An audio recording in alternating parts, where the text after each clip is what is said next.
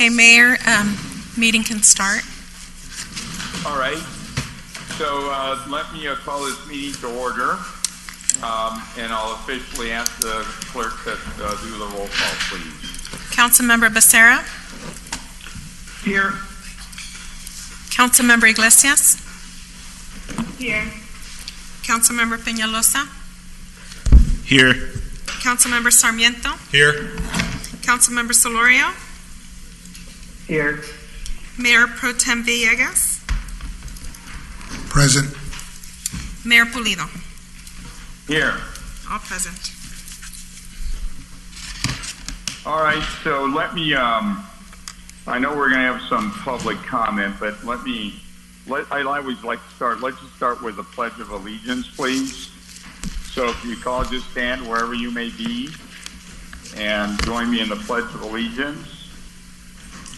Ready? Begin.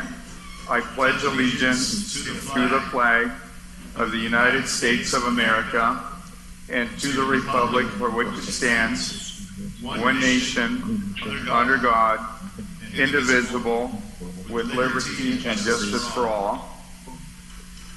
If you can remain standing, do we have our chaplain, Vincent Behringer, our police chaplain? Please go ahead, give us the invocation, please. Thank you, Your Honor. Would you please bow your heads? Heavenly Father, most merciful Lord, we thank you for every seat that's been filled here today in our, not necessarily in our council chambers, but online. We thank you for each heart and mind that fills the presence of this room. We thank you, only you, truly know what we're setting out to accomplish today.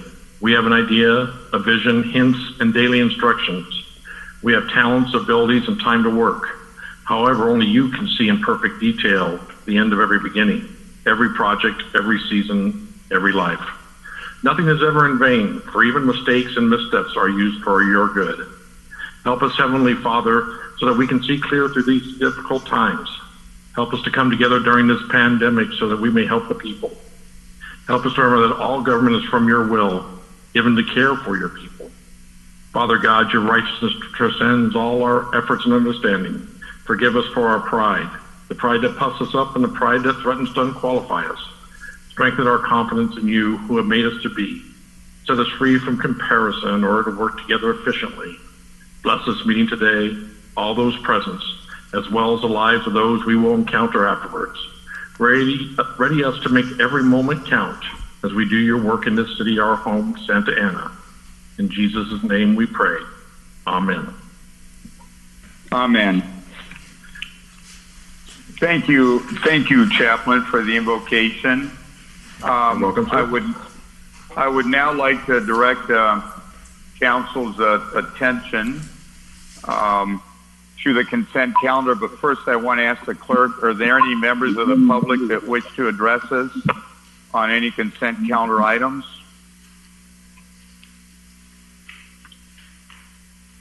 Madam Clerk? No, we have no consent calendar item. Okay, then let me go to my fellow council members. Do you have items that you wish to pull for discussion from the consent calendar? Yes, Mr. Mayor? Yes, go ahead. I'd like to go ahead. This is Councilmember Becerra. I'd like to go ahead and pull item 25A. Okay. Any other items, other council members? Mr. Mayor, this is Councilmember Peñalosa. I'd like to pull items 22B and 25D, as well as 25A, which my colleague already pulled.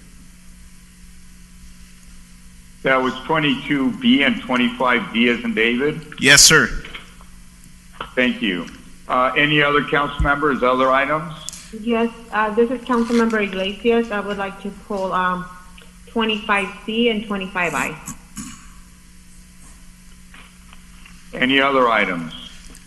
Yeah, Mr. Mayor, this is Councilmember Sarmiento. I just wanted to remind the city attorney to report out anything she had to at a closed session.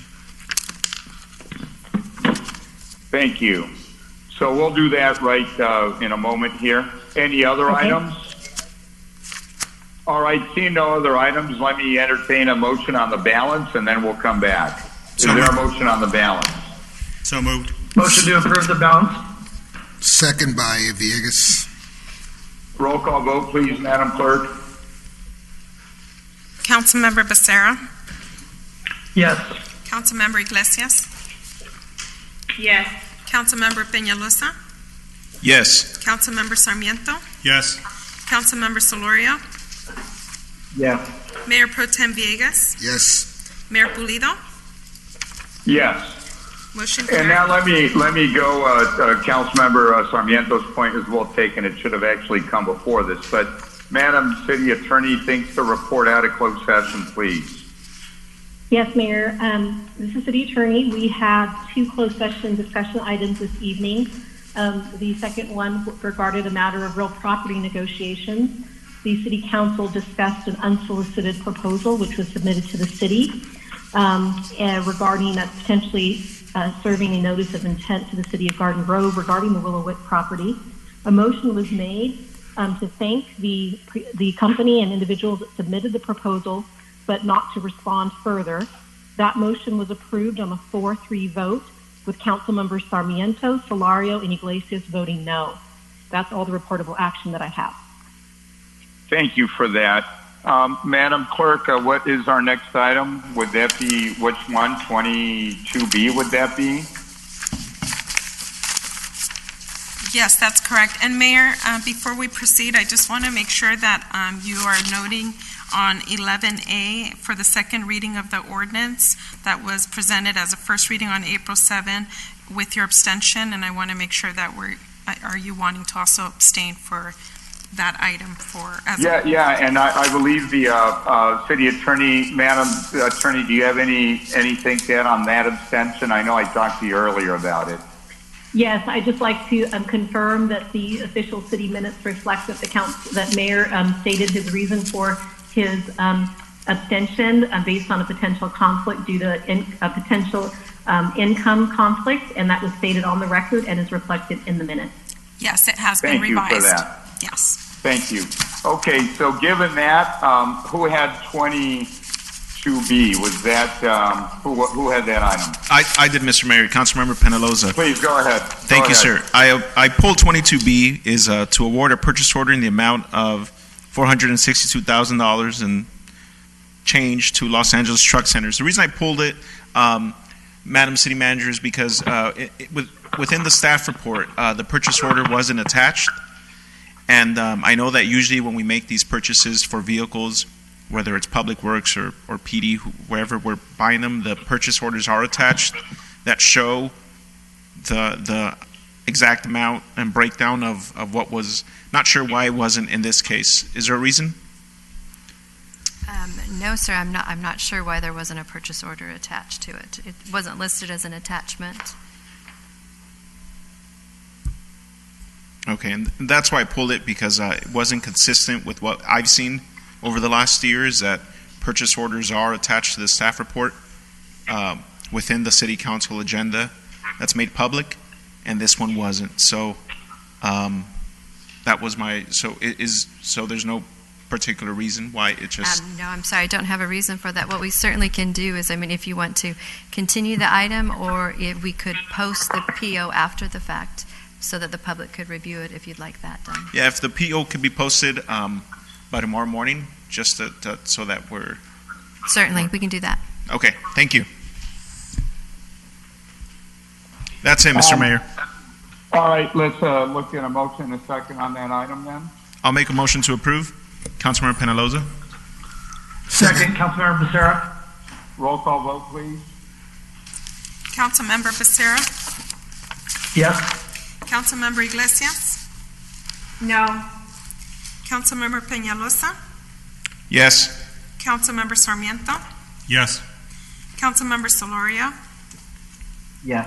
Mayor Pro Tem Villegas, Yes. Mayor Pulido. Yeah. I just noticed something. I want to request an extension for myself on item 25D. I had a past business with Mr. Rick Kagasoff, and I see if this is a lease agreement for some warehouse space. So, Madam Clerk, if you can please note an abstention for me for that reason on 25D. Yes, and we will, speak on that item because that was one of the items that was pulled. So we'll get to vote on Right, that well, when separately. it comes up, I'll turn it over to Mayor Pro Tem. Okay. And please note my abstention. Now what are we, what's the next item? Next item is 25D. No, 25A. I'm sorry, 25A. I apologize. Yeah, it's 25A that was pulled by myself and Councilmember Becerra. Go ahead. Thank you, Mr. Mayor. So for this item, almost a year ago, back in May 6th, 2019, the council approved the second E&A with Caribou. This was to allow for the negotiation of the development agreement. And I'm very reluctant to even approve another 6 months of negotiations just to get to a point where we have a development agreement. But given the circumstances in the world today, I'd be willing to agree to the 6-month extension. But what I don't agree with right now is with Section 2 of the draft second E&A, which would allow city staff and the developer to agree to 2 additional 90-day extensions to keep the negotiations going on this development agreement. And that could take negotiations out to May of 2021 with no shovels in the ground, just more talking and negotiating. And I think we really want to see some action on this. I want to see Caribou Industries have a successful project at this site, and I believe that Mike and his team can do it, but I'd actually like to be alive to see it happen. So with that, I would ask that we approve the second E&A to provide the 6 more months until November 6th of this year, but modify the language in Section 2 to read, quote, the negotiation period may only be extended by approval of the City Council prior to October 23rd of 2020. Fine, so that's your motion? Yes. Mr. Mayor, Is there a second? I'll second that, Go ahead, Mr. Mayor. Rosa. But I'll second Councilmember Becerra's motion, but just wanted to state that that was my reason for pulling it as well. In the negotiation agreement, we do have that 6-month extension with an additional 2 90-day extensions at the pleasure of the city manager and staff. Just wanted to, to me, I want to see things get done. We've done these extensions before with Caribou Industries in regards to this project. I just feel that if we have those 2 extra 90-day extension options, it will give not just Caribou Industries but staff kind of that insurance to say, well, if things don't get done, at least we know that we could get those 2 guaranteed extensions. And I'm not comfortable with that because... I would concur with you, council member. Let's keep pressure on and try to wrap it up. Good. If there are no more comments, let's do a roll call vote, please. Councilmember Becerra? Yes. Councilmember Iglesias? Yes. Councilmember Peñalosa? Yes. Councilmember Sarmiento? I actually do have a comment before I vote, and I just had a question for the city manager. How close are we, Madam City Manager, to finalizing this? And hopefully those 2 extra 90-day extensions were probably more as a matter of practice, but from what I recall our conversation, you were fairly close. Yes. Councilmember, thank you for the question. We are confident we can get it done within the 6-month period. Very well. Thank you for that. And with that, I'll vote yes. Councilmember Solorio?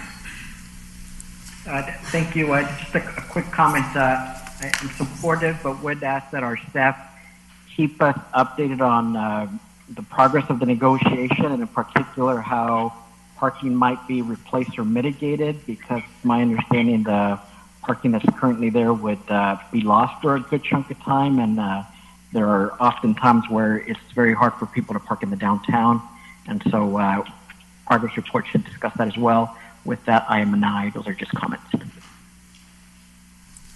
Mayor Pro Tem Villegas? I'm a yes, and thank you very much, Madam City Manager, for clearing that up. And Mayor Pulido? I'm a strong yes, but I would ask, let's try to get it done real quick. We've been at this for a long time. I don't even think we should go out to 6 months. Let's try to surprise everybody and get it done quicker if possible. I don't know what it would take to do that, but let's try to cut that in half possibly. And we've been at this for a while. This is not a new effort. So hopefully with pressure it can get done quick. So with that, the item passes. What's the next item, Madam Clerk? 25C? Who had that one? I pulled that one, Councilmember Iglesias. Go ahead, Councilman Iglesias. I just have a quick question for the city manager. This item is to adopt a side letter agreement with the Santa Ana Management Association. And it states that there's, under the staff report, it states that there's no fiscal impact. Yet I'm seeing some language that's saying that the individuals who are part-time are going to get 75%, I guess, allotted to their time, their sick pay accrual, and their, I would say, sick pay and vacation pay. Is that anything different from where they were at before? No, council member. This item before you it's a clarification. When we approved the MOU, we moved in a part-time classification, and the MOU didn't establish what the pay rate was for that part-time classification. So we're bringing it back for your approval. It's required to be approved at the council level because CalPERS, our pension provider, requires every employee's rate of pay to be publicly adopted and posted. So they're part-time employees that were in another bargaining group that with the last MOU were transferred into this bargaining group, but it failed to state what their rate of pay is. So it's a correction on listing the rate of pay. So there is no fiscal impact from this item. Okay, so when they were under the other MOU, then it was the same benefit that they had then? There is some slight variations between the two different bargaining groups, but for the pay rate is exactly the same rate that's paid to the full-time, same classification. It's just prorated for the part-time hours. Okay, so but my question is, like you're saying, there's a slight change in classification. So is there like 75%, was that the same amount of accrual time that they were getting in their other MOU? I will have to defer if we have our HR director on the phone. Oh, he's actually not on the phone. He's behind me. So it was exactly the same, council member. Yes, good evening. So then, go ahead. Good evening. This is Stephen Pham. Thank you, ma'am. The city manager is correct. This position was classified in another MOU, and so we basically moved the position to the new MOU to be consistent with FLSA, which is designated the position as an exempt. So therefore, the real savings actually coming from the fact that we will no longer be paying this employees overtime. Whereas before, the employees belonged to another bargaining group and they were able to draw overtime, but now by going into SAMA, which is an exempt classification, so they will no longer be earning overtime, but the pay rate and everything's remained the same. Okay, thank you for the clarification, Stephen. Thank you. Would you like to move the item, Councilman Iglesias? I'll go ahead and move it. Second from Villegas. Roll call vote, please. Councilmember Becerra. Yes. Councilmember Iglesias. Yes. Councilmember Peñalosa. Yes. Councilmember Sarmiento. Yes. Councilmember Solorio. Yes. Mayor Pro Tem Villegas. Yes. Mayor Pulido. Yes. Next item, Madam Clerk. 25D. I'll turn it over to Mayor Pro Tem Villegas, please. Thank you, Mr. Mayor. 25D, approve a 3-year lease agreement with Rick Pagasol for warehouse space in the amount of $187,200. It's for the police department. It is to, I believe it's to, what was, Councilmember Peñalosa. Thank you very much. Councilmember? Thank you, Mr. Mayor Pro Tem.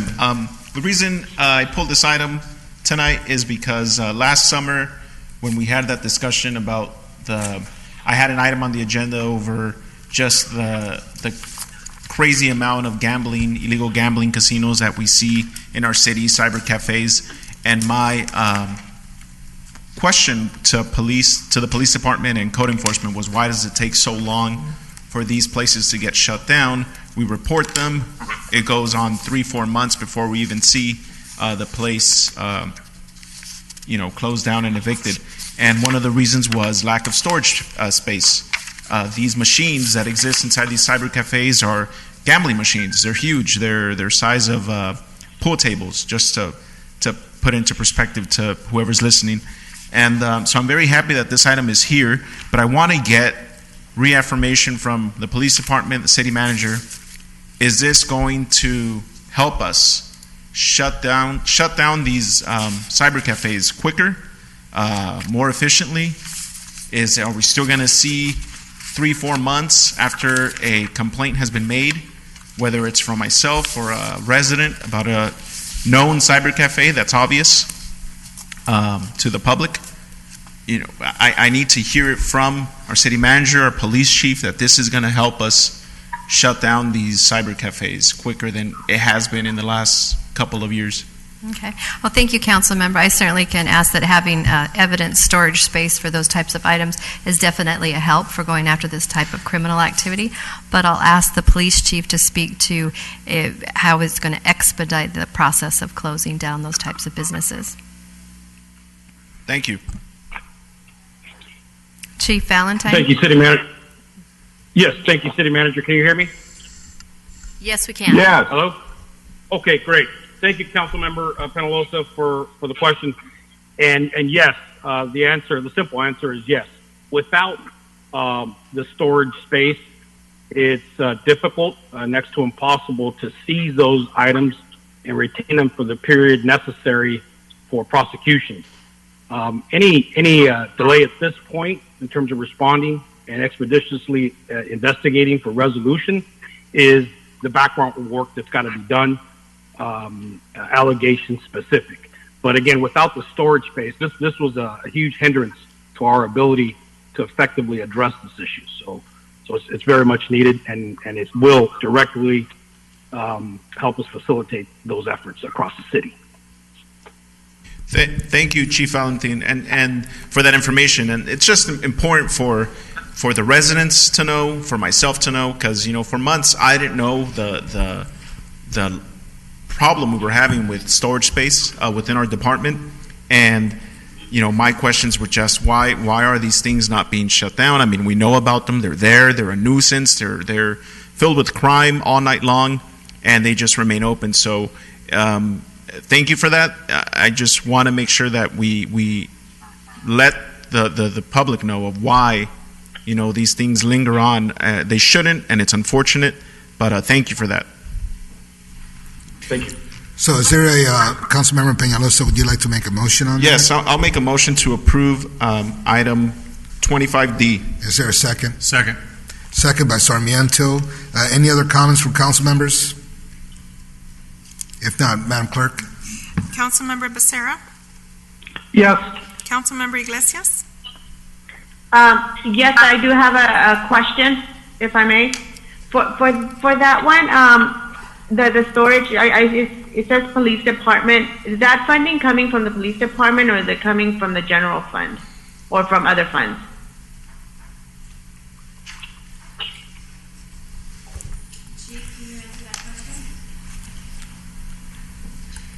Chief Valentin, if you can answer the question per the city manager. Yeah, it's coming from general fund. Okay. So I'll say yes, but for the future, Christine and whoever sets the agenda, if you could put where the fund is coming from, so this will be something on the agenda itself, not like in the staff reports, but on the outside, because I know we usually do it for where the money is coming from. That would be greatly appreciated. Thank you. Okay, Madam Clerk, you can continue. And Councilmember Iglesias, your vote? I said yes. Okay. Councilmember Peñalosa? Yes. Councilmember Sarmiento? Yes. Councilmember Solorio? Yes. Mayor Pro Tem Villegas? Yes. And then the mayor abstained. Okay, we can bring the mayor back online. Yes, thank you, Mayor Pro Tem. Is the next item 25I? Yes, it is, Councilmember Iglesias. Go ahead, please. Okay.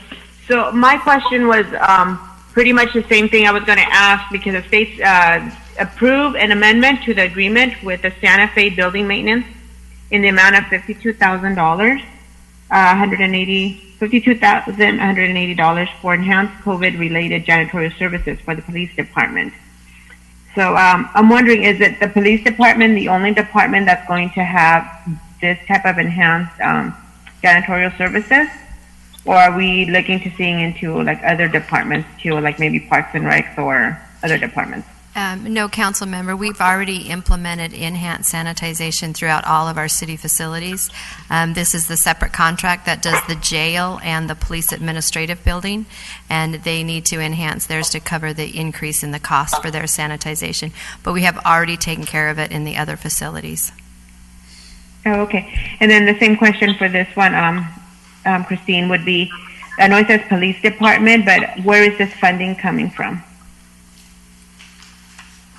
The funding's coming out of field operations. Okay, so it's from the police department? It's from field operations, which is primarily funded by the general fund, but there may be an opportunity for some limited reimbursement for the cost. Oh, okay.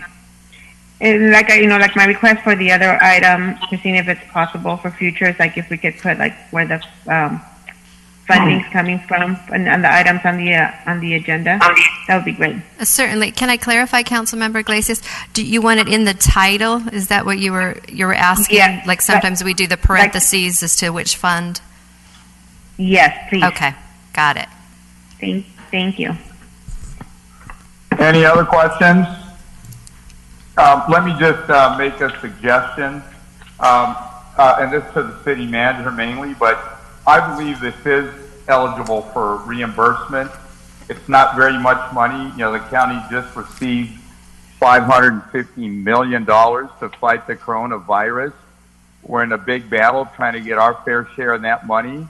But in the interim, I'd love for us to submit this. I doubt that they could deny it. It's very directly a COVID-19 related expense, and all the other related expenses that we have. We ought to be reimbursed for all of that and a whole lot more. So with that, if there's no more questions, roll call vote, please. Yeah, Mr. Mayor, this is Councilmember Yes, Penaloza. go ahead. I just wanted to state, Christine, that I'm okay with having the agenda with the information inside of the staff report as it already is, to avoid just currently more work. It's in the staff report, and that's it. Councilmember Becerra? Yes. Oh, I'm sorry. May I who motioned in second for clarification? I didn't catch that. I think Councilmember, didn't Iglesias make a motion? There was no motion, I believe. Would you I'll like go ahead and motion. Iglesias? Yeah, I'll go ahead and move in. And I'll second Villegas. Councilmember Go ahead, roll call vote. Councilmember Becerra? Yes. Councilmember Iglesias? Yes. Councilmember Peñalosa? Yes. Councilmember Sarmiento? Yes. Councilmember Soloria? Yes. Mayor Pro Tem Villegas? Yes. Mayor Pulido? Yes. Motion carries 7-0.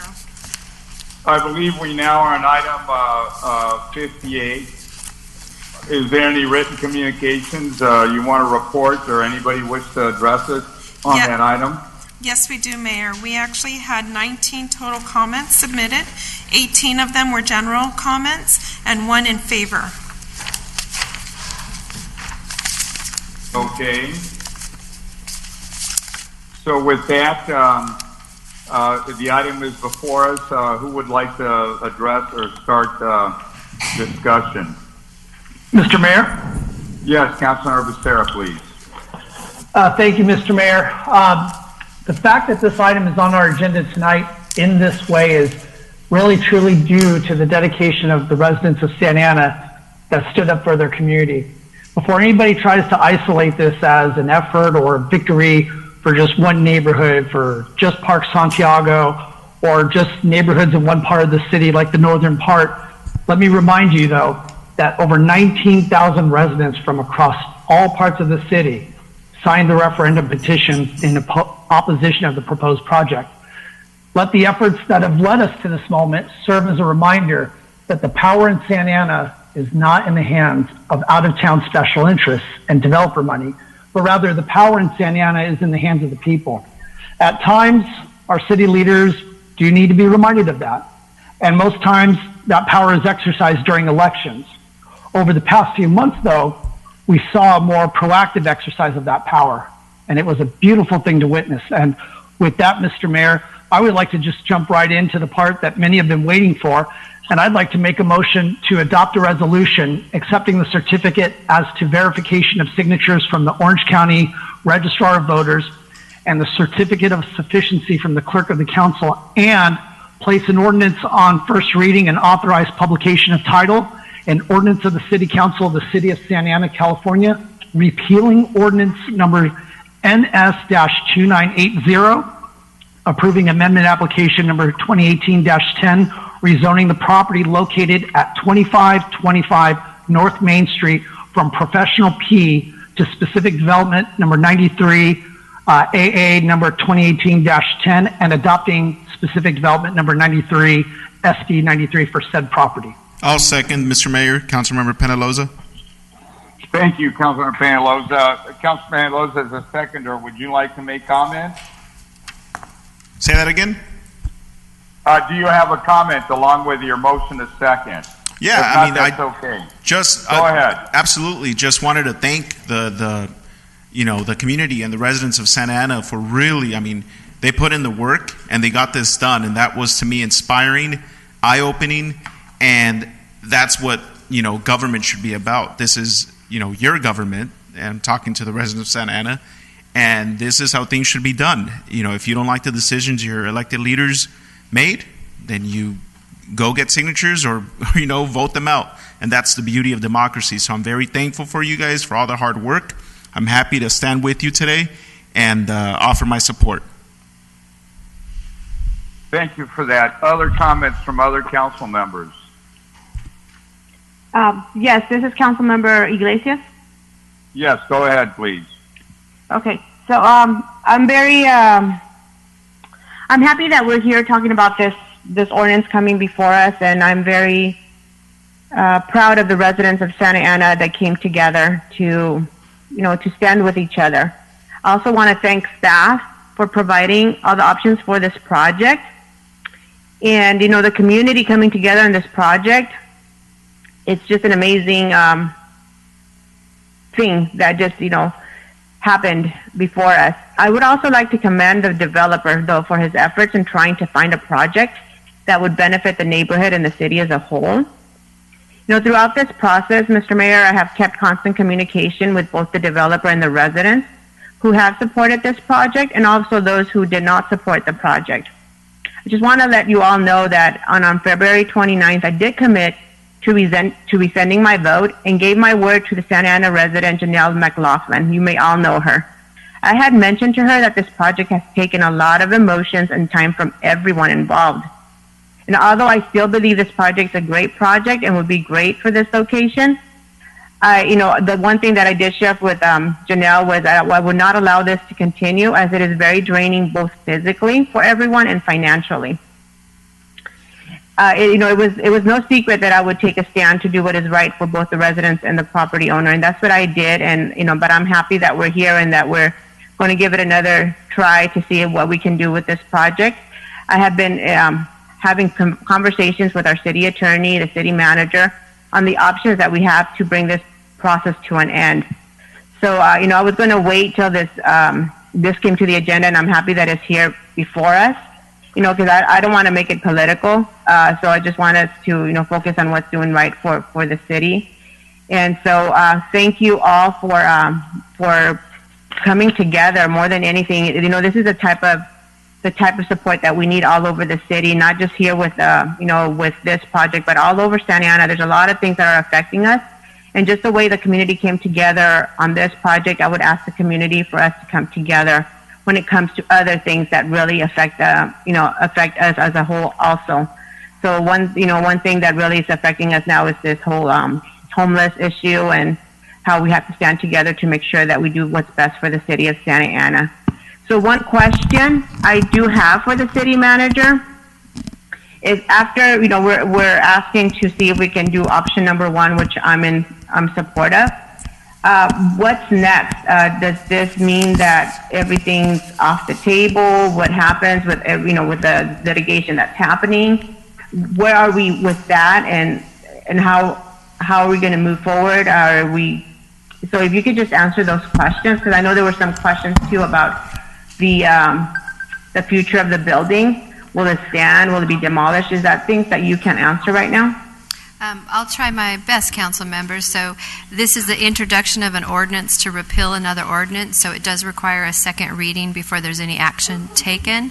I'll defer to Sonia on any conversations about where the litigation stands. I do think that litigation would continue on with certain elements of it. In regards to the building, once the ordinance is repealed, if the landowner submitted for a demolition permit, I believe it would be approved. Okay, thank you. And so, Sonia? Yes, this is the attorney. Council member, there are two pending lawsuits at the moment. One involves a CEQA challenge, and the other involves a challenge to the referendum process itself. So with respect to CEQA, if there is a second reading and the project is fully rescinded, that CEQA challenge would become unnecessary, and I believe I talked with the plaintiff or the petitioner's attorney, and is likely to be resolved. With respect to the referendum petition, it's possible that litigation would continue forward. It would really be up to the developer at that point if the developer wanted to continue to challenge. Okay. Okay, so then those are the questions that I had. And I have a question on individuals that wanted to speak on this item. How were they able to do that? Because I'm getting some text that they were not able to comment if they wanted to. So the only ways for the public, members of the public to submit their comments is through email, and we have submitted that to all the council members, and we have it posted on the website as well. Okay, so they're not able to do it live then? Not by phone, no, it's just going to be the public hearing items and general public comment period. So those items that are not on the agenda, those are the two periods that we're opening up the line for the public to call in. Oh, okay, so if somebody wanted to make a comment on this, they could do it during public comments then? Yes, yes. Okay. Okay, thank you. All right, thank you. Other comments?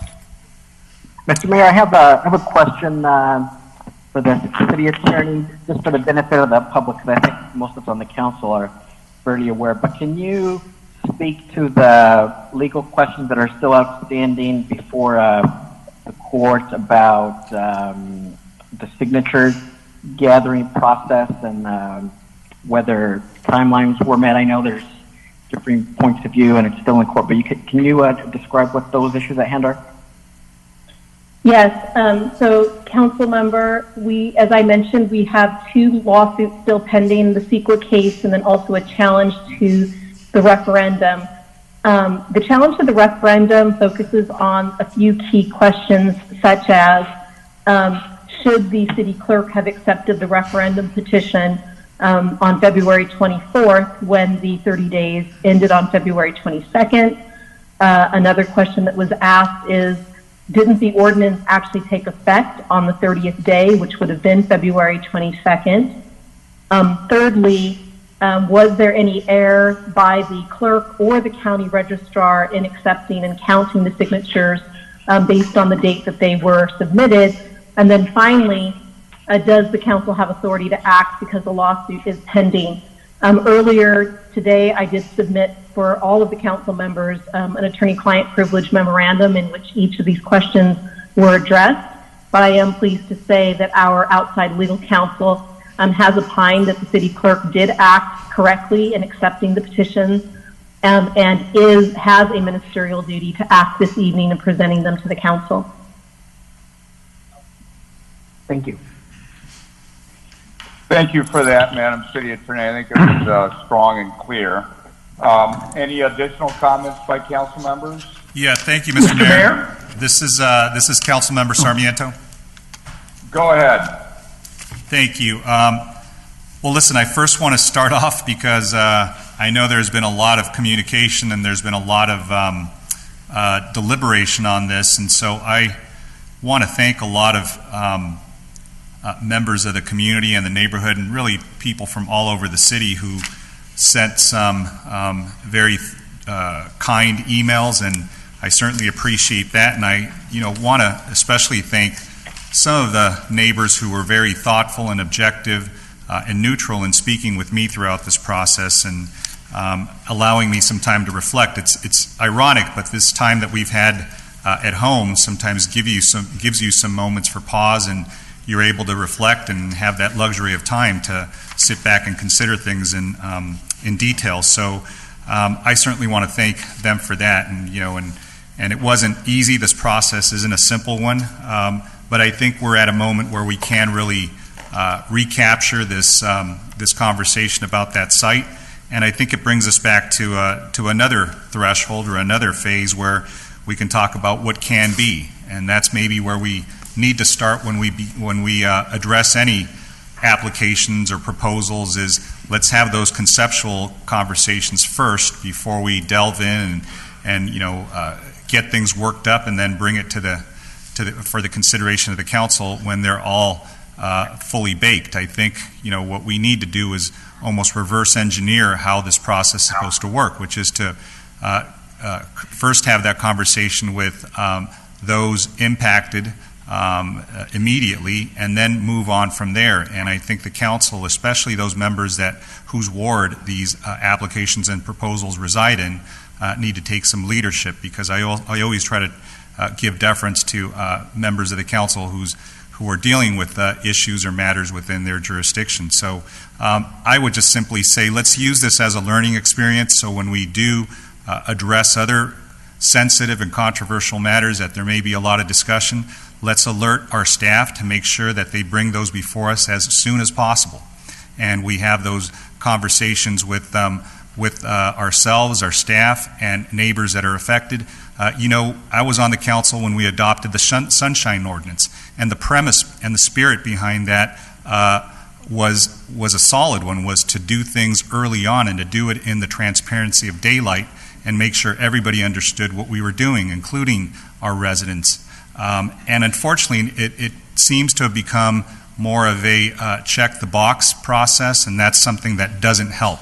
It leads us to moments where we have a lot of very difficult moments. There's tension. There's an adversarial setting when this could be a really fluid process. So I hope that we learn from this experience, and moving forward, let's do things as we intended them to be when we adopted the Sunshine Ordinance, which was, completely in the daylight, and to make sure that everybody is put on notice very early. So if there are any things that we need to adjust, we do those early on, and we also give our applicants and our folks who want to do business with the city plenty of notice in advance to say, there just doesn't seem to be support, because I hate misleading people, no matter who they are, whether they're residents or whether they're folks that want to do work with the city. That's just not, I don't think that's an intelligent, thoughtful, or smart way to do things. So those are my comments. I know that we're going to be going into another phase, and so I look forward to engaging with a lot of folks who communicated to me, and I look forward to having that second phase of the discussion of what can be. But with those comments, I am supportive of item number 1, and I am supportive of option number 1 on the second item under this matter. Thank you. Mr. Mayor, I'd like to make a comment. Go ahead, Mayor Pro Tem.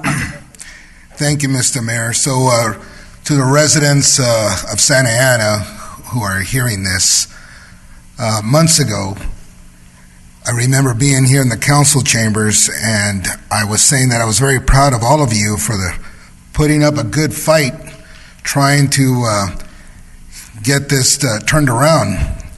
And I remember a woman yelled out, "We're not done yet."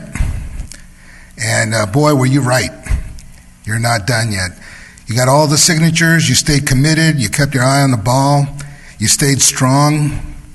And today I say I'm very proud of you again, but now with this victory in sight.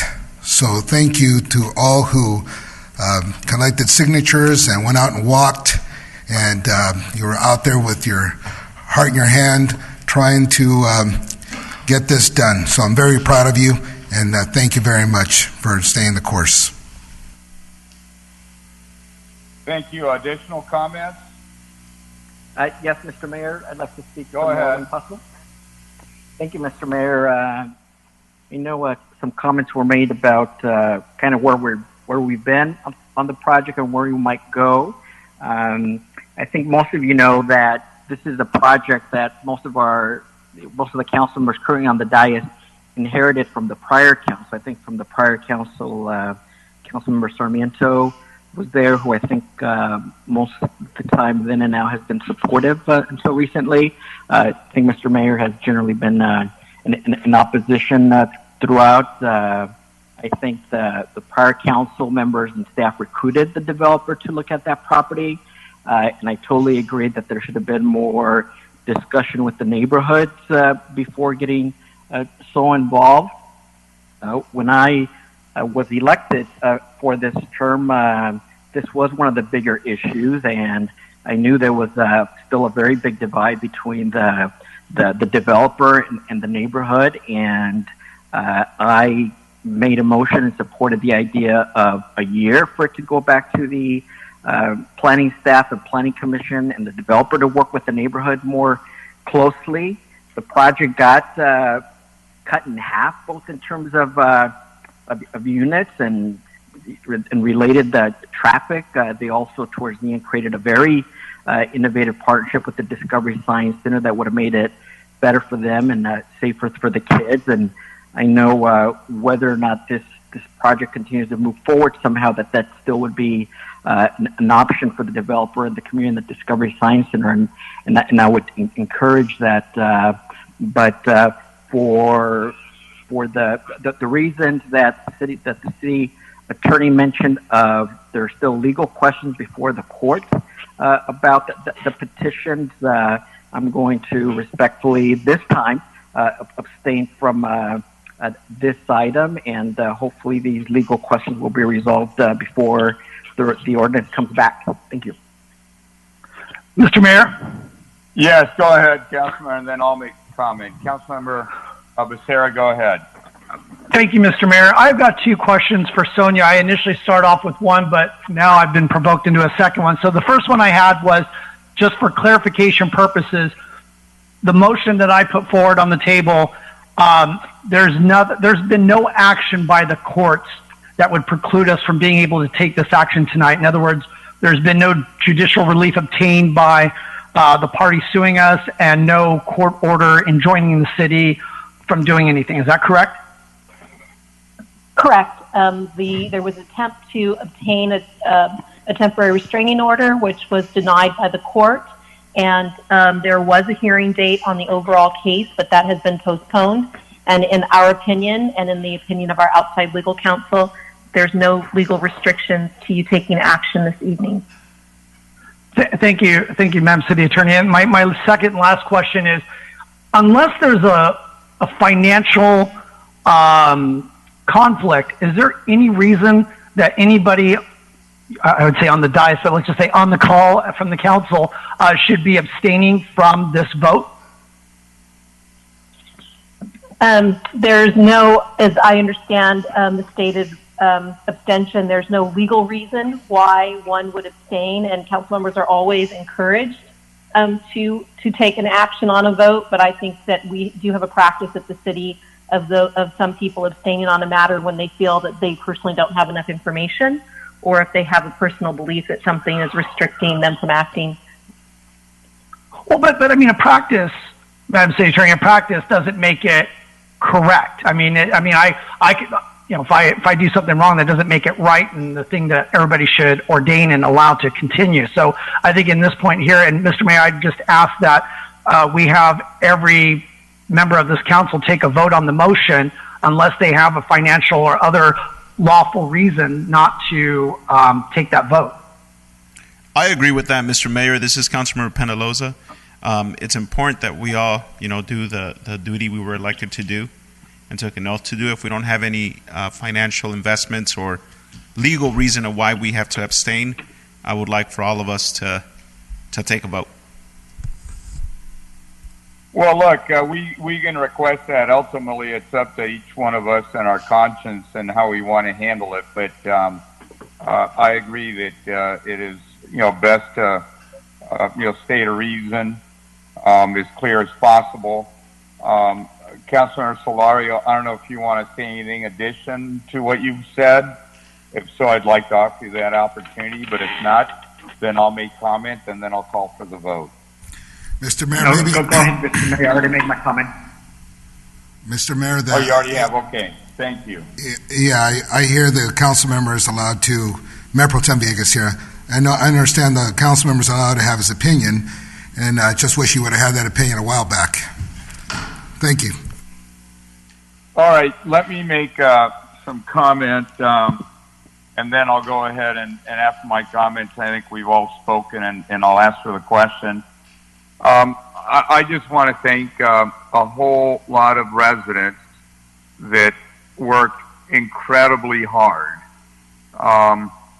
Dale, I know you were, the leader in many ways, but I also know that you were not alone. Not only your wife and neighbors, but neighbors from throughout the city, residents. They had they raised money to get additional signatures. I know at times you were, harassed when you were out there getting signatures. You were threatened. It was an amazing effort, like the one, one doesn't see in decades. But here, everybody came together, worked extremely hard, and now, others have been convinced after your position, and so I want to, commend you for your efforts, and just state that only you know how hard you worked, truly. But I know from what I was able to watch and to participate and to assist in, I just saw your very, very deep commitment, and just a couple stories. I know that there's an older gentleman that when he knew money was needed, I think he got in a car, drove across town, and came in and gave a check and inspired a lot of other people to follow suit. I also know that you prepared yourself as much as you could, because a lot of people with a lot of experience and expertise just didn't give you a chance in the world. It's like, no way, it's too many signatures, it's too difficult, it's too big, it's too long, it's too short a period, yet you prevailed. So with that, it is now my honor to say, Madam Clerk, can you take the vote, please? Councilmember Becerra? Yes. Councilmember Iglesias?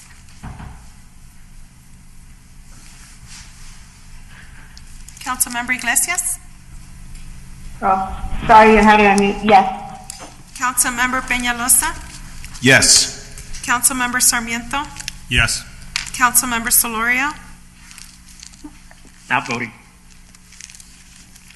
I'm sorry, I couldn't hear you. Could you repeat that? I'm not voting for the reasons stated before. Thank you. Mayor Pro Tem Villegas? Yes. Mayor Pulido? A strong yes. Okay, 6-1. Motion carries. And now we're at 55A. Okay. Does anybody wish to say anything relative to item 55A?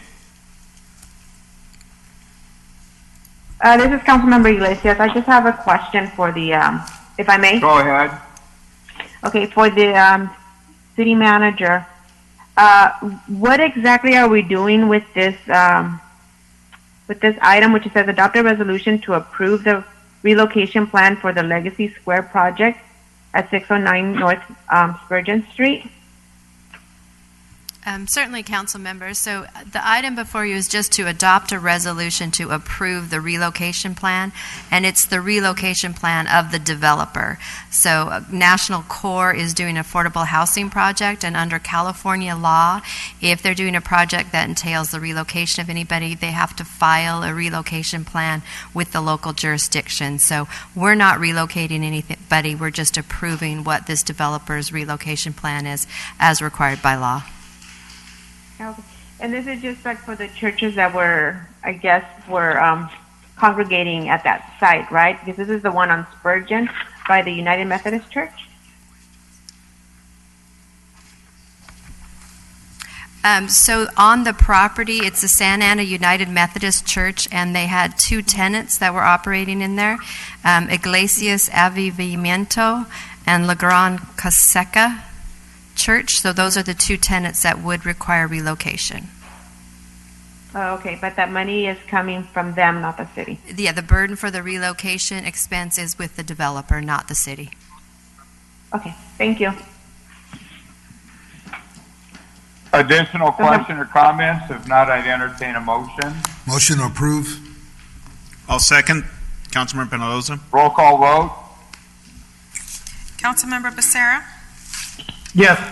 Councilmember Iglesias? Yes. Councilmember Peñalosa? Yes. Councilmember Sarmiento? Councilmember Solorio? Yes. Mayor Pro Tem Villegas? Yes. Mayor Pulido? Yes. 6-0, motion carries. And we're at Our 55B. next item, Madam Clerk. 55B, as in boy. Okay, this is to adopt a resolution to provide a continuation of a partially paid temporary military leave of absence for city employees Villegas, called to active duty. I would entertain a motion. Villegas, motion to approve. I'll Second. second. Councilmember Penaloza? Any comments? If not, roll call vote, Madam Clerk. Councilmember Becerra? Yes. Councilmember Iglesias? Yes. Councilmember Peñalosa? Yes. Councilmember Sarmiento is absent. Councilmember Solorio? Yes. Mayor Pro Tem Villegas? Yes. And Mayor Pulido? Yes. Motion Item carries. 55C is the next item. Mr. Mayor? Resolution for Mr. Mayor? the grant application. Mr. Mayor? Yes. Councilmember Becerra, just a point of clarification, if we could, that I know that the city clerk mentioned that item 50A was a 6-1, but actually it was a unanimous vote of support, 6-0, with one member abstaining. Yes, that's That correct. is correct. Is that the way you recorded it, Madam Clerk? Yes, I have that recorded that way. I may not have said it that way, but I have it recorded that way. Thank you.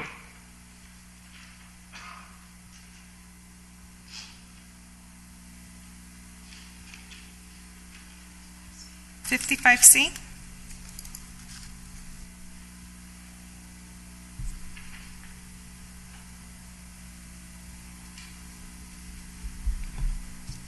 Mayor Pulido, are you there?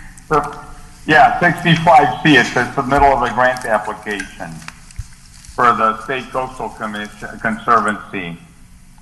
Renovation of the 17th Street Triangle Park and a rest stop in the amount of $544,000. I would entertain Move the a item. motion. Second by Villegas. Any questions? If not, I'll ask for a roll call vote. Roll call vote. Councilmember Becerra? Yes. Councilmember Iglesias? Yes. Councilmember Peñalosa? Yes. Councilmember Sarmiento? Oh, I'm sorry, 55C? The grant application to the state coastal. Right. Yes.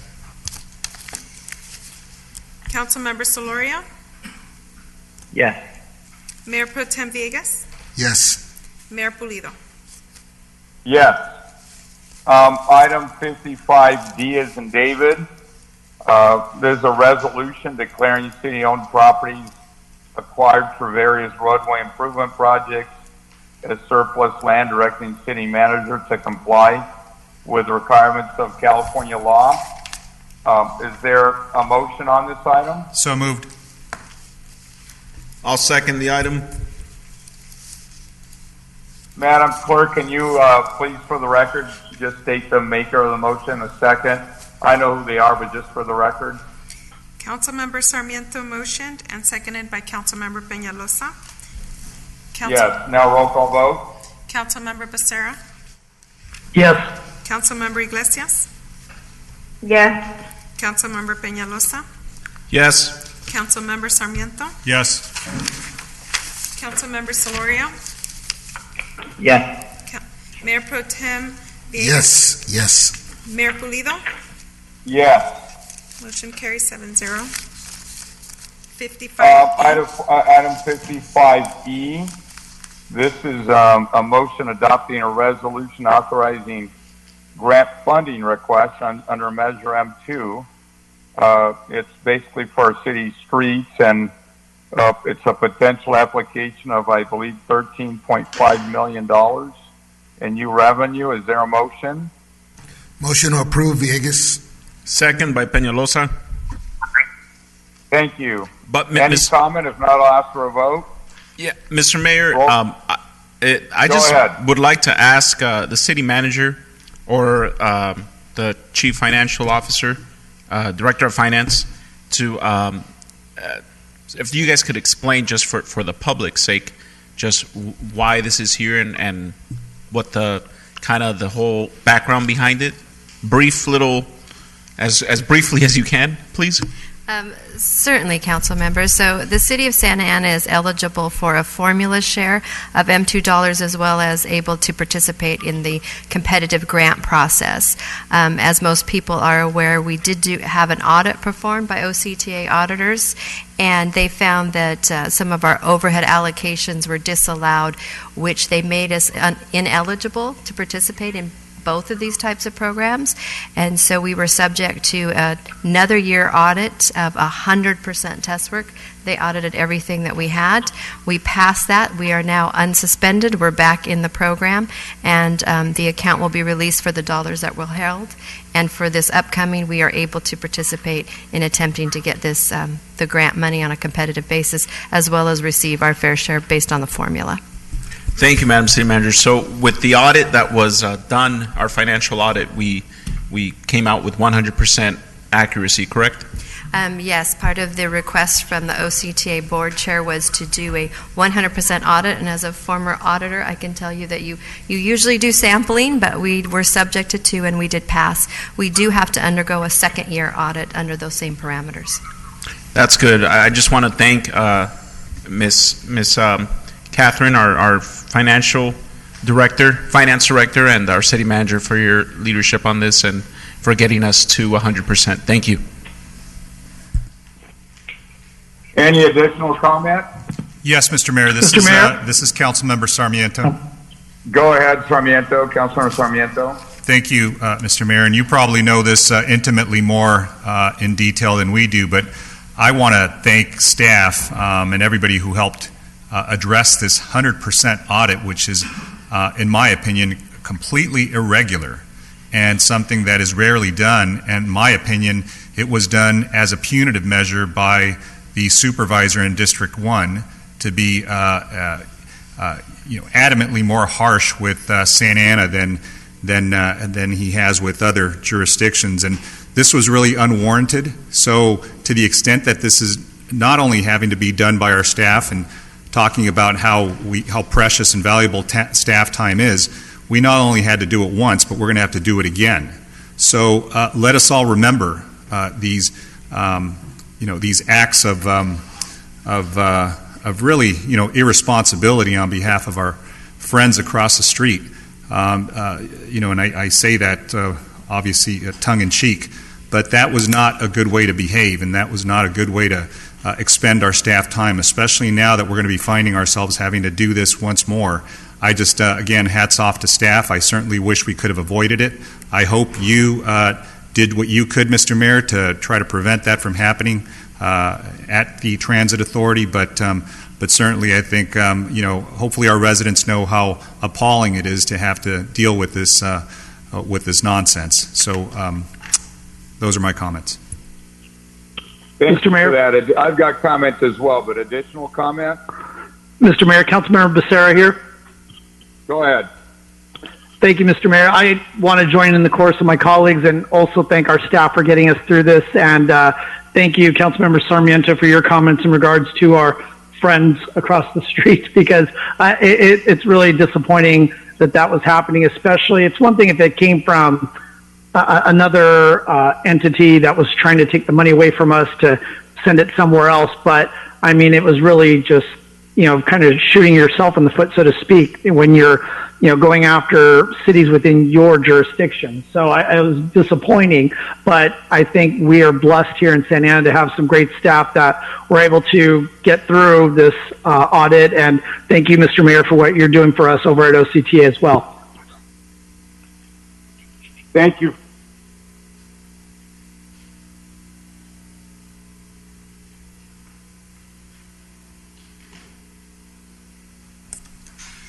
Mayor, are you still there?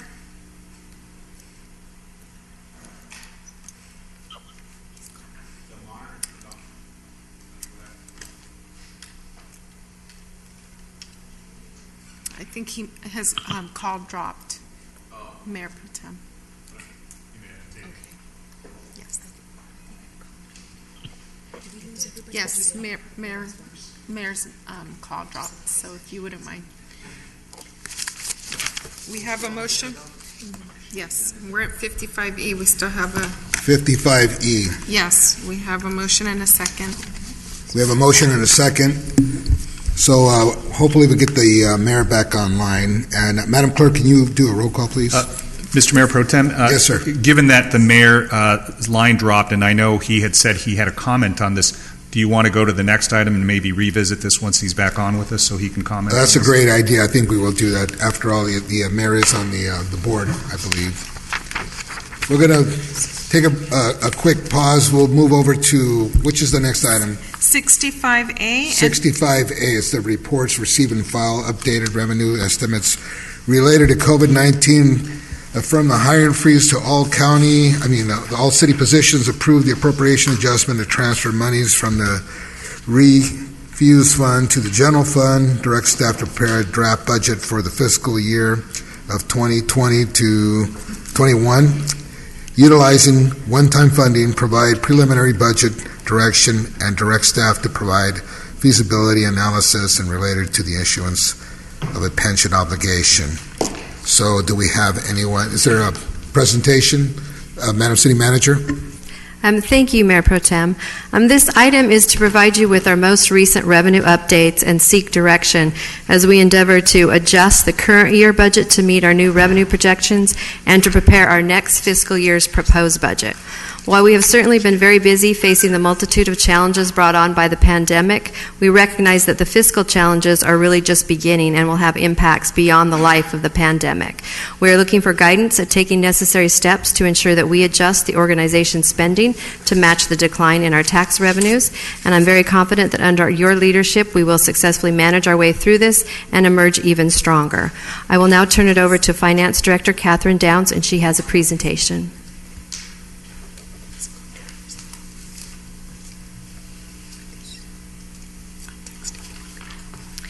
Thank you, Madam City Manager, and thank you, Mayor and Mayor Pro Tem and City Council. The purpose of this report tonight is to give you a preliminary look at the COVID impact on our city finances. We'd also like to obtain some preliminary direction from you for our next budget process. The recommended actions tonight include receiving and filing our latest revenue estimates. Our situation is constantly changing, and this is the best information that we have so far. Affirming the hiring freeze. There were some recent exceptions made for the police department, specifically for dispatch. And we'd like you to approve the $6.6 million transfer of general fund money out of the solid waste fund So over the last 10 years, franchise fees, which are general fund revenue, have been deposited into the solid waste fund. The subsequent transfers to the general fund were less than the franchise fee revenue received. Therefore, the solid waste fund has accumulated money that should have been deposited into the general fund in the first place. Number 4, we'd like to see if you would like to direct staff to include use of our $3 million economic uncertainty reserve for the draft budget if it's deemed necessary. And then finally, we'd like you to see if you'd want to direct us to return with a pension obligation bond feasibility analysis. I'm back, Mayor Pro Tem. I don't know what happened, but somehow I disconnected. Thank you. But I'm back. Thank you very much. We're still in the middle of the presentation. Is that correct, Ms. Downs? Yes. And then, go ahead, sir. It's all yours. Please continue, Madam City Manager. Thank you. And this is Catherine Downs, the Finance Director. On this slide here in front of you, we expect that the stay-at-home order will affect nearly half of our general fund revenue, most notably including sales tax, business license tax, hotel visitors tax, and fee revenues. We're expecting overall general fund revenue decreases of $12.35 million in the current year and $15.1 million for the next fiscal year. These estimates will change as we learn more. We expect to provide updated information to the City Council in May. Based on the decrease in property assessments during the Great Recession in 2008-2009, we expect property tax may decrease by about $15 million the following fiscal year, or 14 months from now, just to be clear. The activity for the upcoming property assessments for this next fiscal year have largely occurred prior to coronavirus. Due to the loss of jobs and change of habits, we do not expect a quick recovery after these revenue losses. Some of our other potential revenue impacts include gas tax. The League of California Cities provided a preliminary estimate of the gas tax decreasing by 20 to 30% this year. That would be the equivalent of $3 to $4 million for Santa Ana. The League plans to publish updated estimates after the governor publishes his May revision to the proposed state budget. We do have an accumulated fund balance of $14 million in the gas tax fund. OCTA has provided a preliminary estimate that our Measure M2 revenue may decrease by $1.3 million. This would be the local fair share portion, which may result in project delays. We are expecting additional state and federal money totaling at least $6.5 million at this point, and some of it has actually already been received. However, this revenue is limited to COVID-related costs not already budgeted. The revenue at this point is not intended to make up for our revenue losses. Here we provide a summary of our preliminary strategies for balancing the budget. For the current fiscal year, we're proposing to use the $6.6 million of general fund money that was accumulated in the other fund, as well as a hiring freeze to offset revenue losses. For next fiscal year, we expect to propose a combination of strategies. The City Council may consider directing us to look for potential concessions from labor groups or pursue an issuance of pension obligation bonds. One of the recommended actions is to affirm the hiring freeze that was already put in place. The general fund vacancy rate is close to 10%. If we don't fill those vacancies, we may expect current year savings of $7 million, an annualized savings of $8.6 million. Again, there was a recent minor exception made for police dispatchers. Roughly 3/4 or 300 of our part-time employees are currently not working. This summary here includes the updated revenue estimates and the assumption that we offset revenue losses with the hiring freeze and transfer general fund money out of the other fund to maintain the estimated ending fund balance of $67 million. Based on City Council policy, the operating reserve provides for ongoing cash flow needs and is maintained at 16.67% of annual general fund revenue. That's equivalent to 2 months of operating budget. The economic uncertainty reserve is to offset any major variations in tax receipts and has been maintained at 1% of annual general fund revenue. Based upon the expected revenue loss for next fiscal year, we may need to use both the available balance of $13 million and the economic uncertainty reserve of $3 million to preserve service levels. The unfunded pension liability is a debt already on the city's balance sheet. The payments on the debt continue to grow each year. Recent CalPERS investment losses will affect the fiscal year 22-23 payment, which is 26 months from now. We may be able to refinance the debt with a lower interest rate. CalPERS charges us 7% on this unfunded liability. We have an analysis suggesting we could save as much as $7 million per year.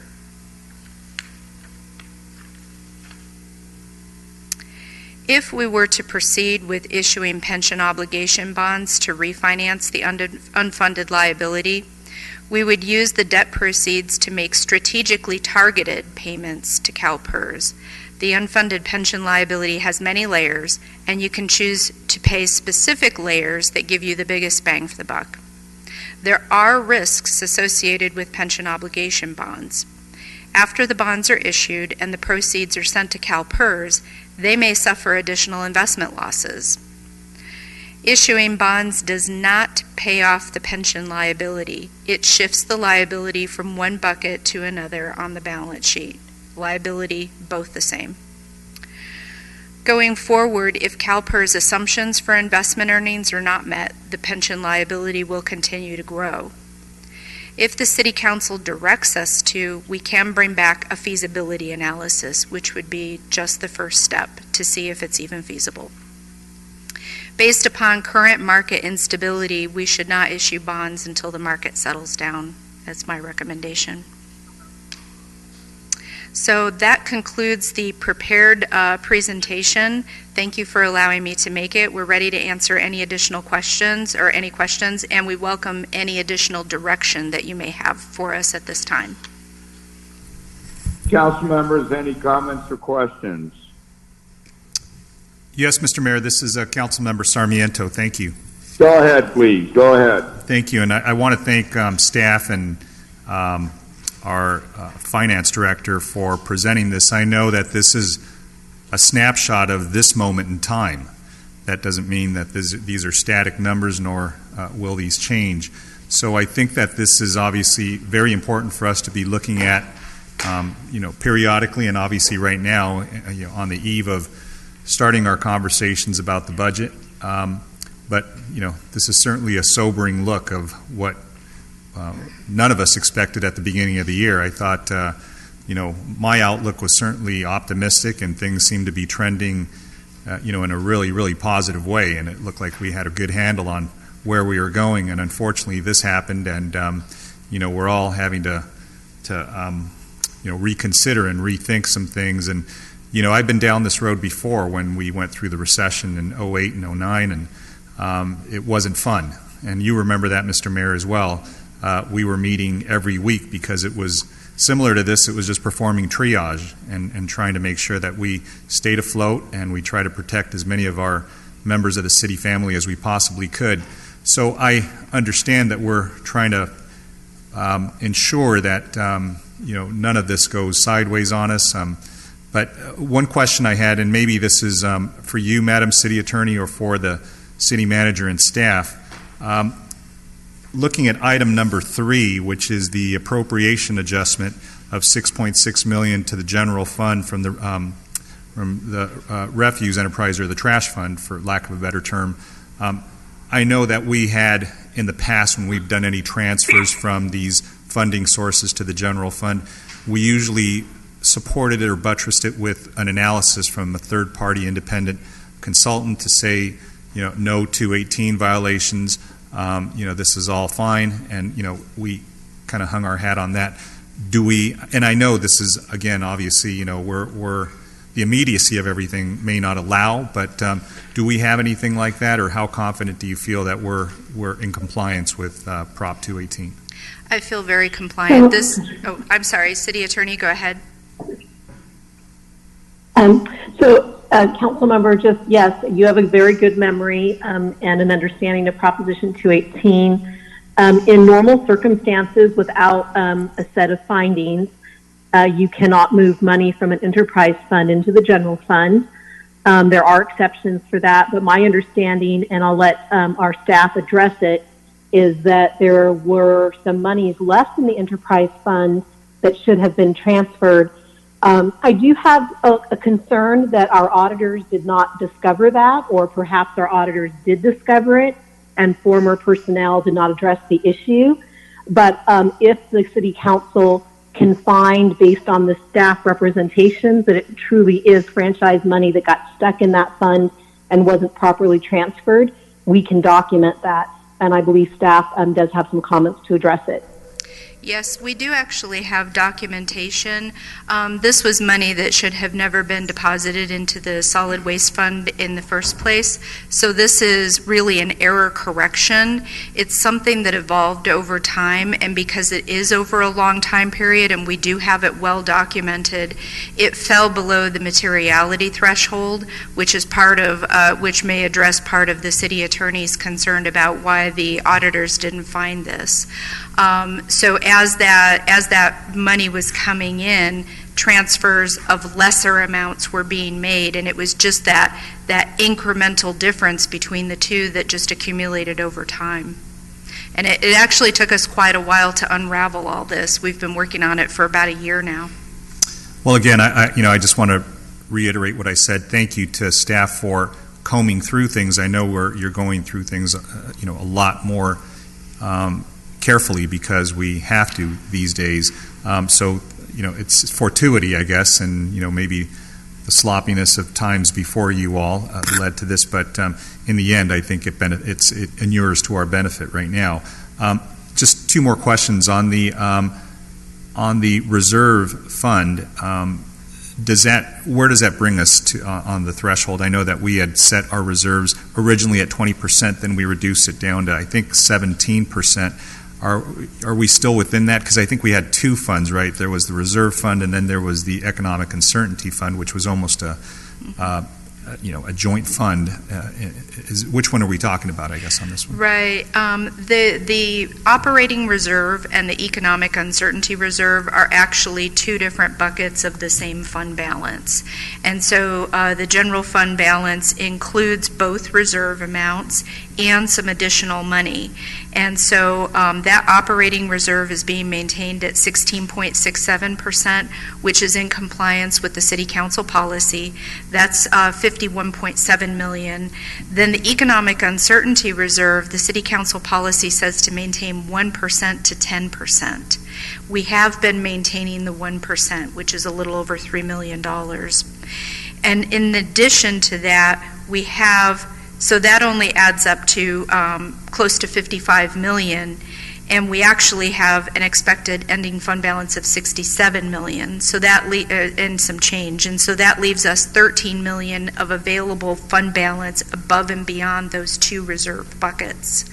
That $13 million, if we were to transfer this $6.6 million over to take care of that error correction, that $13 million would increase up to $19.6 million. Thank you for that. And just my final comment is that, given where we are and how uncertain times are, it's good to know that we have a reserve fund and we have monies that we can draw from, because I recall during the recession, and Mr. Mayor, you'll recall this, our operating budget went as low as $3 million. I mean, that was a very, very scary moment back when we hit that low, because there was no reserve fund. There was no policy in effect, and I believe that was the council that Councilman Solorio served on, and we inherited that thin skeletal budget. So, look, we corrected it. It was very painful, but we set into effect a policy that in the event any other unforeseen catastrophe like this one occurs, we would have some monies to draw on. And we called it a rainy day fund. And that's what most families do. When things happen, they set aside money because we never know what could happen, whether it's an illness, whether it's unemployment, and for us, whether it's a pandemic. So I am very proud that we took those steps back then, because at least now these are painful decisions we're making, but we have something to lean on. So with that, I just want to thank staff for presenting this to us. Thank you. Mr. Mayor, I also had some comments. Go ahead, please go ahead, Councilman Loza. Thank you. I just wanted to thank my colleague, Councilmember Sarmiento, with some of the same questions that I had in regards to option number 3. So thank you, staff and Madam City Attorney, for clarifying that we are, okay legally to transfer, money from the Refuse Enterprise Fund to the General Fund. That was my concern from the beginning, and as well as No, that was it, actually. That was the only question I had. So I'm happy that Councilmember Sarmiento asked that. So thank you. Thank you. Additional comments? Mr. Mayor? Yes, go ahead, Councilmember Becerra. Thank you, Mr. Mayor. I, too, want to thank staff, and not to sound like I want to parrot what the other members are saying, but I had the same question regarding the refuse fund, but thank you, staff, for answering that. And I don't envy your task today and times ahead where we've got to figure out how we're going to navigate through this pandemic crisis. But I feel good knowing that you guys are at the helm as far as staff side, and thank you again. Thank you. Additional comments? Mr. Mayor, I'd like to speak. Yes. One Go ahead, time. Councilmember Solario. Okay. And then Sessi. Thank you, Mr. Mayor. Just a few things. Yes, also glad that the sanitation fee question got asked and answered. 3 other points regarding the pension stabilization fund. I think it's also important to note amongst ourselves and for the public that we were looking at this option previously. I know our city manager probably has mentioned this concept to you in the previous weeks, and it does look like that's an emerging best practice, and really best summarized by its redoing debt but at a lower cost. And I think it at least merits a feasibility analysis to see what that would mean for us, because it would save us money, but also it would keep pensions stable for employees currently in the future. So I think that's great. With respect to the hiring freeze, very supportive of that, and from the very beginning thought that our city and others should do that. But I think it needs to be a smart hiring freeze, and that there are some situations where our city manager needs to continue to have discretion. We have some positions, for example, in the jail, that given contractual arrangements that we have, that we got to have certain staffing levels. Also in dispatch and public safety, there may be some that are very critical that do need to be filled, as well as we finally got on a good pace to hire, and we always have a continuous range of retirement. So I would not like us to see completely stop our police officer and dispatcher efforts. Wouldn't like to see them completely stop, but I do realize it's important to have something citywide, but with some discretion. And then finally, I do think that staff has done a very good job putting an initial snapshot together of what our finances today and in the future are. And as we continue to have them look at finances as well as us ourselves, I think it's also important to go back and look at Measure X to see how residents thought we were going to spend those dollars. Many of you might remember that last year I really felt like there was a big disconnect with what we told the voters the money was going to be spent on and what we ultimately ended up spending it on, which was largely operational. Not that that was inappropriate, but I think there was a call for action really regarding homelessness, reducing 911 response times, and a few other things. So we should largely have workload-based budget, but hopefully we could keep in mind Measure X dollars, because there's a lot of people that are really feeling that pinch right now, and I know that we get questions still about whether that rate is still appropriate or not, and I think at the minimum we can spend the money wisely. Thank you, Mr. Mayor. Thank you. Additional comments? Councilmember Iglesias, did you have comments? Yes. Thank you, Please Mr. go Mayor. ahead.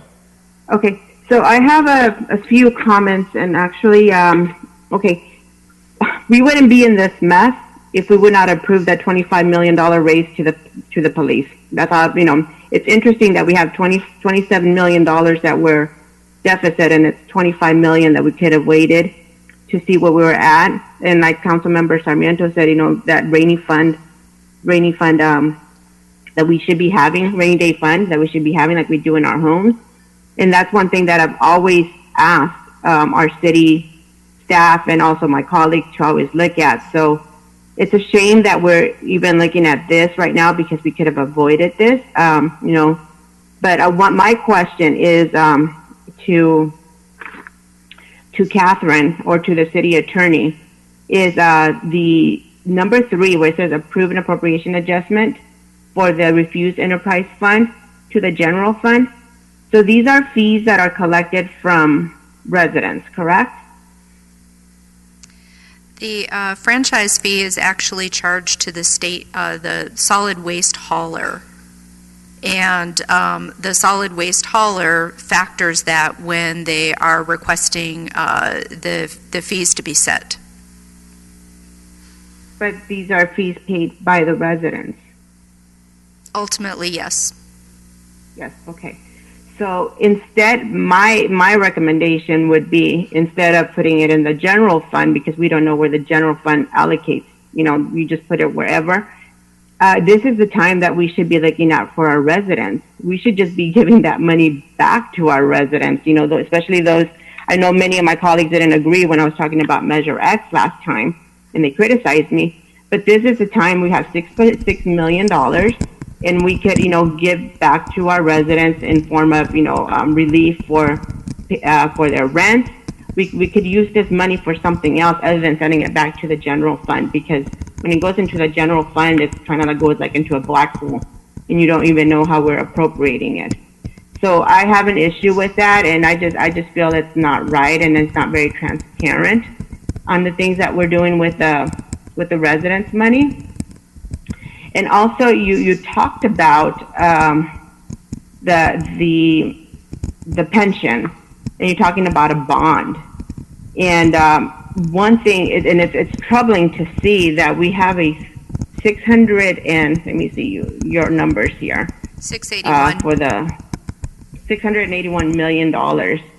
And it seems like it's just growing and growing. And the reason it's growing, just, for the public will know, is because every time we give a raise and we give, benefits to our staff, that always is going to increase every year.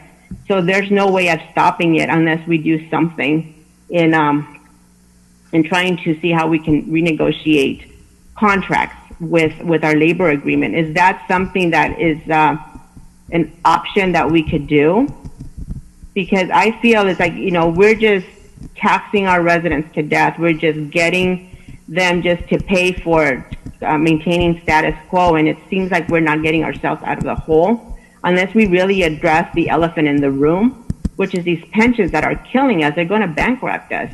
So I know we have a fund, an ending balance, of reserves, but we should be paying more into the reserve, into CalPERS.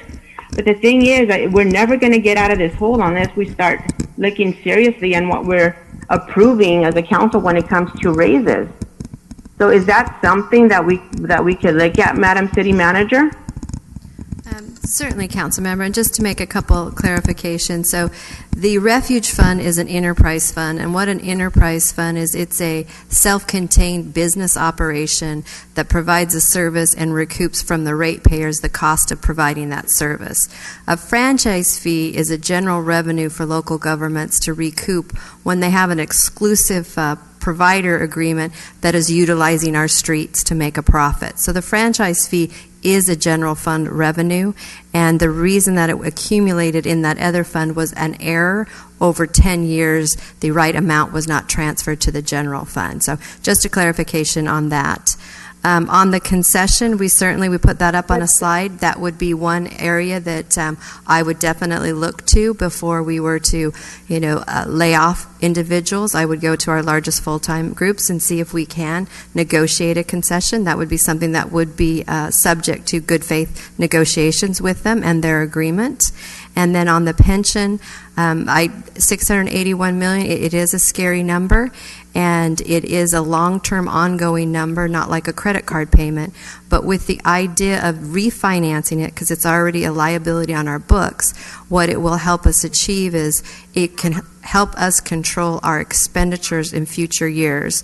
So we look at the 5-year horizon, we look at the 10-year horizon, and when you look out there, because of CalPERS adjustments to recouping payment for the pension, they are slowly, well, we thought at first they were going to slowly increase it, but instead it's a much steeper curve of increasing it. By refinancing a portion of that obligation, we can control what our debt service is in future years and cause us to have more stability over the next 5 to 10 years. But those are all things to look into, and I hope I answered. I know it was a 3-part question that you had, so hopefully I answered it. Yeah, I still, just one more clarification for the refused enterprise fund. Yeah, I know you're stating it's for them, I guess, for the provider to use our streets, but ultimately it's the residents who are paying for this. So I'm just not comfortable in putting that into the general fund, because that just goes, like I said, into a black hole and really don't have any place that we are going to allocate it. And I would, for the feasibility analysis for the pension obligation bonds, the bonds, where is that money going to come from? Is it going to be from the general fund money? Is it just we could only pay for how many years are we financing this? And then also, this is something that we could also renegotiate. Is this something that we can negotiate with either the labor agreements on what our pension liability is as a city? No, that would not be something that you could renegotiate with the unions. It's a past unfunded piece of a pension that's already earned. And certainly, Sonia can weigh in on this since I'm not an attorney, but you can't take that away from the individuals that earned that pension. As far as the other questions on the pension, that's one of the reasons why we want to do a feasibility study. We want to see, what's the best amount to refinance, what is the potential savings, what would it lower down our costs, because right now we're making those contributions to CalPERS. So that's why we're really recommending that you allow us to proceed with the feasibility study, and it will answer those questions, plus provide us with a whole lot more information. Okay. Thank you, Christine. Any other questions? If not, I've got some thoughts and questions. Mr. Mayor, I have some comments. This is Councilmember Penaloza. Please go ahead, Councilmember Penaloza. Go ahead. I just wanted to ask some questions to the city manager just to clarify and correct any false narrative that might be out there in regards to the refuse fund. So, the waste management is a private business, correct? Correct, sir. And as a private business, they charge the residents of Santa Ana to haul away our trash, correct? Correct. So, as a private business, they're paying us, the city of Santa Ana, a franchise fee, correct? Correct. So, that it sounds like we're trying to dictate what the waste management could and cannot use their money for. They're paying a franchise fee to the city of Santa Ana that's coming out of their own private business. It's not necessarily money being paid for by the taxpayers, correct? Because the taxpayers are paying for a service to get the trash hauled away, and that's Yeah, you're correct. The ratepayers that utilize the trash service are paying for the services. I believe the finance director was just saying that when a business is doing business and they know they have a franchise fee that they have to pay, it probably certainly goes into the equation when they're setting the rates for their customers. But the customers are not paying taxes at all. They're paying for the cost of the service. Right. Okay, that's what I understood. Thank you. Mr. Mayor, I have a quick comment. This is Juan Villegas. Yes, Mayor Pro Tem, go ahead. Thank you, Mr. Mayor. And thank you, Councilmember Peñalosa, for bringing that up, because it's true. It is a service for the residents. Me being on the Waste and Recycling Commission for the county, I learned a lot about these things. And it's not just the waste haulers, but also the landfills charge money. And there's new laws going into effect that are going to control how and what we do with our waste, the trash and the recyclables and so on and so forth. So it's getting a little expensive. Not just our residents here are paying, but, there are also the businesses that are here in town that also contract with their waste haulers. We have the schools that have a different contract with the waste haulers. We have the hospitals that contract with waste haulers, and our streets get used. And so there's a lot going on. And this is all tied together. And I'm very happy to see our staff working on this and taking it very serious on what we're going to do with our finances. And I'm very hopeful that the future that things will get better. But for now, this is all we can do is just do some projections and plan. So thank you very much. Those are my comments, Mr. Mayor. Thank you.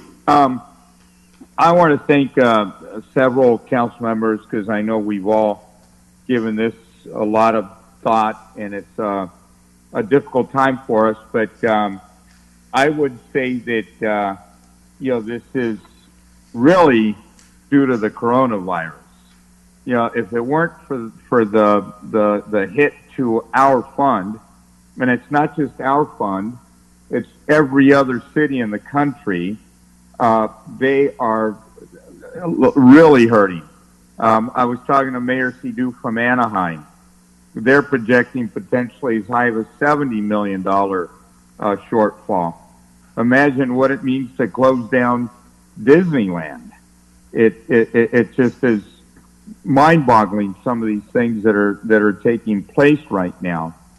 And so part of what I want to say is that I'm working right now very aggressively with the U.S. Conference of Mayors, the big group of California mayors, and also mayors here in Orange County. In Orange County, we've written a letter going to the County of Orange, because they are receiving right now $550 million, that if that were to be prorated on a per population basis, about 58 million would be coming to Santa Ana so we could address some of these issues related to the coronavirus. And again, I would argue that were it not for the virus, we wouldn't even be having this conversation. We'd be having a fantastic year with a lot of good news. So we have our work cut out for us.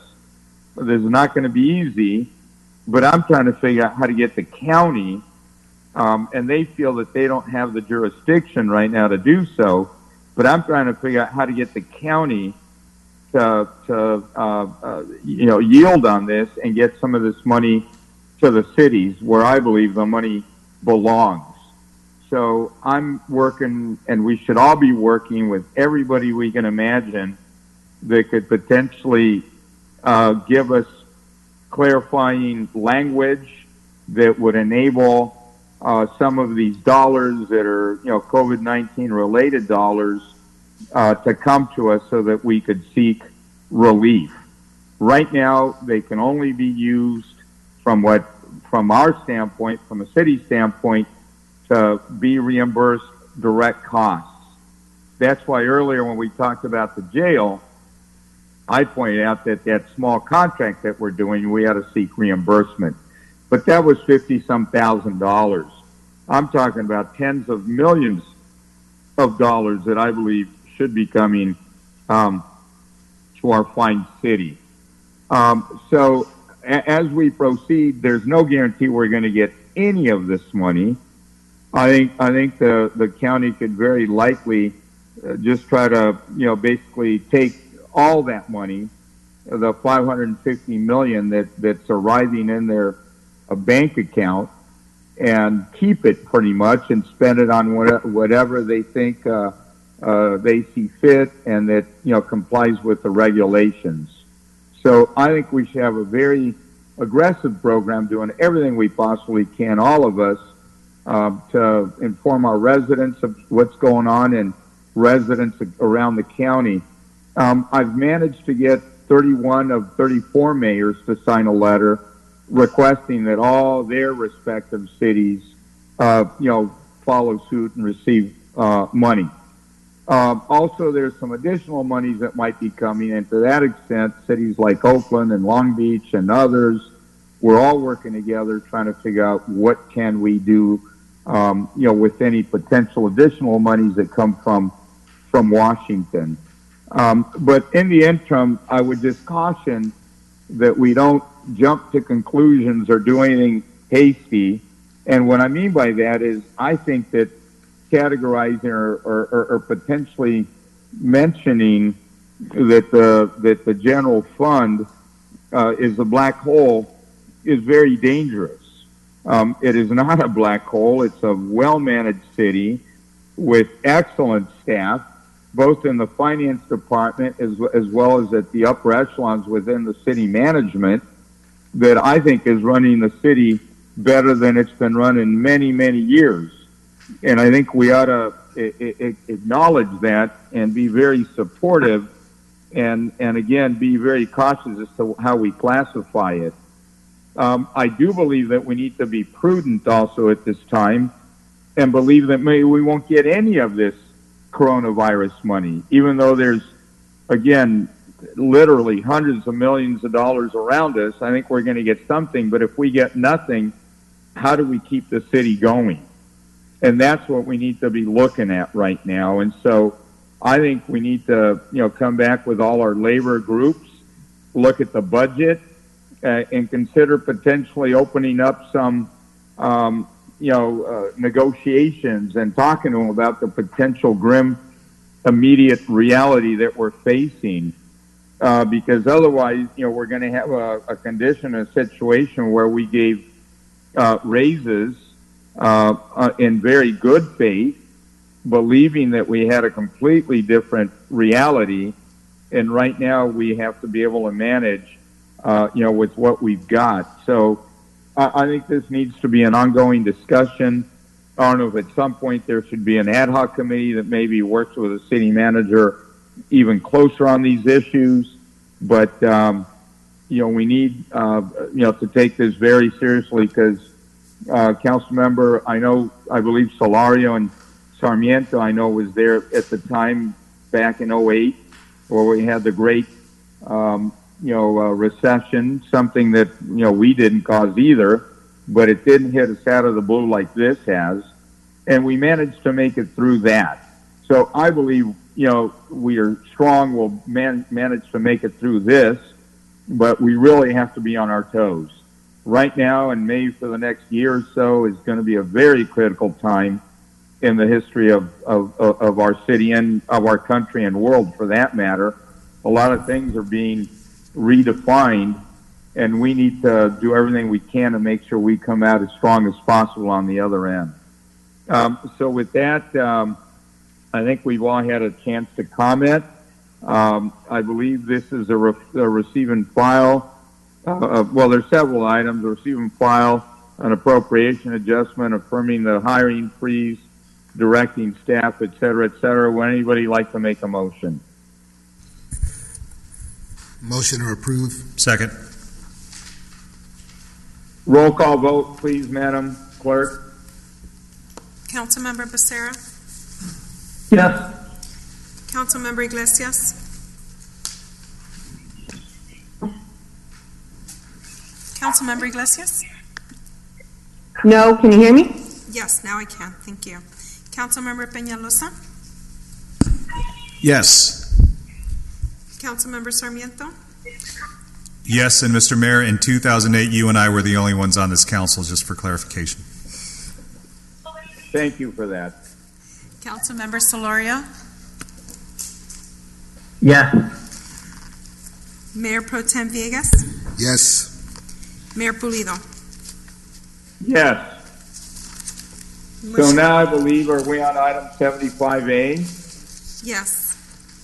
And we This have, is time and place for a public hearing, item 75A. It's to adopt a resolution amendment to certify EIR. It involves One Broadway Plaza, a project at 1109 North Broadway. Do we have speakers? I'm going to open up the public hearing. Well, do we want to do a staff presentation first, Madam City Manager? Mayor, before we proceed, if I can interrupt for a moment, we did, when your phone got cut off at 55E, we did not complete our vote, so if you want to wait until after this 75A, or if you want to go back to that item. Let's wait till right after it. Right now, we're already into this one. Okay. Madam City Manager, a presentation? Yes, sir, we do. So thank you, Mayor. I'm going to introduce the item, and then I'll turn it over to the Executive Director of Planning for the formal presentation. This 37-story project that's before you is commonly referred to as One Broadway. A version of this project was previously approved by the City Council in 2004. The approval was affirmed by the Santa Ana voters via a referendum in 2005. The version before you keeps the 37-story structure but seeks to convert up to 19 of the floors to accommodate up to 415 dwelling units. If approved, the proposal will transform the previously approved office development into a mixed-use environment consisting of office, residential, entertainment, and retail uses. The modified mix of uses will lessen the project's carbon footprint and negative impacts on the environment by reducing traffic and air quality impacts, and will also enhance its economic feasibility. I'll now turn it over to Executive Director Ty for a presentation and details of the project and the requested actions that are before you tonight. Thank you, City Manager Rich. Good evening, Mayor, Mayor Pro Tem, and City Council. This is a request for approval of General Plan Amendment Number 2001 and Zoning Ordinance Amendment 2002. The site is currently zoned as Specific Development Number 75. It's zoned for office, service, and retail uses. The size is approximately 4.3 acres, and it's currently bound by Broadway, Washington Avenue, 10th Street, and Sycamore. The site currently has 7 structures, including 6 designated as historical. And it also includes the corner area that has currently been developed with the footing for the 37-story tall building. Surrounding uses include office and residential uses, as well as educational and public and institutional uses.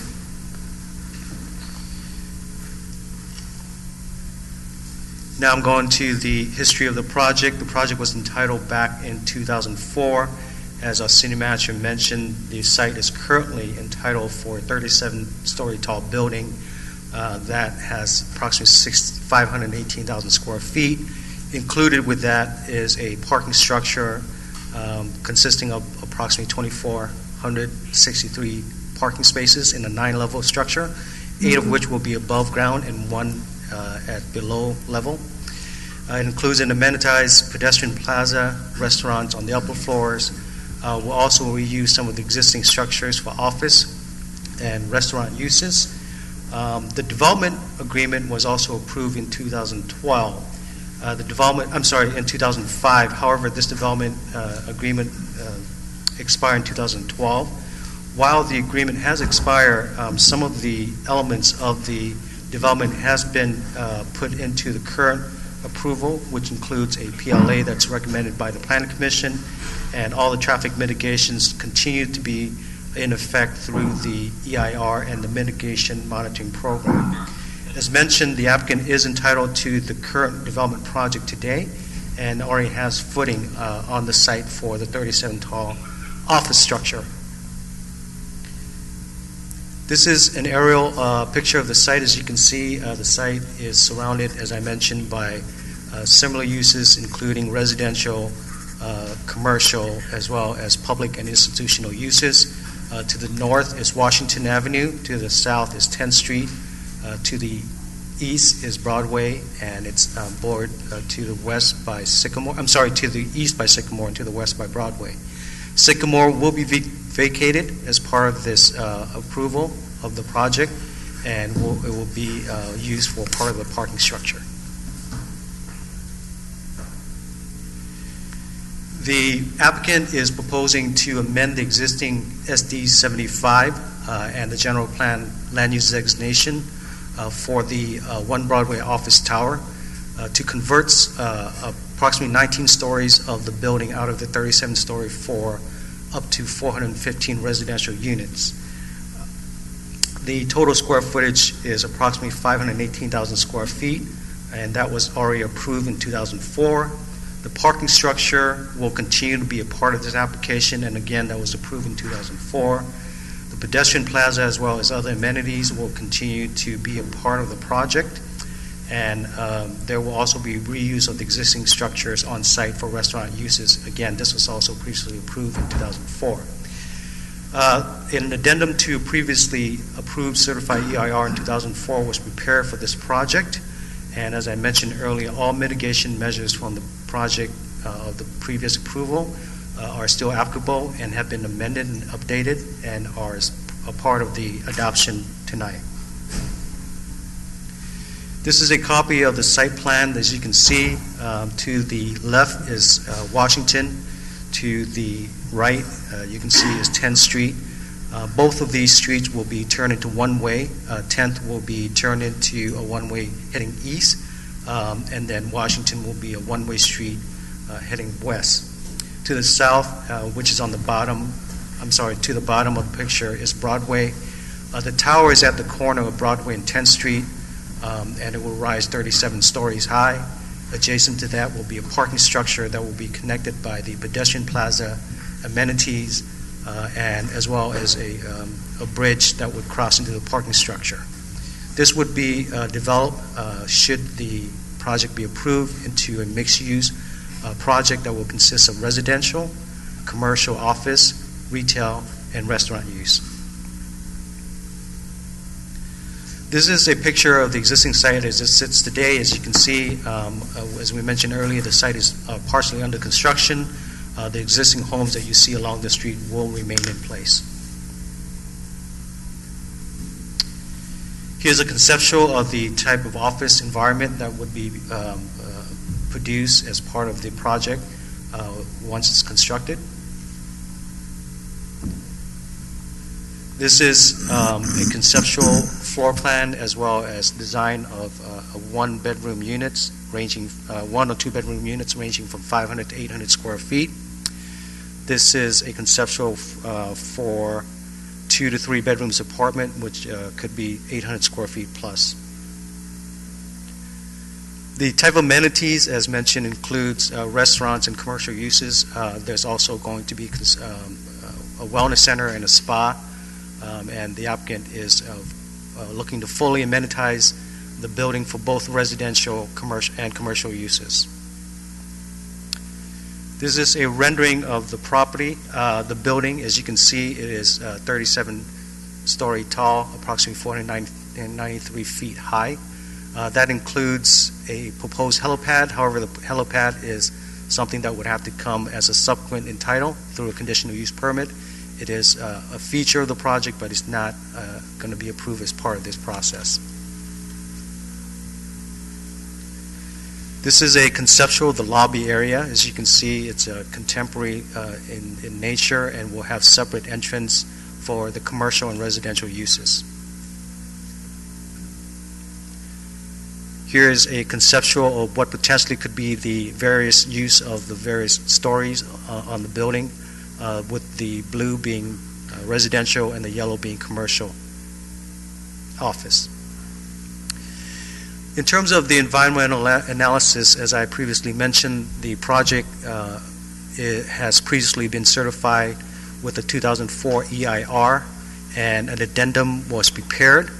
The reason that the addendum was prepared is pursuant to state CEQA guideline and state law section 15162 and 15164. Whenever a project has a EIR or negative declaration has been previously certified, the leading agency, when considering a revision to the project, must consider using the previous CEIR or the previous addendum unless it finds that there are substantial changes in the project that has gone beyond what was analyzed, or there are new situation that has not been considered before. This analyze was completed, update studies were done with relation to traffic, air quality, and all of those areas. The project not only did not increase, but it actually showed a significant reduction when you convert 19-story of the building from commercial to residential. Traffic trip was a decrease of approximately 58% from the daily trip from the mixed-use project, going from approximately 6,600 trips for the office tower to approximately 2,700 trips. The pollutant emissions were reduced in similar value as well. There is an increase in sewer and water demand. However, working with the city's Public Works Department and through the mitigation measure as outlined in the mitigation monitoring program, the project applicant will pay their fair share into making improvements to the infrastructure system to accommodate the proposed use for both water and discharge, water consumption and discharge. So with those elements I've described, there is really, under state law, only one choice for the project is to prepare an addendum to the EIR, and that is the appropriate document that is being before you today for adoption.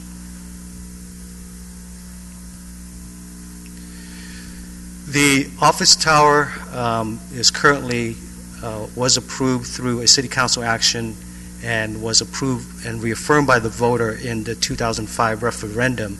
So the project was not only approved by city council but reaffirmed by the voter of the city of Santa Ana.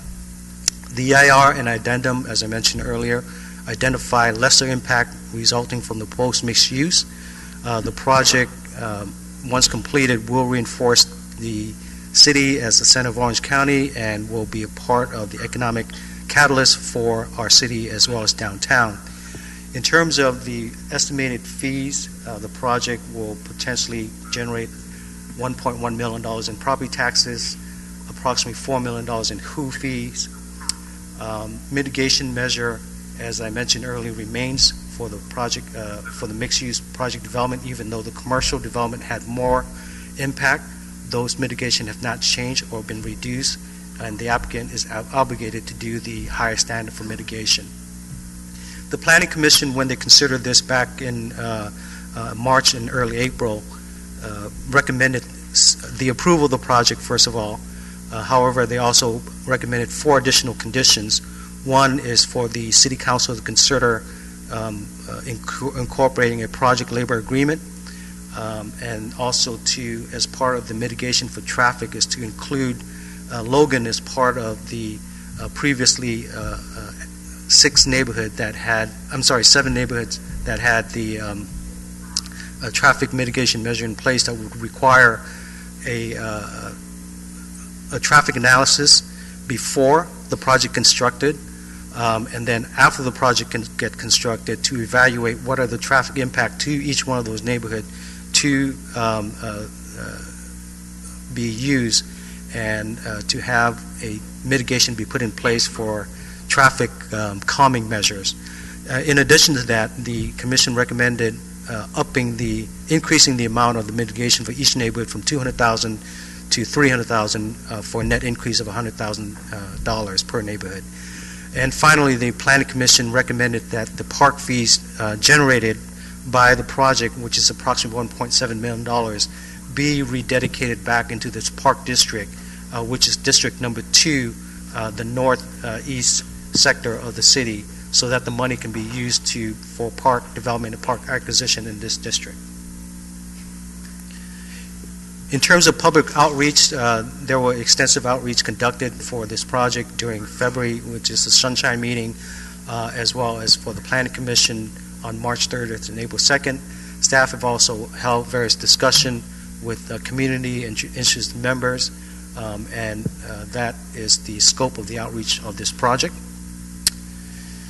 In summary, the recommendation by the Planning Commission is to approve the project with the 4 conditions as recommended by the Planning Commission. Adopt a resolution adopting the addendum to the One Broadway Plaza EIR, adopt a resolution approving the general plan amendment, and adoption of an ordinance approving zoning ordinance amendment 2020-02. That concludes staff's report. I'll be happy to answer any questions.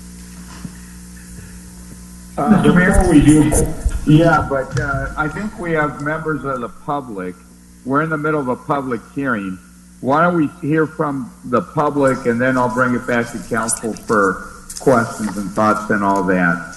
Madam Clerk, who do we have from the public that wishes to address us? We have several people who are waiting to be unmuted, and before I unmute them, I want to just tell the mayor and council members that we did have also some written communications. We received 20 were in opposition and 27 in favor, and then 3 were general comments. So it was a total of 46 public comments provided by email. And then our first attendee, if you would please just, you will be unmuted, and then you have 3 minutes. You may speak now. Good evening, Mayor and Council. This is Claudia Alvarez. I am a 40-year resident of our city with the last 20 years as a proud homeowner in our lovely neighborhood of Washington Square. I am calling in support of One Broadway Plaza, of course.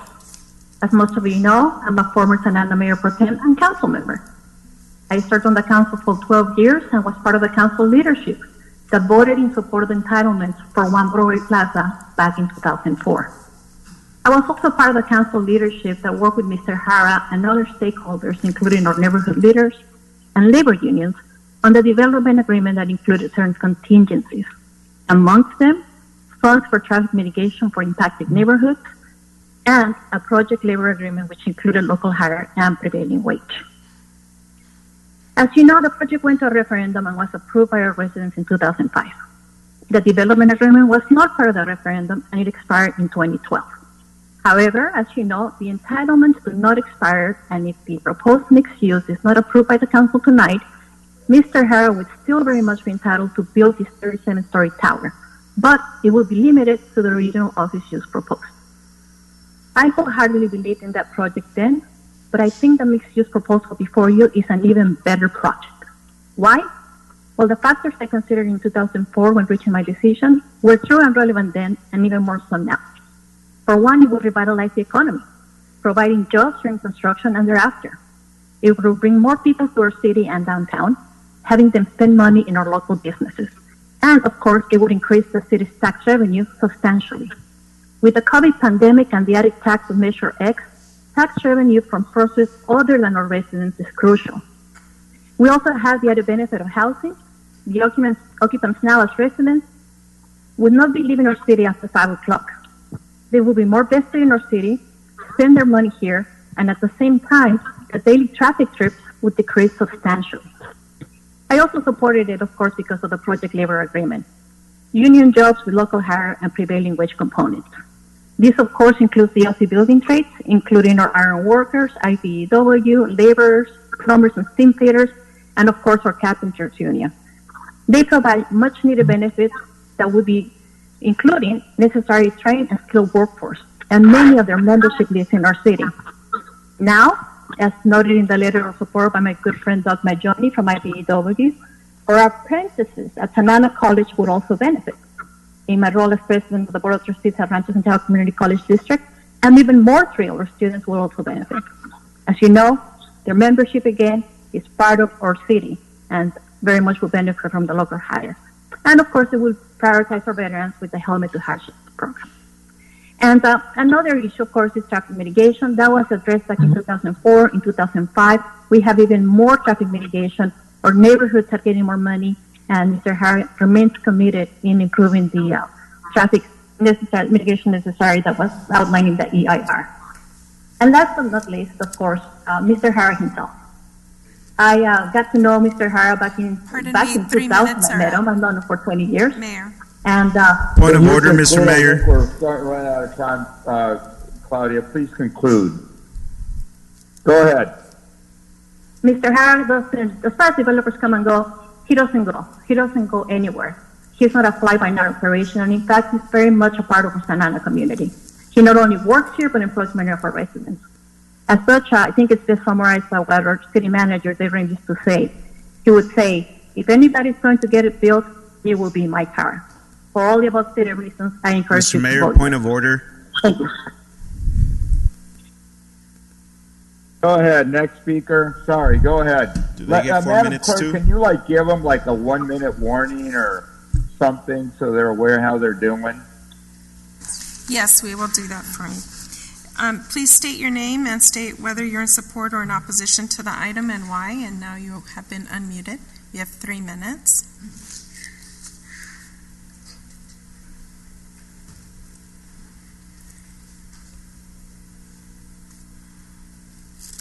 Caller, you may speak now if you have been unmuted.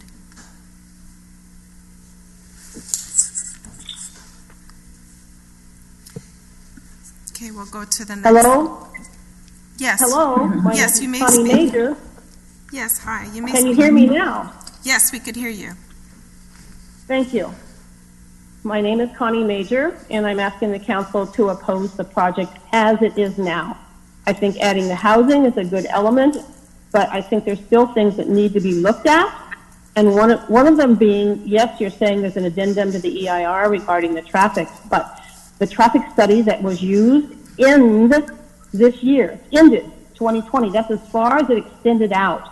With 3 years of construction before we start the impact of the new use of the building, we need an EIR traffic study that extends from then out 10 years. We need one that goes out to 2033 at a minimum, because you can't use old information for this project. This is something so totally new to the city. So I asked you to not approve it until there's a new appropriate traffic study. Also, at the Sunshine meeting, Hera boasted he was going to include affordable housing in the tower. I firmly acknowledge and agree with him. It needs to be in there. At this point, he's opting out for the in lieu fees, and I feel it should be somehow, I don't know what rulings there are, to be able to say it needs to be included in the building, the affordable housing element on site. Also, I feel there should be a development agreement to help make sure that the community will benefit from the things he is saying, that he will stay on contract. I don't know all the things that you say about it, but that the performance and timing and fines if both parties don't meet the agreement. The park fees, I understand You they're have already 1 minute left. Okay, the commission is recommending you accept having the park fees used in what you said there was northeastern Santa Ana, but I would rather see them right in the vicinity of the building, not extending out to some far distant region, but so that the people in this building can use the park and the local neighborhoods around the building can use the park. Thank you for your time, and please, I'm asking you to not accept it at this time until there are those added items. Thank you. Thank you, Connie. Next speaker. Please state your name and whether you're in support or in opposition to the item and why. You have been unmuted. You have 3 minutes. Yeah, good evening, Mr. Mayor, members of the City Council. Could you hear me? Yes, No, we can't, Bernie. Good. My name is Ernesto Medrano with the LA Orange County Building and Construction Trades Council, representing 49 local unions and district councils. And I am calling in support of the project. This is a project that is almost 2 decades in the works, and the project provides for a framework for a project labor agreement with the LAOC Building Trades Council. And what that encompasses are obviously a skilled and trained workforce, strong safety protections for the construction workers. This project will provide for 3,000 high-wage, high-skilled jobs, which also provides for a multiplier effect. And given the economic situation, we know that this is the best time to do this, to put a boost in our local economy. And the other thing it provides also is efficiency with a no strike, no lockout clause. Our agreements with the Building Trades Council provide for true and local hire, also provide preference for veterans through our Help Mr. Hard Hats program. The other beautiful thing, and I think a former council member mentioned it earlier, was there are 2 apprenticeship readiness classes in Santa Ana, the only 2 in Orange County, where we are through Santa Ana College and through Century High School preparing young men and women through our apprenticeship readiness curriculum. This would be a career pathway for these students to be able to enter their careers into the construction industry. The jobs that are provided are the best jobs in the sense of having good benefits, good health care benefits, and a defined pension plan with that. So with that said, the building's environmentally sound, and it also has a proximity to alternative transportation, and I urge the city council members to approve this project. Thank you. Thank you. Next speaker, please. Caller, please state your name and state whether you're in support of or in opposition to the item and why. You have been unmuted, and now you have 3 minutes.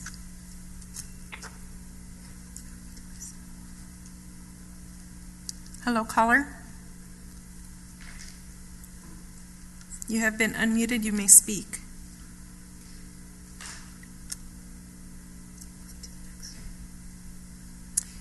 We will go to the next speaker. Caller, please state your name and state whether you're in support or in opposition to the item and why. And you have 3 minutes. Your time begins now. Yes, can you hear me? Yes, we could hear you. Yes, my name is Roy Acusia. I'm a business rep for Sprinkler Fitters, UA, Local 709.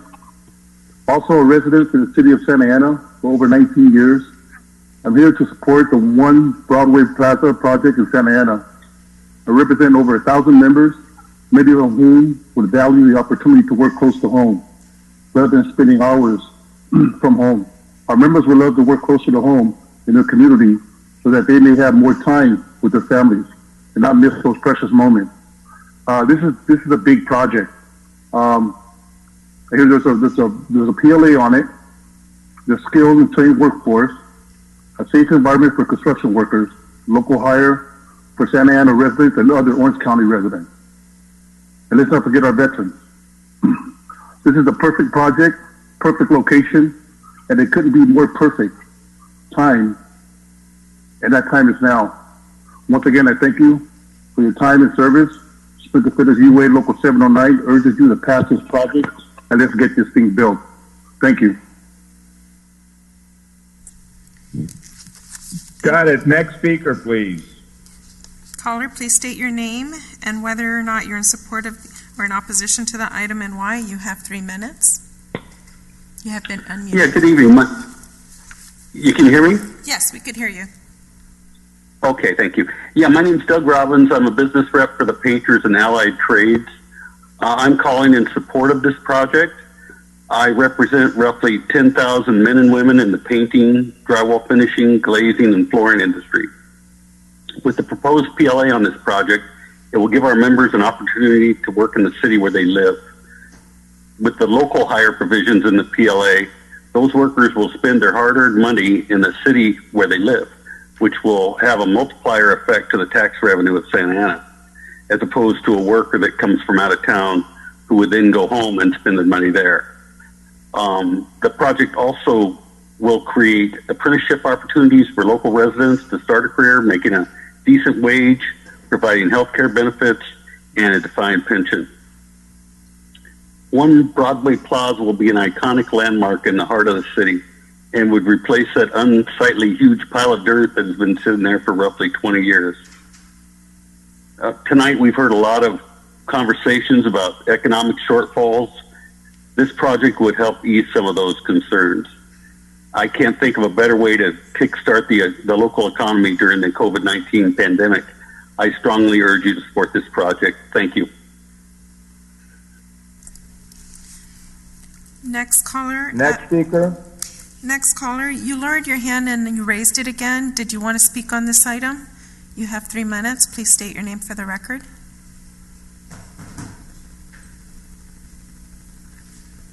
Okay, we'll move on to the next caller. Maybe it's for the next. Hello. Yes, hello. Did you want to speak on this item, 75A? Yes, thank you. I couldn't get in there. My name's Doug Mangione. I am a representative of the International Brotherhood of Electrical Workers here in Orange County. And we provide 2,400 skilled and trained electrical workers to our signatory contractors. IBW 441 was established in 1928 right here in downtown Santa Ana and have been providing skilled and trained electricians to the Orange County region ever since. Our apprenticeship program is also based here in the city of Santa Ana under the lead educational agency of Rancho Santiago Community College. We currently provide training to over 400 apprentices, most of which reside in Orange County and in Santa Ana. And I am also a veteran, United States Marine Corps, and I landed out here in Orange County in 1971, was introduced to the IBW on a veteran hire program, and I have worked 45 years in the IBW. It's been a good training experience, and I've raised a family here in Orange County. I'm writing in support of you to adopt a resolution. The city of Santa Ana is fast becoming a culturally diverse, vibrant urban setting. This project will be a major enhancement to what the city is becoming. Santa Ana is now embracing the future, and this project is also embracing the future. This will be an environmentally conscious, state-of-the-art building built to high LEED standards using the latest energy efficiency technologies. IBW has been in the forefront of teaching and establishing the curriculums for those technologies, and our state-certified electricians are well-trained in the installation of these technologies and look forward to working on this landmark building. I would also say that as we come out of this COVID-19 pandemic, and we've heard a lot about this tonight, we are going to have to get this economy rolling again, get the tax dollars going, and One Broadway Plaza is as shovel-ready as any project Caller, there you is have to get 1 minute started. left. Thank you for your time, and I appreciate it. IBW urges support. Thank you for your comments, Doug. We appreciate them. Next speaker, please. Caller, please state your name and state whether you're in support or in opposition to the item and why. You have 3 minutes. You have been unmuted. You can speak now, caller. Okay, caller dropped the call, so we will go on to the next person. If you could please state your name and state whether you're in support of or in opposition to the item. You have 3 minutes. My name is Hart Keeble. I'm an ironworker with Ironworkers Local 416, and I'm in support of this project. I'm not going to cover the material that's been covered already. I'm just going to ask you to support this project for all the young people that are going to school and will be needing a job in the coming years. You know, we've got to think about their future when we think about projects like this. You know, this developer is ready to invest a lot of money in Santa Ana. And there's going to be a lot of good jobs for the families in Santa Ana. They're counting on you guys to make the right decision. So please support this project, and thank you very much for your service. Thank you for that. Next speaker, please. Caller, please state your name and state whether you're in support of or in opposition to the item and why, and you have 3 minutes. Hello, my name is Alfonso Ruiz. I'm a longtime resident of Santa Ana, proud member of Local 5 Insulators Union, and I'm calling in support of the One Broadway Plaza project in Santa Ana. I think the economic and environmental impacts have been stated well, and as well as the great jobs that are going to be coming to our city. So I'll take this from another angle. Aside from the many tangible benefits that it would bring us, it does something more, something intangible but equally important. It sets an example of what our great city can be and can accomplish when we dare to not only think big, but to do big. An example of what great things can be accomplished when people, labor, government, and industry work together in union to build communities and relationships where the whole is greater than the sum of its parts and everyone truly prospers. So I close this by saying I urge the City Council to take a bold step forward and lead us into a brighter future by approving the staff recommendation on the One Broadway Plaza project. Thank you. Thank you very much. Next speaker, please. Caller, please clearly state your name and state whether you're in support or in opposition to the item and why. And you have been unmuted. You have 3 minutes. Good evening, everyone. My name is Luis Andres Perez. I am the political director for UA 582, Plumbers, Steam Fitters, Welders, and Apprentices. I'm asking you to support the 3 recommended actions listed under Agenda Item 75, which would be moving forward on the One Broadway project, allowing for adopt the resolution to approve the addendum to the environmental impact report, re-adopt the mitigation monitoring and reporting program, and approving the general plan amendment and the zoning ordinance amendment. Currently, the Building Trade Council is in talks with the developer for a community workforce agreement that will provide skilled and trained workforce, allowing for apprenticeship opportunities for Santa Ana residents, and more importantly, allowing our members to work in their community. A community workforce agreement will also enable the project to be built on time and without distraction, providing opportunities for upward mobility to your Santa Ana residents. Our UA 582 members have worked for more than 1 million hours consecutively in the last 2 years. Much of that has to do with the fact that we see ourselves as positive and productive partners who ultimately want to see our community flourish. And with the developer committing $4 million in lieu of fees that are earmarked only for affordable housing, the Santa Ana City Council will have more control in where to invest that money directly for the city's affordable housing projects.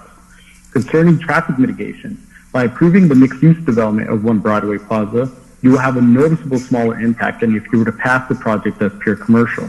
And with the updating of the traffic mitigation fee from $200,000 to $300,000, the developer is committed to helping the residing neighborhoods that are immediately impacted by this development.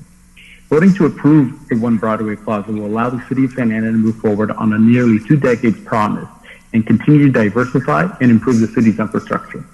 So once again, we're asking you to approve and move forward with the One Broadway Plaza project. Thank you. Thank you. Next speaker, please. Caller, please clearly state your name and state whether you're in support or in opposition to the item and why. You have been unmuted and you have 3 minutes. Hi, good evening. My name is Paul Moreno. I'm a business agent with Iron Workers Local 433, and I'm calling you in support of One Broadway Plaza project. The Iron Workers support putting nearly 3,000 skilled tradesmen to work and being the tallest building in the county. Our members who reside in Santa Ana and neighboring communities would love to be a part of this iconic project. This project will also give Santa Ana residents the chance for a life-changing career through our apprenticeship opportunities, not only with the Iron Workers, but also with all the other building trades affiliates. Also being an energy-efficient project, it's a win-win for both the city and its residents. So there's no better time than to build than now, and we look forward to partnering with you on this project. And again, in support of One Broadway. Thank you. Thank you for your comments. Next speaker, please. Caller, please clearly state your name and state whether you're in support of and opposition to the item and why. You have been unmuted and you have 3 minutes. Yes, my name is Dale Helvig. I'm a 30-year resident of Santa Ana. I want to start off by thanking the council for their vote on item 50 alpha. Regards to 75 alpha, the affordable housing issue has bounced back and forth from the Sunshine meeting to 2 city planning commission meetings. It's gone from it will be included to not being included, back to will be included, back to not being included. It's advantageous for the developer to not include affordable housing in their project because at $4.5 million in lieu fee, he's off the hook after he makes that payment, and that will only get the city about 9 to 15 affordable housing units, whereas if he were to include it in the project, he'd be required to add about 40 plus units. So I think the city's losing out on that with a $15 a square foot fee that they assess. As far as the development agreement, there's been many handshakes been made to address different issues, the traffic studies, the project for the Parks and Recs money. Handshakes don't cut it. You need to have something that you can really enforce at the right time. and I think we need to have a development agreement to address these issues. The other thing is the environmental impact report. Mintai talked about the fact that water usage, Public Works took a look at that. I don't think that addresses the fact that it was not addressed in the environmental impact report. Water usage will go up by over 9 million gallons a year by going to a mixed-use development. And I think as a minimum, it should have some kind of analysis. I think it should have some kind of analysis done in the environmental impact report versus just having a report from the Public Works Department. Again, it needs to follow the process. So I thank you all for what you're doing. I hope you stay safe during the virus and stay healthy. Thank you. Thank you, Dale. Next speaker, please. This is our last caller. Please state your name clearly for the record and state whether you're in support or in opposition to the item. You have been unmuted and you have 3 minutes. Mayor and council members, thank you, first of all, for the service that you guys have been doing and wanting to move the great city of Santa Ana forward and being prudent in everything that you guys are doing in the city. And thank you for an opportunity to address you guys this evening regarding the One Broadway Plaza. My name is Gilbert Davila, and I'm honored to be the president of the Orange County Labor Federation. That great federation represents more than 250,000 union members throughout Orange County, and we strongly urge the City Council tonight to support the One Broadway Plaza project. Everyone on the dais is well aware of how long this project has been in the works, and it's no better time for it to be approved but tonight. This historic project will create thousands of well-paying, highly skilled construction jobs. By approving this project, you're not only going to be approving this project, but approving the best women and men in the construction trades.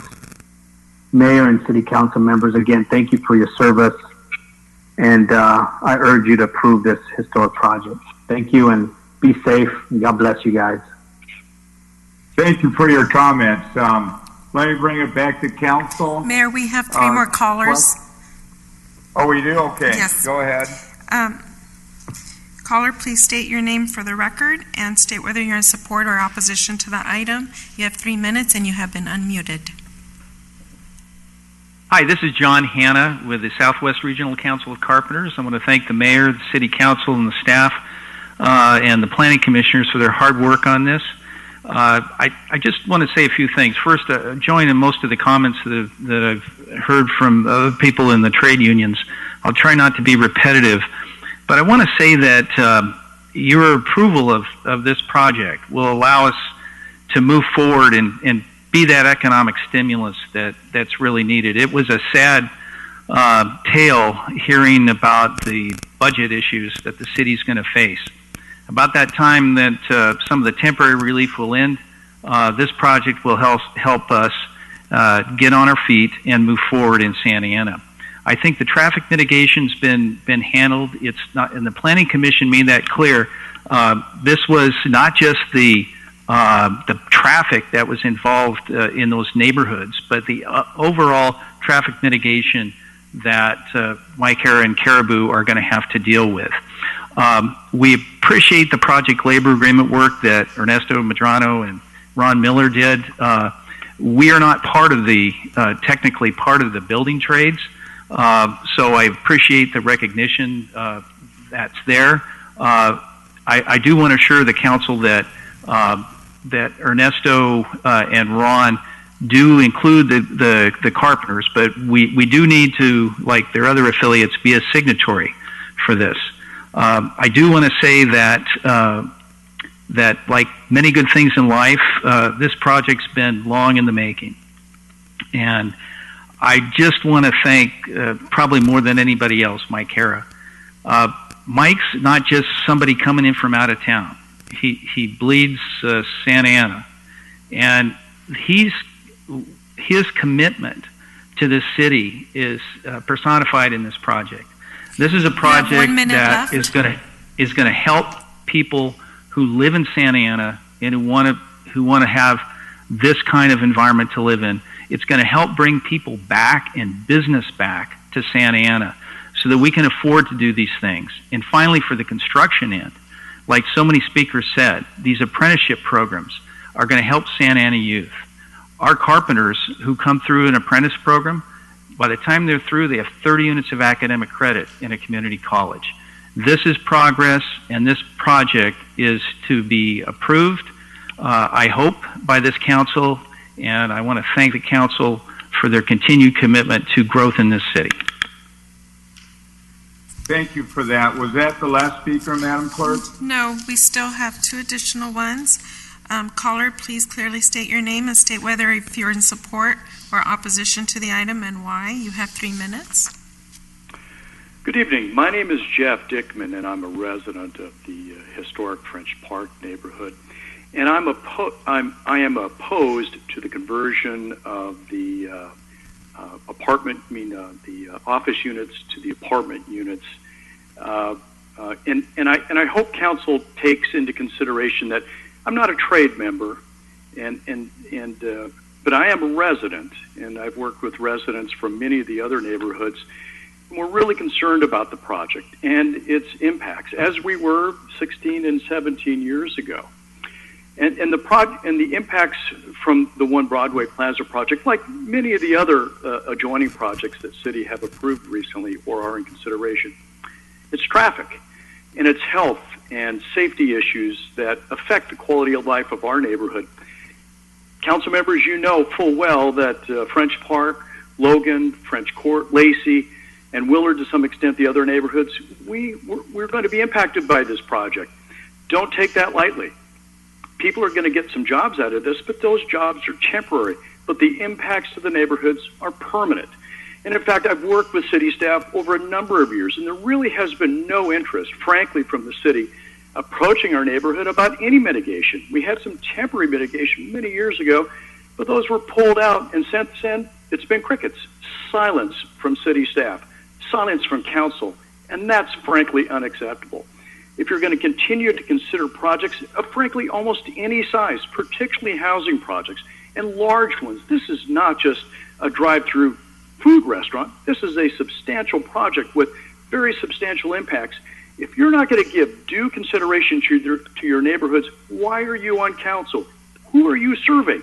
If you're serving a developer or anybody inside or outside of the city and the building trades at our expense, there's something wrong with our city. There's something wrong with our staff. There's something wrong with the elected officials. We had asked for and have really not had much satisfaction from the regarding.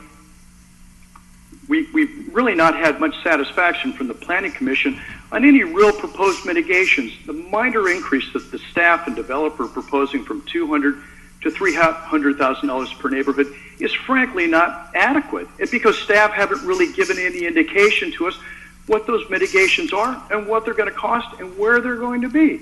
And there's no indication that the developer or the city or anybody is going to work with the neighborhoods. It's just wrong. I'm opposed to this because of the terrible process, the way this has been handled. Again, you're looking at iconic structures. You're not thinking at all about neighborhoods. Thank you. Thank you. More speakers, Madam Clerk?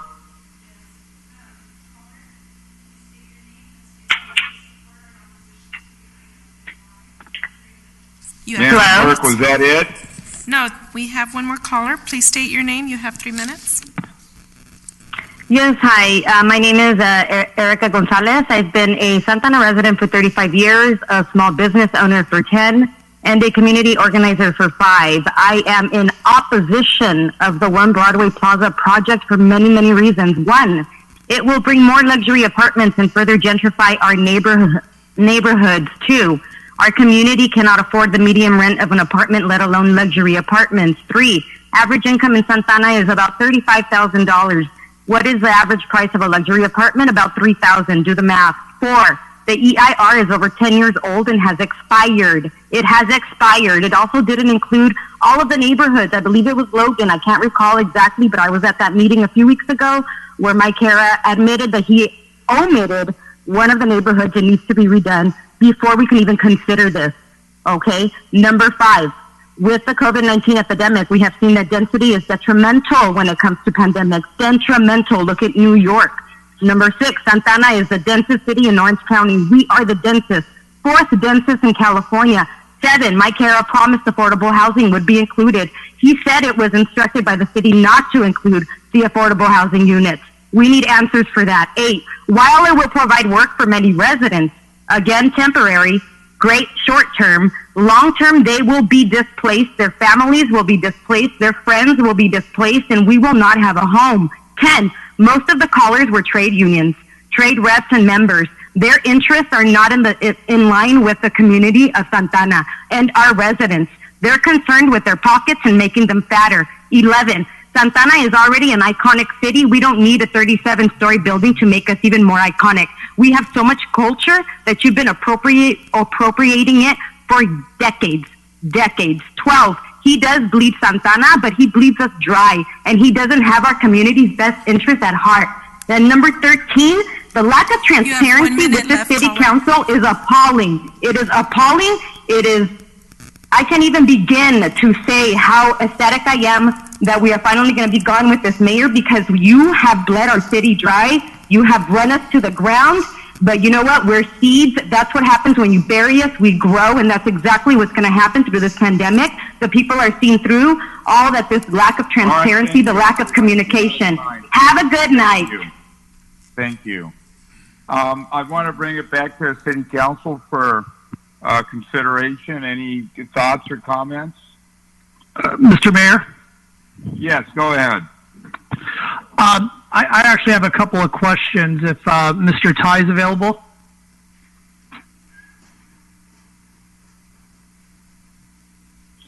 Mr. Ty? Yes, sir, I'm here. Okay, thank you. Just a couple of questions to clarify a couple of things. So, first and foremost, no matter what we do tonight, Mr. Hara can proceed to build a 37-story tower at 10th and Broadway, correct? I'm sorry, Washington Broadway, correct? That is correct. Okay. And with what we have before us tonight, there's nothing that would increase the square footage of the overall project, correct? That is correct. Okay. And I know one person who had commented and made mention that the they didn't say mitigation monitoring plan, but that there wasn't consideration paid towards the Logan neighborhood. And I understand that the previous EIR and their mitigations, they did not include Logan, but it's my understanding, and from what I read earlier, that Logan is one of the neighborhoods identified to be studied for traffic studies, and will receive the $300,000 of mitigation. Is that correct? That is correct. Okay. And as far as timing on the traffic studies, because I think some of the folks that made comments brought some good points, and that is, so as I read through the document, as I looked through, believe it or not, I did look through parts of the addendum and the EIR today. As I was looking through it, I was not able to find a place that was just bluntly clear when these studies would be done. I saw a lot of mention of which neighborhoods they would be in, a lot of existing conditions, existing traffic mitigations, such as the right-in, right-outs, et cetera. But Mr. Ty, can you help me understand, is there anything in there right now that really pins down when the developer would do call it the before study and then the after study? Yes, sir. So the mitigation is in the EIR as traffic mitigation number 17. That mitigation would be implemented at the time when the applicant pull permits. Prior to construction, there will be a traffic study be completed, coordinate via our Public Works Department to establish the precondition before the project gets constructed. After construction of the project and at approximately 90% occupancy of the building, both in terms of commercial and residential, that would be the time when the after study would be conducted to evaluate how the project, with its full occupancy at 90%, impact the various neighborhoods. Based on that, then the Public Works Department then can utilize the funds that's been allocated to each neighborhood to implement traffic calming measures. Thank you for that, Mr. Ty. So, but going back to what you said as far as timing, I like what you had to say as far as, if I understood correctly, that your initial neighborhood traffic studies would happen, say, around the time that the developer pulled his building permits, and then possibly the follow-up study to see what the impacts are would come at about 90% occupancy of the building. Is that correct? That would be the recommendation, and that's a practice that we use as part of what we would consider to be full occupancy. And in order, because I really think that, you know, for the folks that commented, I think it's important that we provide that certainty. I know there's a lot of concern that because the development agreement expired, we now aren't holding them to some sort of standards. And from my understanding in talking with staff and looking through the documents myself, as far as what was in the previous development agreement, a lot of the impacts are addressed in the 2020 addendum and mitigation monitoring program. So I would really, I think for me, because it was something that wasn't really clear in these documents, Mr. Todd, could you give me possibly some guidance here as to where we should put something like this? Should the council, one, approve this, and two, if they would agree to this, somewhere we can spell out when these studies would be done, both the before and after? Would it be in one of the resolutions? I know there's a document titled Mutual Declaration of Acknowledgement and Acceptance of Approval Conditions. Do you think that might be the place to do it? I think if the council desired to document what I articulated regarding the timing of that condition, absolutely could be included in the mutual declaration. Okay, perfect. Well, thank you, Mr. Ty, and thank you, Mr. Mayor. Thank you. Next speaker, or another council member want to speak? Yes, Mr. Mayor, Juan Villegas. Go ahead, please.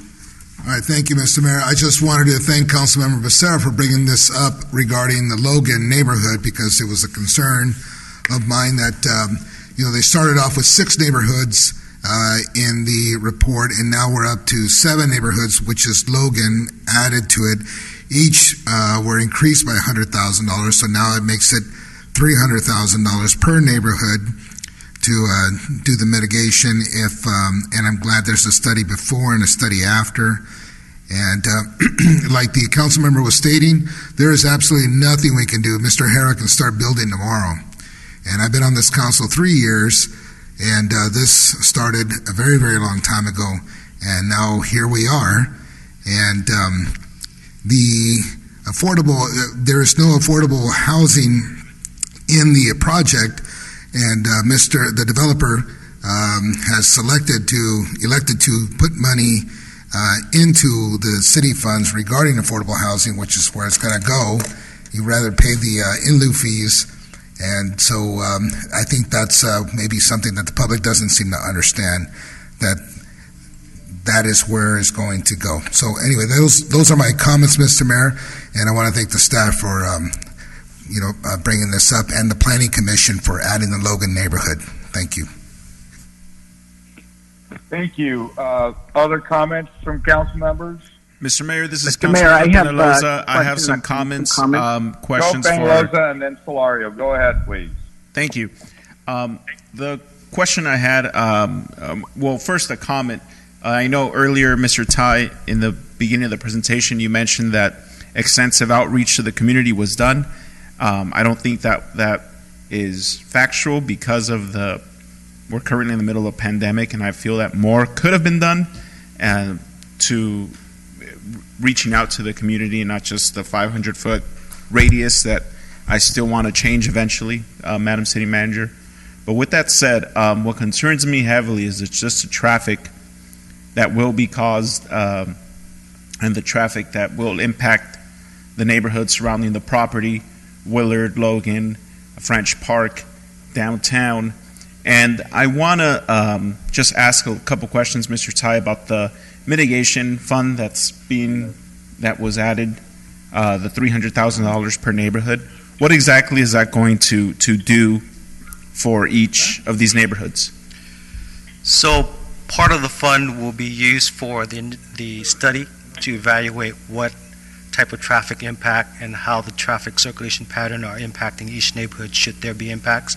And based on that, there would be recommendation on physical improvements for traffic calming measures such as diverters, potentially traffic circles, or any type of traffic calming measure that would be able to help to divert traffic away from those neighborhoods. So the fees are going to pay for a study. And the physical improvements. And for the physical Correct. improvements. And I would like to see more information on how that is going to be broken down, because as I've seen, being almost a year and a half on this council, how expensive, a little roundabout could be, and how much money it takes to put something like that together. I could tell you right now that just as a resident that lives here and drives these streets daily, I don't think that a study is necessary. I mean, the traffic is going to be there, and it's going to be heavily impacting the neighborhood surrounding the property. And I want to know if I could get a commitment tonight, from the applicant, staff, if we could, as part of the construction of this building, include at the same time construction of barriers that would keep exit flow of traffic from this office building to going west on Washington, on 10th, on Ellsworth, or east on 10th, 11th, on Washington into the neighborhoods. How are we going to keep this traffic from spilling out? Because people are going to spill out into those neighborhoods. They are going to use it to avoid the backup on Broadway, to avoid the backup on Main. They will go into these neighborhoods. We don't need a study. I mean, that's what's been frustrating as going through this, is that that's obvious that's going to happen, because it's already happening today with no building there. I mean, we're seeing just I went and stood with the French Park residents at their Triangle Park, along with the city manager about it last summer, and we saw it. We saw just the heavy flow of cars cutting through the neighborhood to avoid the traffic on Broadway and Main. So for us to sit here and say that we're going to use that money to pay for a study of something that we know is already happening today without this building being there is inappropriate. And I want to give assurance to the residents that we're going to use that money at the same time as this building is being constructed to help mitigate the traffic, just like we did it on 17th Street to keep traffic from going from Flower, into Floral Park. There's no reason why Floral Park or Wilshire Square, beautiful neighborhoods, could easily get barriers to block traffic from coming in, just day-to-day traffic with no heavy buildings or construction projects nearby. But in an area like this, we got to study it. And I'm using air quotes, everybody, for those hearing from home. Any comments on that, Mr. Tai or Madam City Manager? Yes, sir, you're absolutely correct. There is existing traffic now that we can see and experience, and the project will definitely add traffic to the area. The goal is not to say that there isn't any traffic. The goal of that study is to help confirm the various location. Obviously, you mentioned some of the various obvious location. I think those areas will definitely need mitigation. I will let our Public Works engineer to speak a little bit more in detail about the cost, but in my evaluation of the amount of dollars and the studies can be a very small portion, up to $50,000 for the study to help confirm other areas that we may not see, to see how, when you have the project actually be implemented, to see how it circulates, and we'll be able to react better. Some of the obvious location where you mentioned, I'm sure definitely mitigation will have to be put in place. So the majority of the fund of the $2.1 million will go towards the physical improvements for each one of those neighborhoods. Some neighborhood may need more, some may need less. That amount is $300,000 per neighborhood. We would have the ability to move funds between each neighborhood if it's not necessary to increase from one to the other, so that more implementation can be put in place. But the goal is to spend all of that money towards implementation of putting in physical barrier to help divert traffic, like the one you mentioned at 17th and Ross. So also, if I may, Councilmember, at some point I've forgotten to call on the applicant, and he's really part of the presentation. So right after you're done with his, I'd like to call on the applicant, and then he can answer questions, and he can be available for further questions. Okay. So please continue. Thank you, Mr. Mayor. I'll wrap up. So with the traffic mitigation, Mr. Tai, you just agreed that we could confirm, and we know that the traffic problems exist today. So I just don't understand what the need of this study is for, if we already see it today. To me, it's wasteful when it comes to using part of that money to study something that we already know exists. And with that said, so let's say this building, let's say it's 2 years from now, this building is constructed as it is now. How long does this study take following full use and construction of this building? Are we looking at a year, 2 years of full building in place, full use? Traffic is just all over the neighborhoods, and now we got to study it and identify areas where we're gonna. I mean, how long is that process? So it's a performance standard where we're using milestone to look at when we would do the study. The initial study would be at the time when the applicant pulled the permit for construction. The concept is that at that time you would have the normal traffic that is without the project. Construction of this building, I'll let the applicant answer, but typically this would probably be a 2 to 3 years construction process. The occupancy and leasing up of the building, as I mentioned earlier, we would want to do a test at 90% occupancy, meaning that the building is fully occupied, so we can understand the worst case scenario of the traffic, and that absorption rate could possibly be to 6 to 12 months. Again, the applicant can give you more clarity on that. So I would envision that if from time of pulling permit to the time of completion of the study is probably about 3.5 to 4 years into the project because of the occupancy. Once that study takes place, you can know better how to use the funding towards mitigating the actual problem beyond some of the obvious locations, as you mentioned, like Washington and Broadway, like 10th and Main.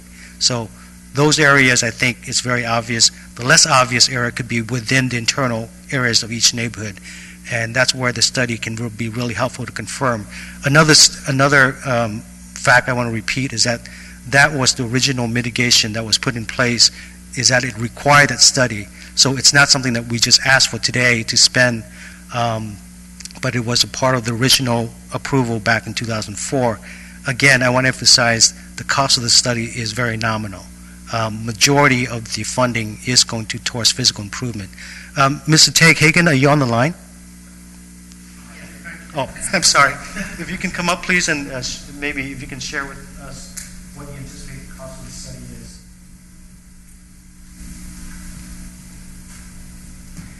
Good evening. Thank you, Tage Higgins. Good evening, Mayor, members of the council. The actual study portion of the entire 7 neighborhoods shouldn't be more than $100,000 between the before counts and after counts. My expectation, as Mr. Tai said, we would do the before counts sometime before the building permit is actually issued, and then as it's being occupied, we would do after counts. We can also, to kind of jumpstart that, we can actually reach out to the neighborhoods to find out where the specific areas are that they're seeing what they see as cut-through traffic, and those are the areas where we can start to lay down the hoses, determine where the additional traffic is, and start working with the neighborhoods to discuss what kind of mitigations we might be looking at. And we could be looking at, as Mr. Tai mentioned, bulb outs, roundabouts, diverters. We typically try not to do barricades to create dead-end streets, but it's all those options would be on the table. Thank you for that.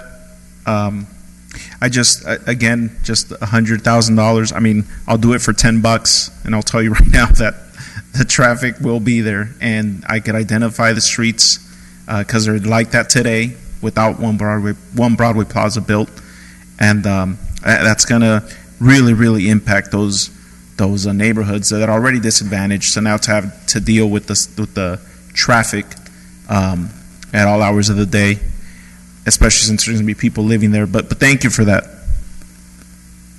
Thank you, sir. And one final question, and this is for Sonia, Madam City Attorney. Are you there?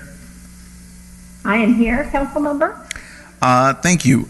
So I just want to make sure, just clarify, are there any legal challenges, since this was a voter-approved project technically back in 2005, are there any legal challenges that we could possibly have, given that this was a voter-approved project and now we're adding 415 units of residential into 19 floors of it? Council member, we thoroughly reviewed that legal question, and there is a difference between voter-approved initiatives, which are laws that are initially initiated by the public, and referendums where the underlying ordinances or laws are actually adopted by the council and then subject to a vote of the people. So I can tell you with confidence that we've looked at it, we've had another law firm look at it, and we believe the city does have the authority to move forward with the type of change that's being proposed. Thank you, Madam City Attorney. And that's it, Mr. Mayor. Unless, if the applicant is on the line and he could commit to including from the get-go, guarantee us that there's going to be, I just don't want to see a costly and endless study being done on something we know is already going to be there. So I know it's going to take more from the applicant to try to help us, guarantee that these measures are going to be taken throughout construction and as part of the project. I don't want it to be a side thing that the city needs to do now and study, and I want this to be part of the project if that's possible.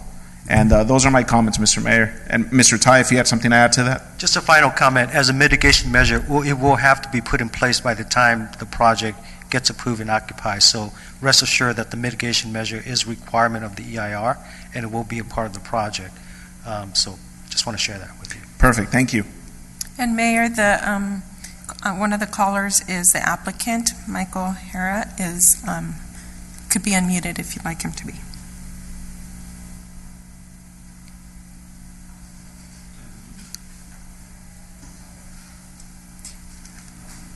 Mayor, are you online? Mr. Mayor, are you there? Yeah, I'm right here. Go ahead. Let the applicant speak. Okay, you have 5 minutes.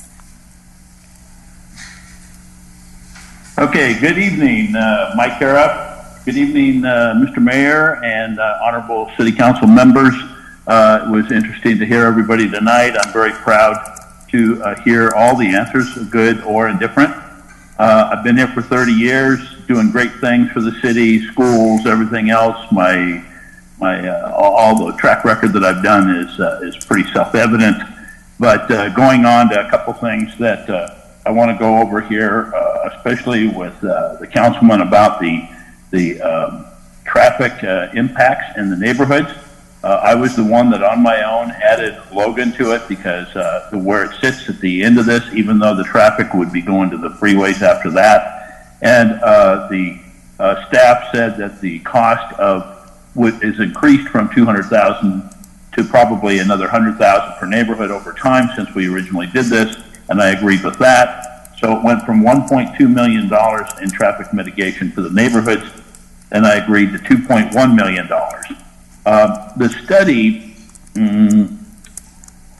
The study itself needs to be done simply because you don't know where to put the stop signs. It could be done with stop signs, could be done with signals, diverters, roundabouts, one-way streets, traffic. So you could use planters in different places to make it happen.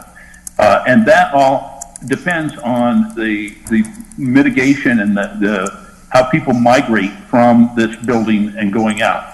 using this deal so that you understand the situation with residential is they move at different times. They leave a little bit earlier or later in the day. It's not during the same time. They come home a little bit later or earlier. It's not like a large commercial building with a big single user tenant, and that tenant at 5 o'clock, 3,700 people leave the building. In the studies that Urban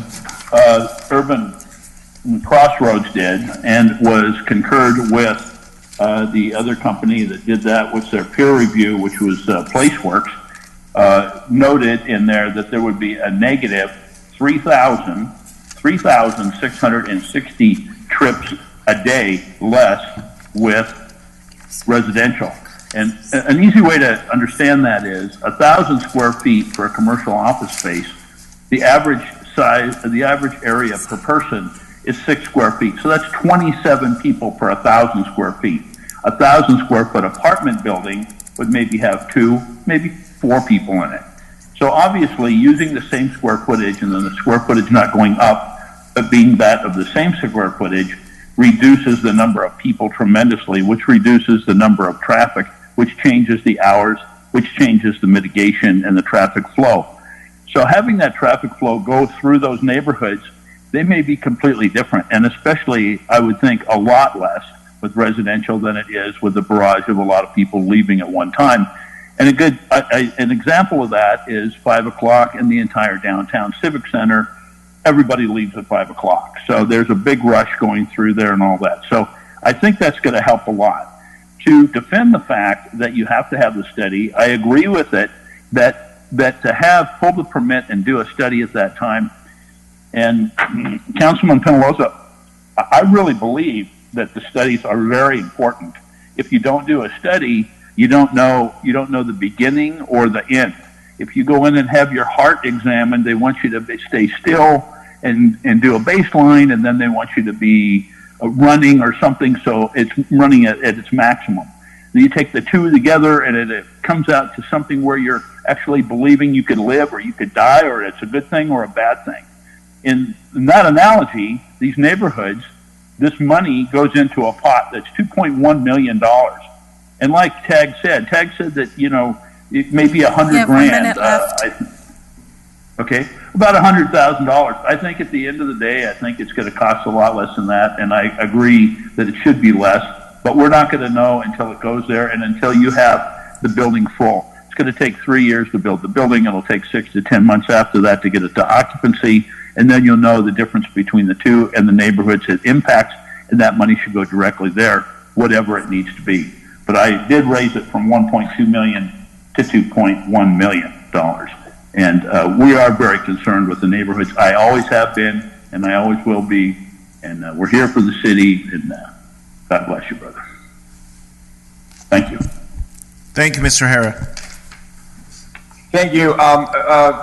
To Mr. Hara, the applicant, just hang by because other council members may have questions that you may need to answer. So Okay. let's go on to other council members, please. Mr. Mayor, I think I was next. This is Councilmember Go ahead, Solorio. Councilmember Solorio. Thank you, Mr. Mayor. First, thank you, Mike, for having made a good presentation. And I know sometimes a bigger question out there is, are you really going to build it, and can you build it? And I always remind people, that you've built some substantial things in Santa Ana, and rehab even more substantial buildings and facilities in Santa Ana, like the Santora building, the OSHA buildings, Original Mike's, various county office buildings. So thank you for that. I remember when we had multiple hearings back when I was on the council during my first tour of duty reviewing this project, and in looking at the square footage, what's interesting about this building is it looks humongous, and some would say it is humongous, but keep in mind it also is a fairly skinny building. I remember back then doing some research, and the MacArthur Place Twin Towers that are fairly new, those two combined square footage is about 415,000, maybe a little bit more square feet. One Broadway Plaza is just a little over 500,000 square feet. So that always gives people a sense of scale. Also, what's nice about what we're seeing now is that there's more residential, or some residential, whereas before there was none. And we always know that residential does generate less traffic than office. So I think that will be a good thing for the neighborhoods. I also was pleased that Mike Hara, returned my call and others when we reminded him that on the first go around there was a project labor component, and he from the very beginning assured me that he would have the same project labor agreement things in place, which provide local jobs, local resources and revenue, and less greenhouse gas emissions. Also, we're in the middle of this pandemic right now, and I think this will end up being, as many building trade leaders said, a little bit of a stimulus for this community, a local stimulus, which is good. And then finally, we do have a decent number of office buildings in Santa Ana, but very few Class A, top-of-the-line office buildings. And I want to make sure that all our kids, going through schools and colleges, that they one day are able to work in an office building in downtown Santa Ana that they can be proud of and that we can be proud of. So I'm very, very supportive of this project. Thank you, Mr. Mayor. You're very welcome. Other council members? Mr. Mayor, go ahead. Yes, if I may, this is Councilmember Iglesias. Go ahead, Councilmember Iglesias. Okay, so I just have a couple of questions. I am not questioning the fact that, One Broadway Plaza was approved by voters in 2005. And I truly, truly respect Mr. Hara and his commitment to Santa Ana. But I do have some concerns that residents have brought up. And also, I'm just a little, dismay of what's happening. We just, right now we just rescinded a vote that was going to give 256 units to for in a neighborhood, and then now we're asked to approve another 450, I believe, for this one. So it's a little concerning to me. With all due respect to the applicant, Mr. Hara, but things that were brought up regarding the environmental impact report, that it's expired, and I think that has a lot of validity for us to really look at it and really get the community input on what's going on with this project, because I know that by right he has the authority to build the building, but we are asked to change the zoning for this, so I believe that needs a lot of communication with residents. And I don't believe we've done our due diligence. And like Councilmember Peñalosa stated, based on this whole situation that we're facing with COVID-19, it hasn't given us the opportunity to really speak to all the residents and all the impacts that it's going to have. So my ask would be if, we could just delay our vote and really have more community input from our residents and from our businesses. I like the way the last speaker, the things that she said. She was on point on a lot of things, and I just feel that we're just zooming through this really fast, and I appreciate the fact that we're trying to get business business conducted in our city, and I know it's going to bring revenue. But and then the same thing was with 2525. It was going to bring revenue to the city and all that. But it seems like it's double standards. We don't practice the same with every project. It seems like we're doing a piecemeal all the time, and it's not right. Especially with the general plan amendment, we need to really look at this. And if it was authorized for just building office space, I believe that we can't really stop. But if we're asked to change it, I believe just it's out of courtesy and respect for our community and our residents. If we can just delay this vote until this COVID thing is over, and then we really get the community input, and we can take a vote then. Because right now, I just don't feel comfortable with changing it if we if we don't have everything in place.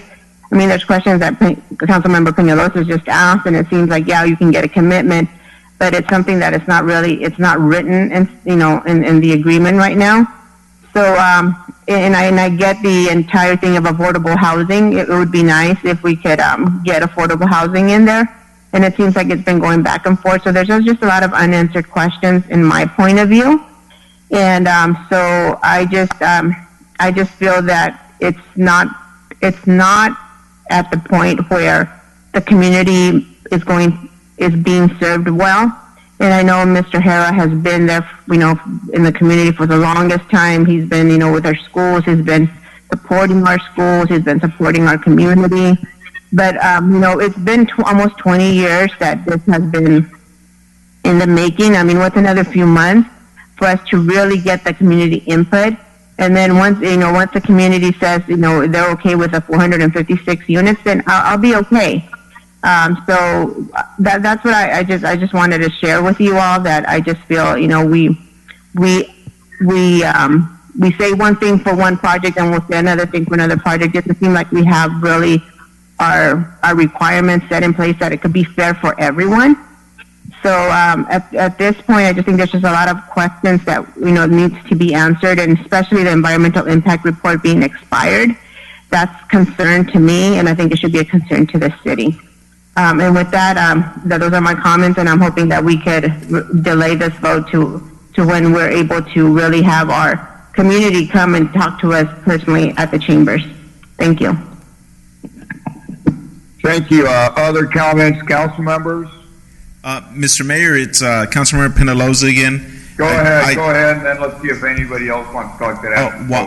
Go ahead, please, Councilmember Peñalosa. Thank you, sir. While the applicant is on the line, and wanted to ask staff, because when I met with with staff, actually, the traffic staff and the city manager last summer with the French Park neighborhood and the French Court neighborhood, and I believe Logan neighborhood residents were there as well. One of the things that brought up is that they were also concerned with not just the traffic during occupancy, but the construction traffic as well as noise that will obviously go on throughout construction, heavy equipment, etc. So I wanted to see if staff was available to I wanted to make a request if staff, as part of the building permit, could put strict limitations on traffic through the neighborhood and construction times, and maybe even study the neighborhood, so the neighborhoods surrounding the property, to see when, if this moves forward, when would be the best appropriate time to do construction, because I know that usually we'll default to construction only during daytime, because that's when. But, you never know. A lot of the residents here, there are children that go to school, but do have multiple jobs that work throughout the night and maybe sleep during the day. It'd be important for us to really look into these neighborhoods and see what the community feel is like, to see when would construction and just the traffic of construction would be appropriate. So is that something we could do, Mr. Tai, is putting strict limitations on any construction traffic through neighborhoods and keep them on, designated to one street, like Main Street or something? During construction, what we could do, if the council desire, is to place a condition that requires the applicant to submit a construction traffic plan during the construction for the city to review in order to address some of your concerns. In terms of noise during construction, there are mitigation measures already in place restricting hours of construction. So the answer to your question is yes, we can require a traffic plan for construction and incorporate it as part of the mutual declaration that's being proposed for you to consider. Okay, and that would be important for me, because I don't want to bring it up again, but brings me back to the modern-day parking structure.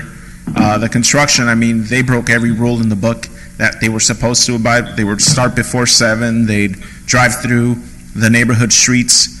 So it's going to be something that we really need to stay on top of, to make sure that any traffic concerns and nuisance is mitigated as well throughout the construction period. Thank you, Mr. Dye. That's it, Mr. Mayor. Thank you. Look, I just want to make a brief comment. Miguel, I have a comment to make. Oh, I haven't go ahead, spoken. then go ahead, Councilman Vince Sarmiento. Go ahead. Thank you, Mr. Mayor. And no, I wanted to make sure I took my turn and listened to everybody's comments. So, first of all, I just want to thank all the folks who sent emails to me, and a lot of those names look familiar.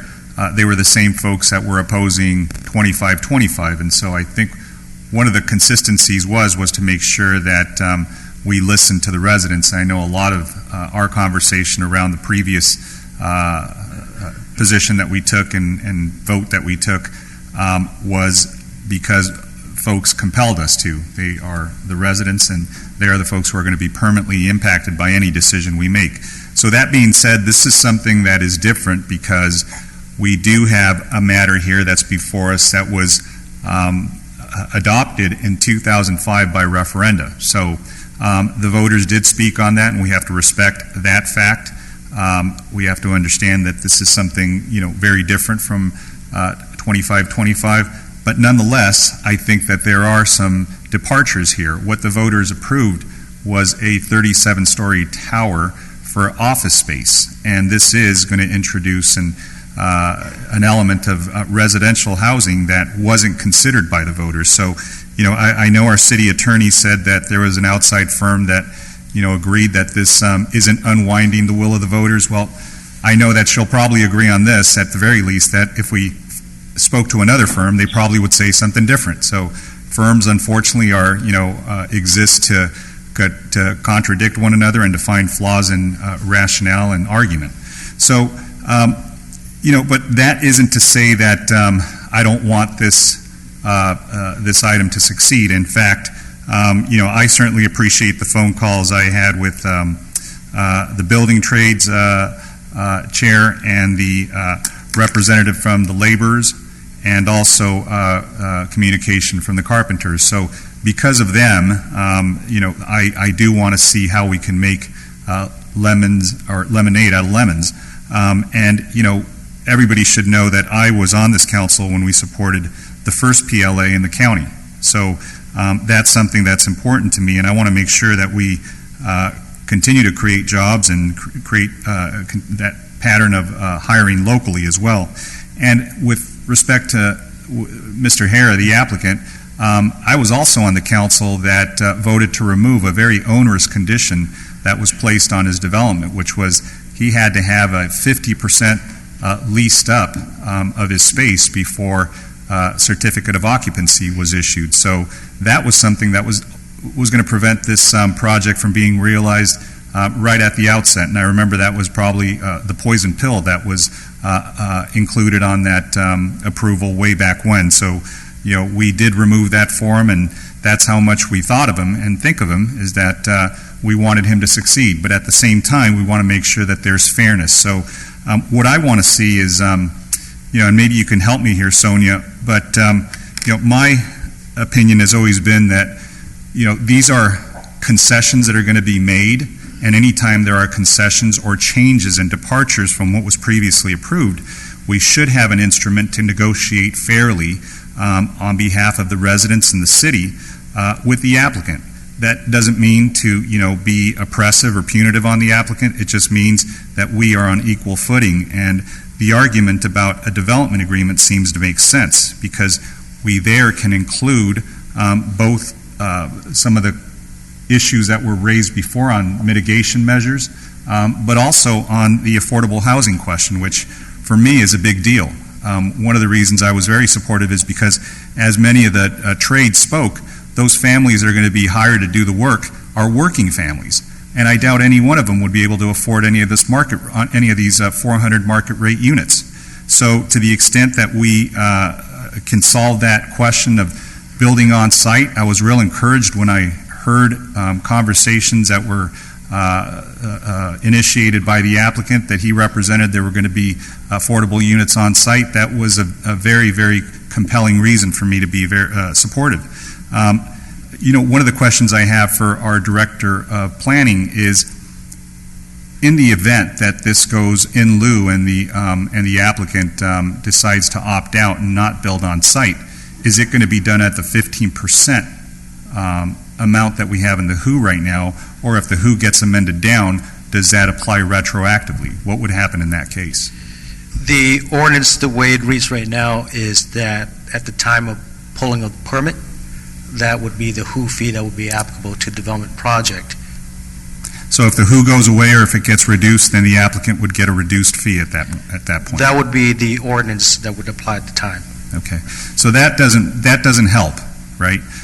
Right now, there is a projected, I think it was mentioned, a $4 million expected fee at the percentage that we currently have in the housing opportunity ordinance. That is being projected. Right. So to the extent that that gets changed, let's just say that ordinance goes away, that turns into zero. That would be correct. Okay, so, these are the things that I know that the applicant in good faith wouldn't do that, but nonetheless, we need an instrument to protect those rights that the city has, and really rights that belong to the constituents we as stewards have to protect.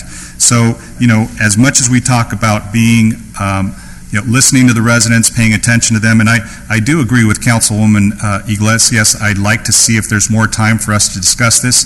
I think we're in the minority opinion, so I concede that. That's fine. I want to see this succeed, but to the extent that we do have some tool, some vessel that we can include terms that all of us can respect, not just the applicant, but also the city, because we also need to perform when the applicant is ready to move.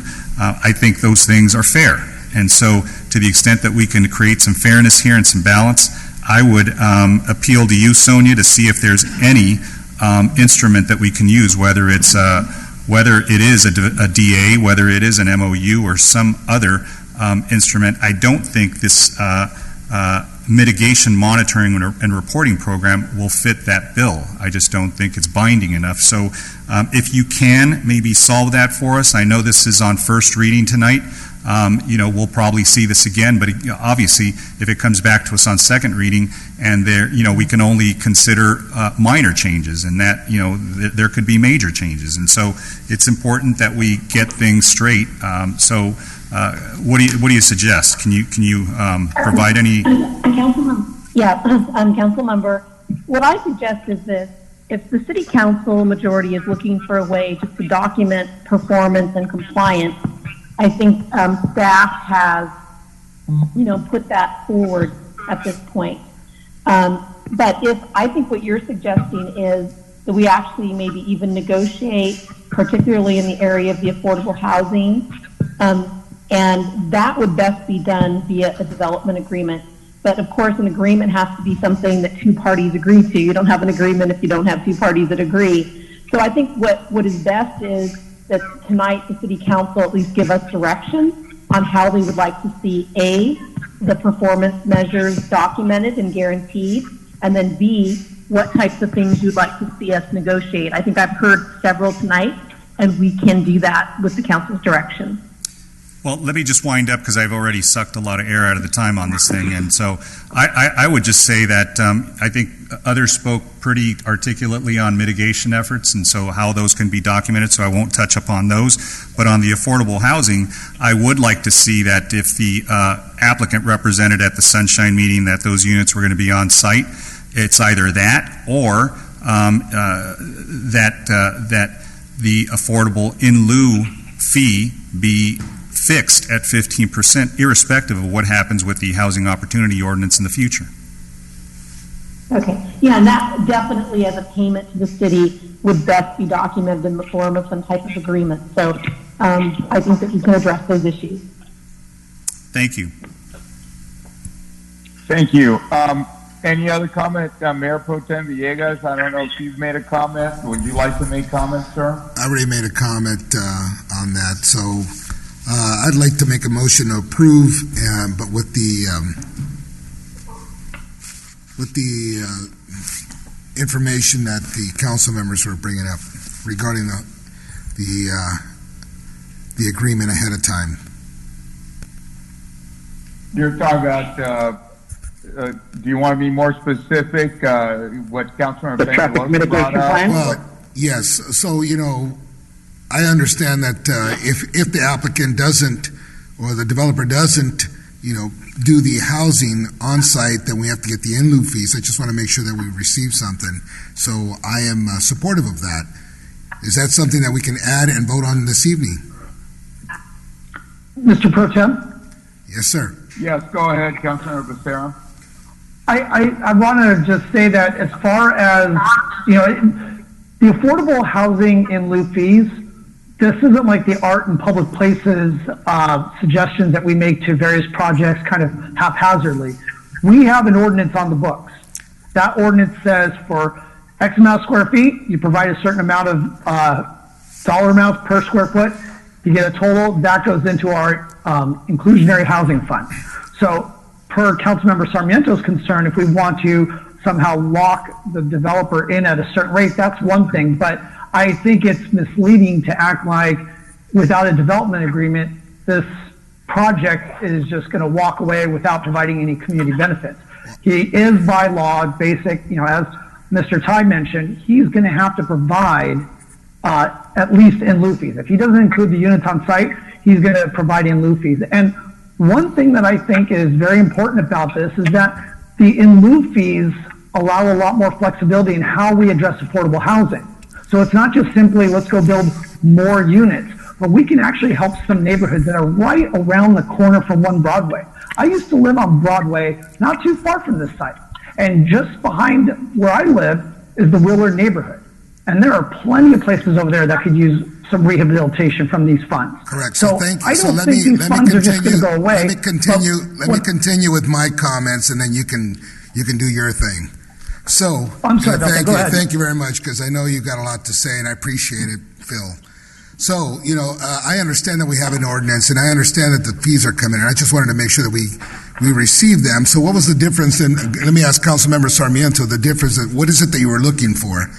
Because you just wanted, if you could clarify that. Yeah, thank you, Mr. Mayor Pro Tem. The only thing I was thinking about, and I think, the comments previous were right, I'm just saying if that ordinance gets amended in the future, I just want to make sure that the applicant is going to be responsible to pay what we're projecting right now, because the forecast of $4 million is based upon what the percentage is as it exists today. I see. Okay, thank you very much for clarifying that. Look, I just want to make a motion to approve this, and if we already have the ordinance on hand, I have faith in that, and so I'm going to make, that's my motion. I'm hoping there's a second. I'll second it. Mr. Pro Tem, I'll second it. Mr. Mayor, I'll go ahead and second, but I'd like to ask the Pro Tem. Talk, and then I'll talk to the motion as well. Go ahead. Thank you, Mr. Mayor. Thank you, Mr. Mayor. What I'd like to ask the maker of the motion is, would he be open to 2 conditions to add to it? More of just clarity, not to change what we're approving here. One would be a condition, per what I was speaking with Mr. Ty about earlier in this hearing, regarding the timing of the traffic studies as they relate to when they're conducted, adding that into the, put that into the, I believe that was the mutual declaration of acknowledgement and acceptance of approval conditions.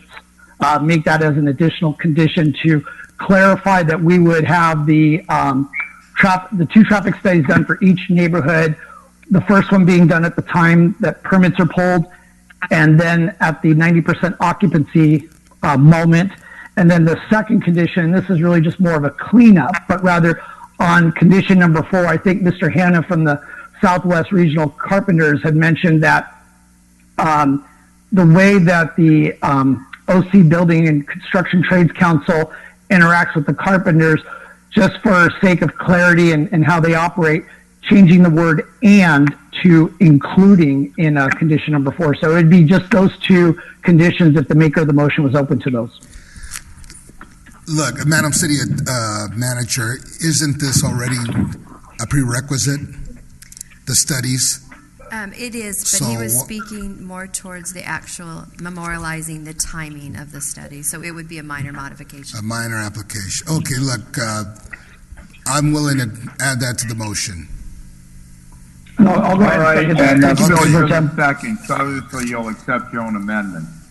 Correct.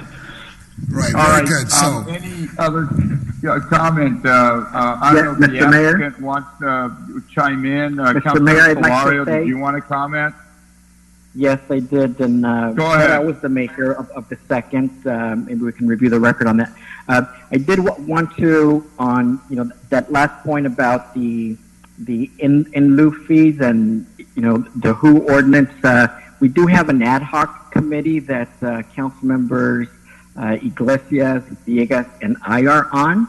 I think we've done the meetings we were required to do, and I think just staff was fine-tuning the work and the recommendations, etc. I would just ask, kind of just informally through our city manager, that we try to get that on the next meeting or two, which is I think what we ideally we're looking at as well, and that can begin to address what the fees would be. I know we had a similar concern some of us did with the Main Place mall development, and there we decided, as Councilmember Becerra and others mentioned, since there's an ordinance in place, just kind of let that be the guide. And I think the same here. We have a ordinance in place, and if we do update it, maybe this project benefits or not from any changes there. But I just wanted to give an update to my colleagues on that, and suggest that our staff bring that back with the recommendations and the ad hoc work as soon as possible. Thank you. All right, so with that, look, I just want to say that Mayor, if I may I make a substitute motion? yes, you may, go ahead.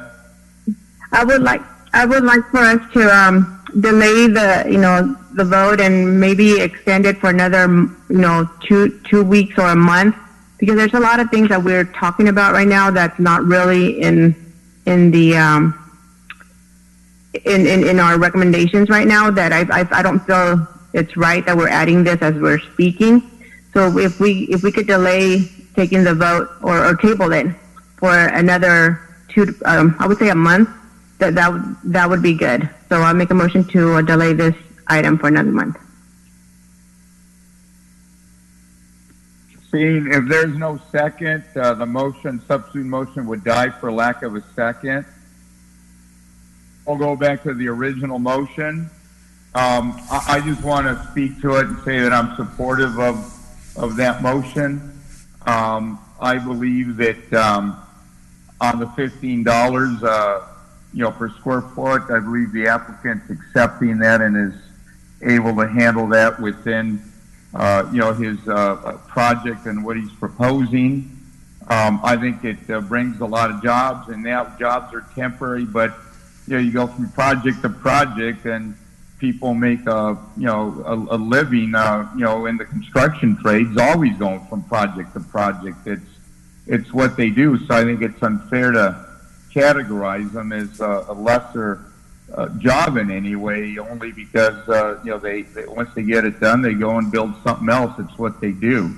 Also, I believe that this project has been around a long time, but I think it's stood the test of time, and it's really the applicant's long-term commitment to finally getting it done. And especially as we come out of the virus, I think, and we will come out, I think this will be a really strong signal as to the overall health of our city and our community. So for those reasons, and there's more, but maybe that's enough said, I'd like to ask the clerk to do a roll call vote, please. Councilmember Becerra? Yes. Councilmember Iglesias? No. Councilmember Peñalosa? yes. Councilmember Sarmiento? With the mayor's clarification on the affordable housing in lieu fee to remain at 15%, I vote yes. Councilmember Solorio? Yes, but I'm a little bit concerned about that last thing that wasn't in the motion. Well, the mayor clarified the motion, and that's the premise. I clarified the motion, and that's based on how we're voting. So That's correct. If you want maker in a second, do you accept that as a formal amendment? Mr. Mayor, can I you would state? advise that, Mayor. I would advise. Mr. Mayor, can you that, state? given- Sorry, thank you, Sonia. It's simply that, that the applicant, and I know because I had a chance when I debriefed with him earlier, he made it clear that he's ready to accept that fee level. So even if we were to change fees in the future, go up or down, as a part of this motion, he's accepting that rate of $15 per square foot. I'll accept that then. Mayor, if I may make a... Mayor Pro Tem, do you accept it? Yes, I do. The city manager would like to say something. Stand by. Go ahead. If I may make a suggestion, you do have the applicant still on the line if you wanted to ask him to make that commitment as part of the public record. I've spoken to him, but Mike, would you like to come on? Michael Hare, the applicant? Yeah, I'm on. Mike Harris here. Yes. Go ahead. Do you want to speak? Are you committed to the $15 square foot? Does that work? I think it adds a lot to the community. I think I really want to help. Everybody kept saying that I was going back and forth with saying we're going to have affordable housing or not. My lenders didn't want to put affordable housing in it, so I decided to talk more to staff. And I think after it was explained to me what they do with that money by taking that money, in this case like $4 million, and take it to the neighborhoods that need it the most, and resurrect those areas that are downtrodden, that need more work, and bring more life to the area. I think it helps raise the bar for everybody.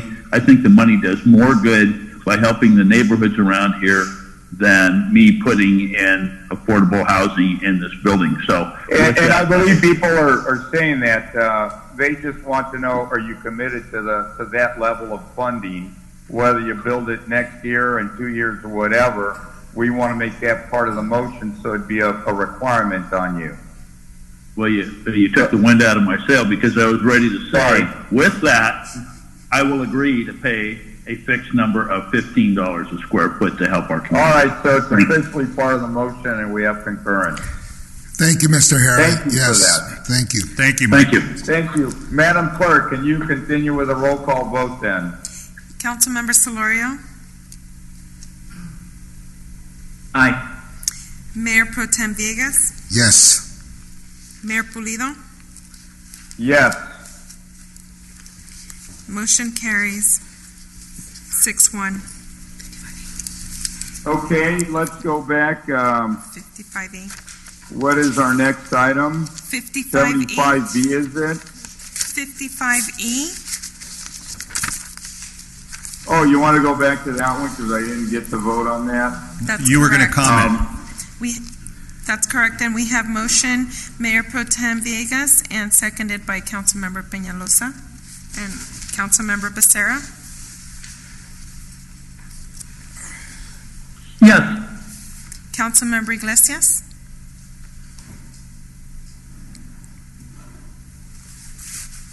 Councilmember Which one are we doing again? I'm sorry. 55E. We're going back because I got dropped at the time, Councilmember Iglesias, so we're going back and voting on that again. 55E. Oh, okay. I guess I was just waiting for your comment because I think that's what we were waiting for. So, okay. 55E, yes. Councilmember Peñalosa? Yes. Councilmember Sarmiento? Yes. Councilmember Solorio? Yes. Mayor Pro Tem Villegas? Yes. Mayor Pulido? Yes. And if you want, I think I got cut off. I simply want to state that I believe in the future we're going to be much better off because I know the city manager is going to be watching this very closely. And that $13 million in potential additional revenue for transportation, it's much needed. We actually need much more than that, but 15 million is 15 million, and it's a very good thing. So I know that it was tough over at OCTA. They gave me a hard time, but I knew we were right. I knew that even though they put us under very heavy scrutiny, we'd be able to back everything up, and we did. That's part of what I want to say when I got cut off earlier. So with that, let's go back to, I believe we're on item 75, B as in boy. Is that our next item? Yes. And this is a public hearing, so it's time and place. We're talking about adopting a COVID-19 response funding plan, authorize agreement of approvals, etc. Madam City Manager, does this involve Ultimate in any way? Yes, Mayor. So the item before you is to take the $6.4 million that we're receiving specifically for a COVID response. It is pretty restrictive what we can use it for. And I did already enter into a letter of intent with Altamed for $250,000 as part of this funding stream because of their financial situation at the time. We have a brief presentation that shows for each one of the buckets of money. If I don't want to vote on that, should I just abstain on the whole thing? I've worked with Castro de la Rocha before. He's the director of Ultimed. I'd rather not participate if that's the case. So let me turn things over to Mayor Pro Tem, please. Thank you, Mr. Mayor. Go ahead, Madam City Manager. So we have a brief presentation for you, Mayor Pro Tem, that will show our recommendations as to how to spend the money that we're receiving. And I'll turn it over to our Executive Director of Community Development, Stephen Mendoza. Director Mendoza, you're recognized. Thank you very much, Mayor and Council. How are you tonight? Thank you for allowing me the opportunity to speak. As when Council looks at their staff report, you'll notice something called Exhibit 4. If you open Exhibit 4, that is the meat of what we're going to be discussing tonight. The rest of the items in the agenda item and the recommended action are to implement that. So I don't want you to get lost in all that confusion. The item, Exhibit 4, is the spending plan. The rest of the items in the action item are to implement that change because these are federal funds and state funds for different agencies. So you'll see a lot of actions.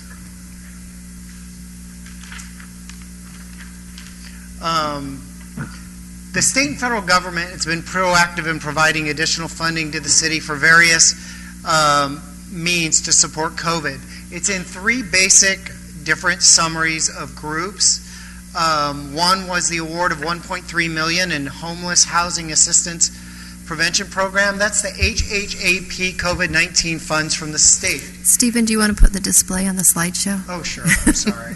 Let me change my view. Thank you.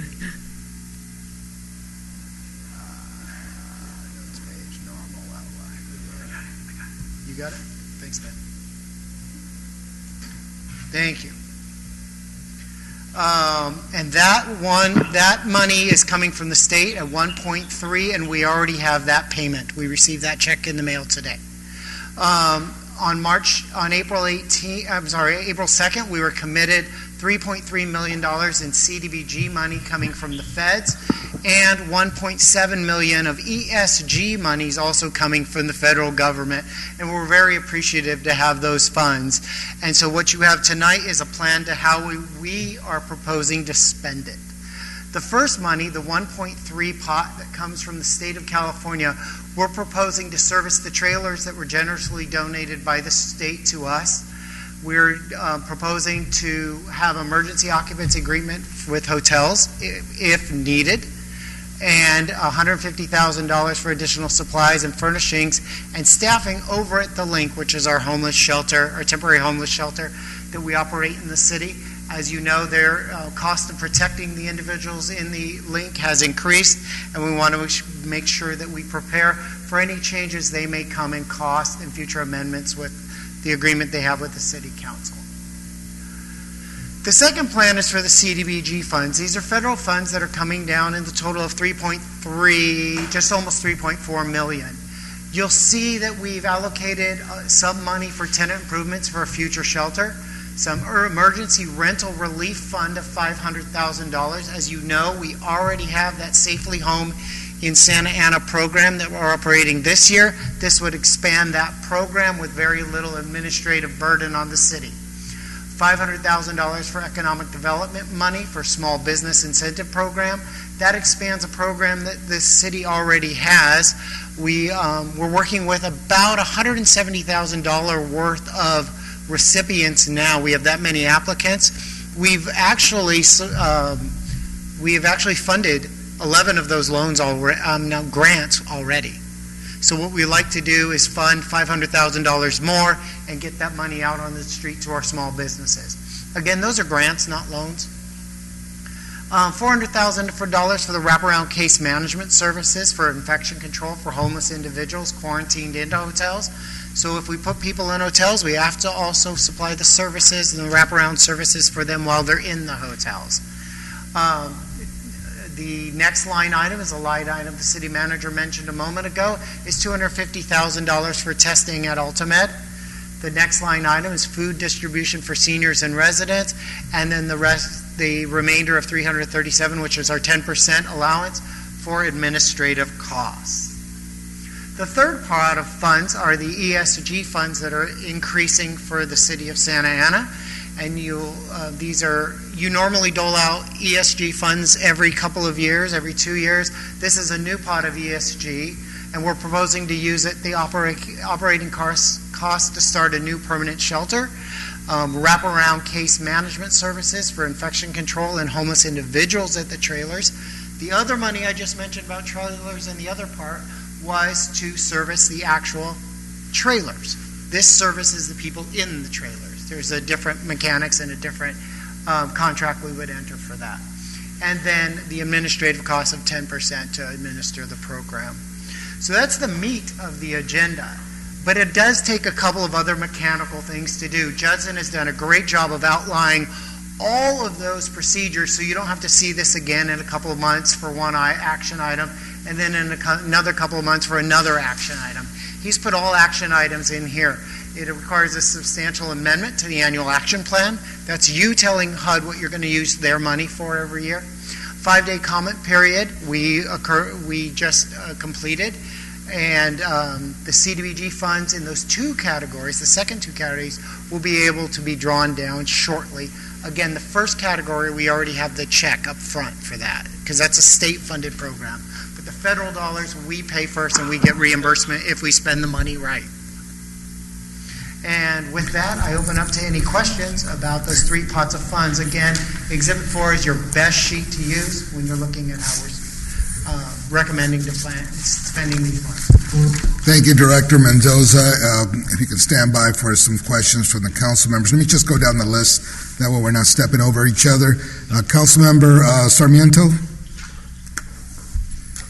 Thank you, Mr. Mayor Pro Tem. Thank you, Stephen, for that presentation as well.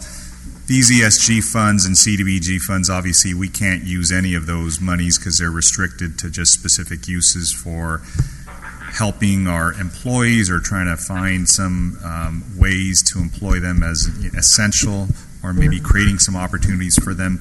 Are there any funds that we expect that might be able to allow us to do that? And I know we've had extensive conversations with the city manager, and obviously we're trying to compel the county to hopefully release some of the monies that they're going to be receiving soon. To the extent that, is there anything that we can use these monies for with the exception of what you enumerated? Not in these three categories of funds, but again, this changes daily. New funds and new bills are suggested by the feds on a daily basis. So we're watching those funds, and if you're throwing that out there, we will look for those kind of things in all of these funds that come our way. That'd be great. Thank you for that. And I would say, to the extent that we have two very strong advocacy firms that are on our payroll, let's make sure, and I've been getting some of their updates as well as some of my colleagues have and staff, we want them to be laser focused on trying to advocate as strongly as they can, and I know the mayor has been doing his part in trying to convince the other 33 mayors to join him in making sure that our rights are protected. But obviously, sometimes it comes to population size thresholds that have been set in some of the legislation in Washington. But look, let's just keep on looking. We'll look out for that, please. Thank you. Councilmember Solorio? If you have any questions? Thank you, Mayor Pro Tem Villegas. comment and then a question. I thought the plan was very well put together, especially in this short period of time. And thank you also for putting some additional dollars into that rental assistance program, because in these times of need, that's really helpful and tangible. My question is regarding the testing. Ultimate is great; they're fabulous. I'm glad that they're part of this effort. I did notice that it mentioned, like, if they receive dollars from elsewhere, that then they'd reimburse us back, or they wouldn't bill us for some of that. And I thought that was good. But now, in particular, that the county today announced that Ultimate is a big part of their effort with free testing, and they made mention of Bristol site in Santa Ana. Is that the way that's going to work, or is it going to be additive, or maybe you just kind of compare the contract to see? Thank you, Council Member. We would need to look at what the county was actually contracting with, because if it was for a different scope of services, it wouldn't technically be reimbursing them for what we were reimbursing them for. But we certainly can look at that to see if there's any way to recover any dollars that they did receive reimbursement for. Yeah, just so that it's clear, and again, I don't mind if it's additive. I just want there to be clarity on what the metrics are, and I'm really happy that the county also reached out to them too, because I know in the past it was a little bit of a rocky relationship as well. Thank you. Thank you. Councilmember Peñalosa. Thank you, Mr. Mayor Pro Tem. And thank you, Stephen, Mr. Mendoza, for that presentation. It was very informative and well put together. I'm happy that we're using all this money for very much needed throughout the different allocations that you listed. But I had a couple questions in regards to some of the amounts. One, for example, was the $400,000 being used to service trailers that were given to us by the state of California. I mean, it's 22 trailers, and this is just me trying to wrap my head around the cost of servicing a trailer. I can't afford one of these trailers. I've seen them; they're really nice, and I know that all of them, whether it's a boat or a trailer, they all come with maintenance costs that are I wouldn't know anything about.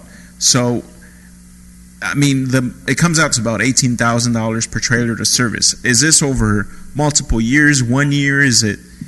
Can you elaborate a little bit more on that? Well, actually, when we put this table together about 2 weeks ago, this was a guess, and I thought it was a little high. But now that we're actually servicing the trailers, we're emptying the black water and gray water twice a day for some families of 6 that are in one trailer. We are seeing that they may actually reach a higher amount than we expected.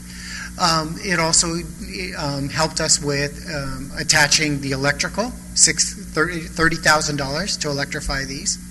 And again, servicing them, electrifying them, providing the water service for them, and everything that goes with the physical repair. We even had to build steps on them, and we also have to pay a firm to train the residents how to use a trailer. When you and I rent a trailer, we kind of get a walkthrough from a rental company telling us how to use their trailer. We had to do an orientation with both the city staff and Mercy House staff, and then also the users of the trailer who are occupying the trailers. And we have to pay a firm for that purpose. So we're paying Mike Thompson RV Company to do that for us. So we have a lot of agreements that we actually didn't predict. So do I think I'm going to spend the $400? No. Am I going to get closer to the $400 than I originally thought? Absolutely. And we still have 7 parked at another location we can move over on to the link that are going to incur costs. Thank you for that. That really breaks it down. So, and just one thing that you mentioned mentioned the family of 6 living in one of these trailers. Yeah. I was under the impression that these were going to be used to isolating potential COVID-19 homeless patients. Mm-hmm. Is that not the case? Now we're just using them for families? No, they are for isolating, and this family needed to be isolated because they went on a day trip, and they were exposed to a relative who was positive. Oh, so they're being isolated together, even though there's 6 of them. Okay, yeah. So they okay, that makes sense. And one of the other things that caught my attention was you also allocated or noted money for hotel rooms and a block of rooms for homeless individuals as shelter beds. Yes. Do we know where these hotel rooms will be? What hotel we had in mind? Is it something that's going to be here in our city? Yeah, what we did, we started out with surveying our hotels of who was interested. I have a list of 3 hotels that might be interested in this. We do not have any agreements with those hotels because we don't think the need is there yet. This is in case. So this is just in case the link, whether it's filled or closed down, and the trailers, and then the additional shelter that we're hoping gets off the ground sometime later this year. We're also using the county hotel system. The county has reserved hotels. We place 4 people from the link in the county hotels as well. Okay. Before we drop the ball, before we go for our own hotels, we'll exhaust all other things as well. We could also use hotels for our own public safety officers, for our own police. We could also use it for nurses. So it won't always be for homeless. So we have to be careful what pot we pull from. As you notice, some of this money's for homeless, some of this money's just for COVID. So we have to be very careful. So we've tried to make it as broad-ranged as possible. And if you remember 4 or 5 weeks ago, they predicted homeless would be really impacted by COVID. We're not seeing it in Santa Ana yet.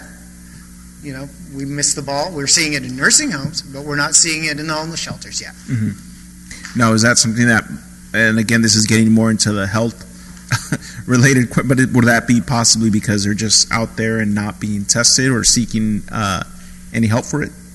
There's many theories. If you ask people in the street, there's people are suspected they have a really healthy constitution. They've been on the street for years. They can fight a virus. But I think it's not good for me to say. I'm not a medical professional.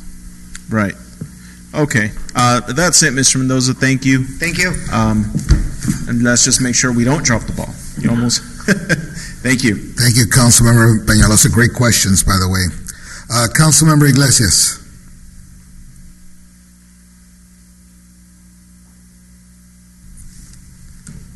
Yes, sorry about that. Okay, Stephen, I do have questions regarding the contract that we have with Altamed, or maybe the city manager can answer these questions. But I see in the staff report that it's about $250,000 that, she's already allocated. Are we going to be doing anything in addition to that? And my second question is, how are we determining who's going to get tested? How does that happen? Because I know a lot of the community has been asking, where can we go get tested? Where can we, if we don't have the resources?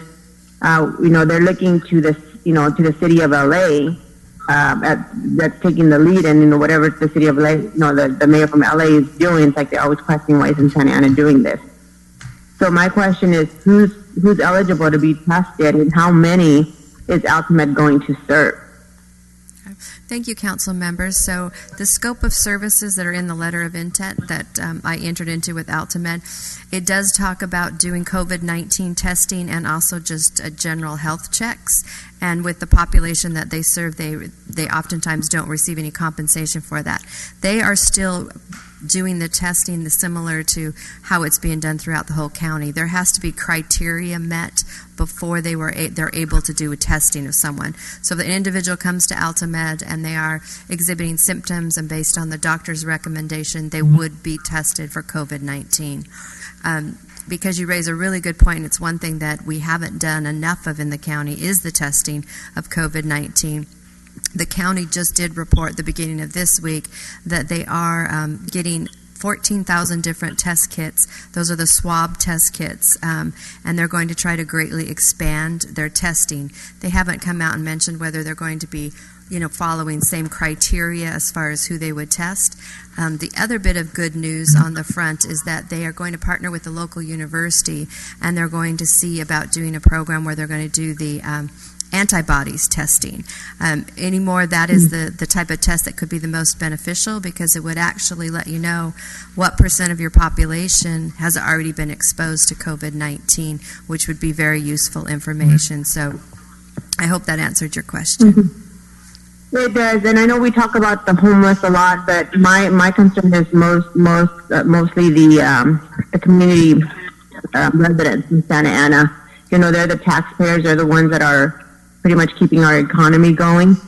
So what's the criteria for them? The selective, I would say maybe like the selection process for those to be tested, because I just feel we don't put enough emphasis on our residents, and we're putting a lot into the homeless, probably the homeless crisis, which I believe has to be a county thing. A responsibility. So I understand the ones that may be at the link, but the others, I just don't understand what would be the criteria for them to select them to be tested. I can't speak as a medical profession, but I will say that our funding for Alta Med is to provide those types of services to only Santa Ana residents. So that's aside from the link, right? Or is it you're including the individuals living at the link? No, this is completely separate from homeless. This is a funding financial commitment to a local medical care facility to provide services to our residents. Okay, awesome. And is there going to be a charge, Christine? I believe they work on a sliding scale based on the patient's ability to pay. Okay. So is there an income limit to them being eligible for testing? I'm not aware of any. I really can't answer that. I'm not aware of any, though. Not related to funding. Yeah. Okay. So if you could double check on that and just make sure that we have that clear, because there's some individuals that they don't meet the requirement of being on the side, it's what the federal government considers like the federal poverty level, but they're barely making ends meet. So it wouldn't be fair to not allow them to be part of the testing if they're seeking that type of assistance. Yeah, that should not happen, because if we are funding them and a Santa Ana resident comes in and is exhibiting the system and meets the medical criteria, they would provide the test. Okay, thank you. Thank you, Mayor Protem. Thank you very much. Councilmember Becerra, and then there's a follow-up question from Councilmember Peñalosa. Go ahead, Phil. Thank you, Mr. Protem. I just want to thank staff for the presentation, and listening to my colleagues, pretty much asked all the questions that I was going to ask. So in the spirit of time, that's all I have. Thank you. Thank you. Councilmember Peñalosa? Thank you, Mr. Mayor Pro Tem. Mr. Mendoza, one final question in regards to the rental relief fund, which I know is extremely important and very much needed here in our city.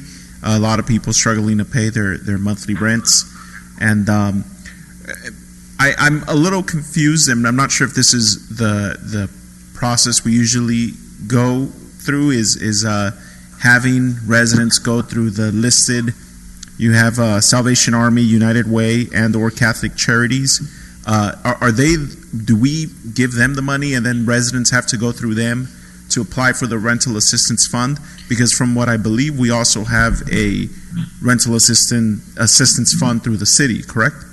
Well, we have what you normally call Section 8, totally different than this program. If you remember, in the end of last year at the budget cycle, there was a council member who requested money for rental assistance. We provided a $25,000 program for mobile homes, and I believe a $100,000 program for Safely Home in Santa Ana. This is an extension of that program. Oh, okay. So we had $100,000 for these charities to administer it on our behalf. Now we would replenish it. Awesome, which I'm 100% okay with. I just want to make sure that we're still putting out very easily accessible information to our residents, social media, email, whatever means necessary for them to know that these funds are available and have been available for them to apply for. And if there's any resources that we could put towards this program to not have a 2-3 month waiting period for a resident to hear a response or get some kind of a relief, that would be appreciated. Those are my comments, but thank you for clarifying that. That's it, Mr. Mayor Pro Tem. Thank you. Thank you very much. My brief comment. Thank you, Stephen, for your leadership. Thank you for putting all this together. City manager, the whole team. Judson back there with a little mask on. It was nice to see you today, and we got Paul back here. Also, thank you very much for all your good work on this. Is there a motion and a second on this? I'll move it. Okay, I'll moved second by by Sarmiento, Peñalosa. second by Peñalosa. Madam City Clerk, call the roll. We have public comments at this time. Oh, that's This is a correct. Public hearing comments. item. Public And- comments. And Mayor Pro Tem, we also received correspondence on this item. We received a total of 7, and they were all general public comments. All right, thank you very much. Okay, Yeah. so at this time, I'm going to go ahead and open the hearing for public comments. Okay, thank you. Caller, if you could please clearly state your name and state whether you're in support or in opposition to the item and why. You have been unmuted, and now you have 3 minutes. Hello, my name is Kaylee. Good evening, council members. I would just like to state that I am in favor of an emergency rental relief fund. I would just like to mention that there are prerequisites for the Safely Home program that will actually exclude a lot of renters in the city. For example, one of the requisites is to verify that you'll be able to pay the next month's rent after receiving the assistance. That will exclude a lot of people. It also says that you should be able to provide proof that you've received a notice of eviction for non-payment of rent. And currently under the statewide judicial orders, there are eviction notices that cannot be served, so this would also exclude a lot of renters. Additionally, I'll just state that I currently volunteer for a tenants' rights hotline in Santa Ana to help tenants send letters to their landlords to qualify for the rights that the city provided under the moratorium. And I would just like to state that it's very important to have these funds because many landlords are still threatening to call the police because of past due rent, as well as rejecting tenants' letters that would qualify them for the right to repay rent. So having extra funds to even pay for legal support would be very important for tenant safety. And then additionally, I'll mention that one of the best methods to respond to COVID-19 on behalf of housing and homelessness without having to use government funds to do so is to extend the rent freeze that is currently in place until May 31st. But if it is extended until 6 months after the emergency is over, matching the timeline of the moratorium, then many renters will be able to get out of the debt and have an easier time paying back their rent that is past due. Some stories I'm hearing from people on the hotline is that they had the maximum rent increases permitted under AB 1482, which is 8.4% prior to the rent freeze. So their rent went up on April 1st, but the rent freeze was enacted April 7th. And so people are very concerned about how to pay back rent past due in addition to staying current with rent payments. So extending the rent freeze allows renters to relieve some of the debt from this crisis without having to use government funds. Thank you for your time. Thank you very much, and I'm going to have the city manager address the comments on the rent issue after all the callers. All right, thank you very much. Let's continue. Caller, if you could please clearly state your name for the record and state if you're in support or opposition to the item and why. You have been unmuted, and now you have 3 minutes to speak. Hi there, can you hear me? Yes, we could hear you. Thank you. My name is Nathaniel Greensides, and I am in support of it. However, I'd like to bring up the fact that it doesn't do enough to ensure that folks who are experiencing issues with paying rent currently during COVID aren't also going to experience even further issues once the pandemic and the shelter-in-place orders are lifted. And so I want to bring up specifically the point, an earlier point from tonight about item 25A, where City Council voted affirmatively to give Mr. Mike Hara an extension on how he's going to further develop Santa Ana, and yet Santa Ana City Council is not taking any action currently to ensure that the rent increase moratorium during COVID pandemic is extended past the shelter-in-place orders to ensure that residents who are currently experiencing issues with paying rent and would experience further issues if the rent was currently increased, get a chance to catch up once the orders are lifted. And I want to say that City Council needs to make sure that they're doing the right thing and ensure that the rent freeze and eviction moratorium remains in effect for at least 6 months after all the shelter-in-place orders are lifted. And it's not an impossible thing to do. City Council has that power. And so please make sure you do the right thing. Thank you very much. Thank you for your comment. Next, Madam Clerk. Caller, please clearly state your name and whether you're in support or opposition to the item and why. You have been unmuted and now you have 3 minutes. Hello, my name is Maria Ceja, and I am in favor of a rental relief fund. But as mentioned before my comment, there are certain prerequisites that do not allow a large number of the city's population to apply to this rent relief fund. Also, I know that there's a prerequisite that's asking for a W-9, and I know that that excludes the undocumented population, which is a large percentage of the Santa Ana population.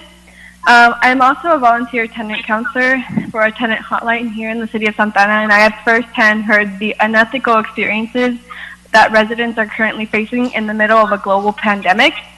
And I would also like to follow up with the comments mentioned before me that a rent freeze, like the extension of a rent freeze is necessary, especially if people are trying to pay back the rent they weren't unable to pay during this pandemic. And to be topped off with a rent increase, that burden would lead to severe complications and can even lead these tenants to be homeless or displaced from their longtime community. Thank you. Thank you for your comment. Okay, caller, if you can please clearly state your name. Last caller. And whether or not you're in support or opposition to the item. You have 3 minutes. You have been unmuted. Hi, can you hear me? Yes, we could hear you. Hi, Mayor Pro Tem and other members of the council. Santa Ana renters such as myself are reaching out to you today to urge you to expand the rent freeze for 6 months after the emergency orders are lifted. If renters are still being expected to pay back rent, even though millions across the state have lost their jobs, having to deal with rent increases on top of the debt they already have accumulated will make it impossible for them to ever catch up. Freezing the rent increases for at least 6 months after the period of emergency will facilitate recovery after the pandemic. Without a rent freeze, renters will be fighting an uphill battle against insurmountable debt.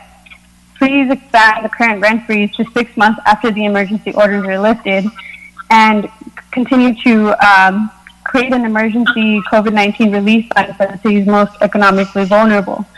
LA has already created a similar fund through their Angelino debit card program, and many members of our community will not be eligible for federal stimulus due to their immigration status. The governor of California will release funds next month, but only a maximum of $1,000 will reach each household. Follow in the footsteps of LA and provide economic relief to low-income residents. This will help our community recover after the crisis and protect against further destabilization. Furthermore, like other folks have mentioned, the current Safely at Home program in Santa Ana has a lot of prerequisites that have made it really impossible for us to connect community members to those funds. For example, the W-9 is required of landlords to fill out to receive the rent payment, and many of them, because they take cash payments from tenants left, and they don't want to pay taxes on it, they refuse to fill out that W-9. So then the tenants aren't able to use the rental assistance fund, and then they end up getting evicted anyway, even though the fund exists. So it'd be really great if you all are going to funnel those $500,000 into this program, that you address the current issues with it. So the W-9 is one thing. The second thing would be removing that prerequisite that they have to have a 3-day notice. Right now, 3-day notices can be served until after June. So how are tenants supposed to make use of the funds if they can't prove that they have a 3-day notice? It also doesn't make sense for them to have to prove that they have the rent for the following month. If it's an emergency rental assistance fund, it means that tenants don't have the funds right now, and they may not have them in the future, but this is to carry them over through that specific month. Thank you. Thank you very much. Thank you. And was that the last caller? Okay, we have one more. That's the last caller. May I remind the public that the rent freeze is not on the agenda, but we are going to have the city manager address it. But you need to stay on topic of what the item is on the agenda. All right. Well, thank you very much. Go ahead and let's continue with the caller. Yeah, caller, if you could please state your name for the record and state whether you're in support or opposition to the item. You have 3 minutes. You've been unmuted. Hi, good evening. My name is Carla Juarez, and I am in support of helping the tenants in Santana. And I do want to share my experience with helping tenants in Santana. I am a community activist, and I've heard many stories, and I've helped people through different walks of life. And I have reached out specifically to Councilmember Iglesias and Councilmember Peñalosa, and I only received a response back from Iglesias, and she referred me back to the city manager, which referred me to another person. And that person specifically said that there is no assistance. It was in Spanish. Said, por el momento no existe asistencia monetaria para residentes de la ciudad de Santana, saying that there is no assistance. It could be offered for renters who have not been able to pay their rent because of COVID-19. And there is a lot of harassment from landlords, not accepting letters or harassing them, scaring them that they're going to call the cops to get them kicked out. And even though that there is a protection that allows them to pay or make a payment after May 31st, landlords are lying to them, saying that this is not true. They don't accept their letters, and they're putting fear in them that they have to pay or they have to move out. And even that said, I have tried in many different places where they could get assistance, monetary assistance. Like, for example, Salvation Army, they stopped accepting any applications after April the 7th because all of the funds have been exhausted. They're going to be accepting applications for the rent that is due in May on April the 27th. But everyone else who still has not been able to pay their rent from April, You have 1 minute left. they're just out of luck, and they're going to be evicted. So right now, not only do we have a global pandemic, but we're going to be facing a debt crisis, and then we're going to be facing the eviction crisis. And I also want to say that I'm in favor. I know you said not to talk about it, but pushing the 6 months protection for no rent increase. So that way it gives a fighting chance for everyone to catch up, because we will be facing a debt crisis, and then that will turn to a eviction crisis. Thank you. Thank you very much for your call. We are now going to close the public hearing, and we're going to move on to council member comments on this, but I would like the city manager, if you could please address this. I understand our police officers here in the city do not assist with evictions. That is the sheriff's department's area and the county of Orange. So our police department is not involved in that. I believe that if the public were to be worried about or concerned about that, I recommend that they contact the county of Orange, who is charged with handling evictions.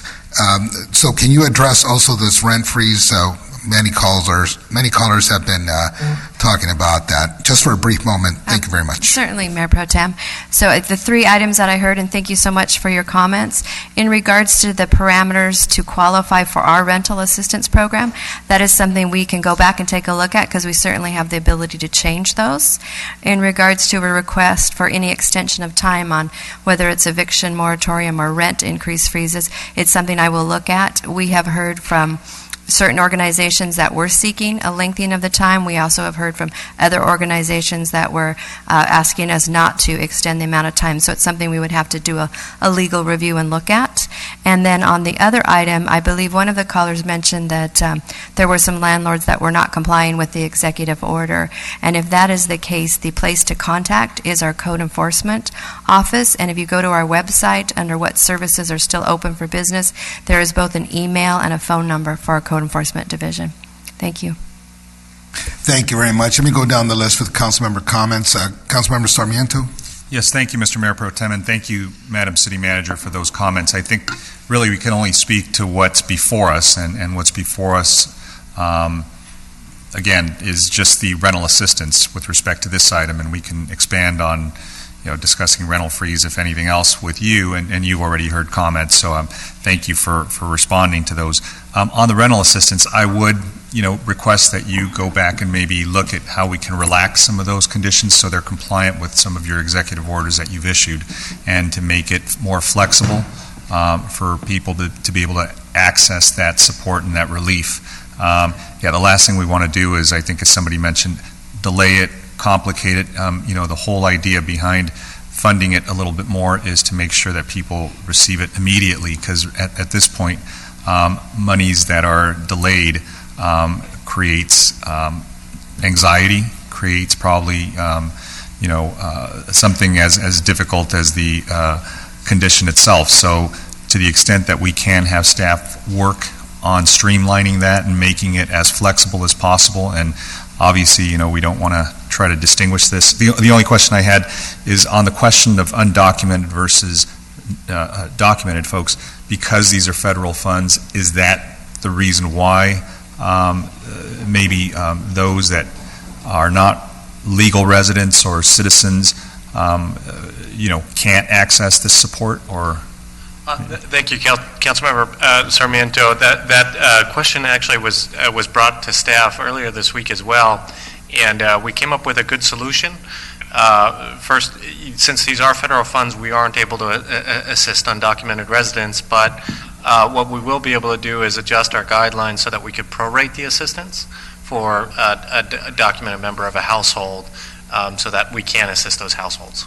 All right. And, to the extent we obviously have to comply with the conditions of monies and the sources of where we receive those funds, we have to do that. We can't violate the law, but to the extent we make it as accessible as possible, that would be my direction. So thank you for your comments, Madam City Manager.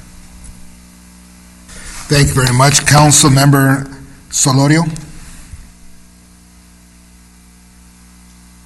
Yeah, I think I spoke to this item already previously. I was thankful for the plan overall and the rental assistance program in particular, so I'm good and in support.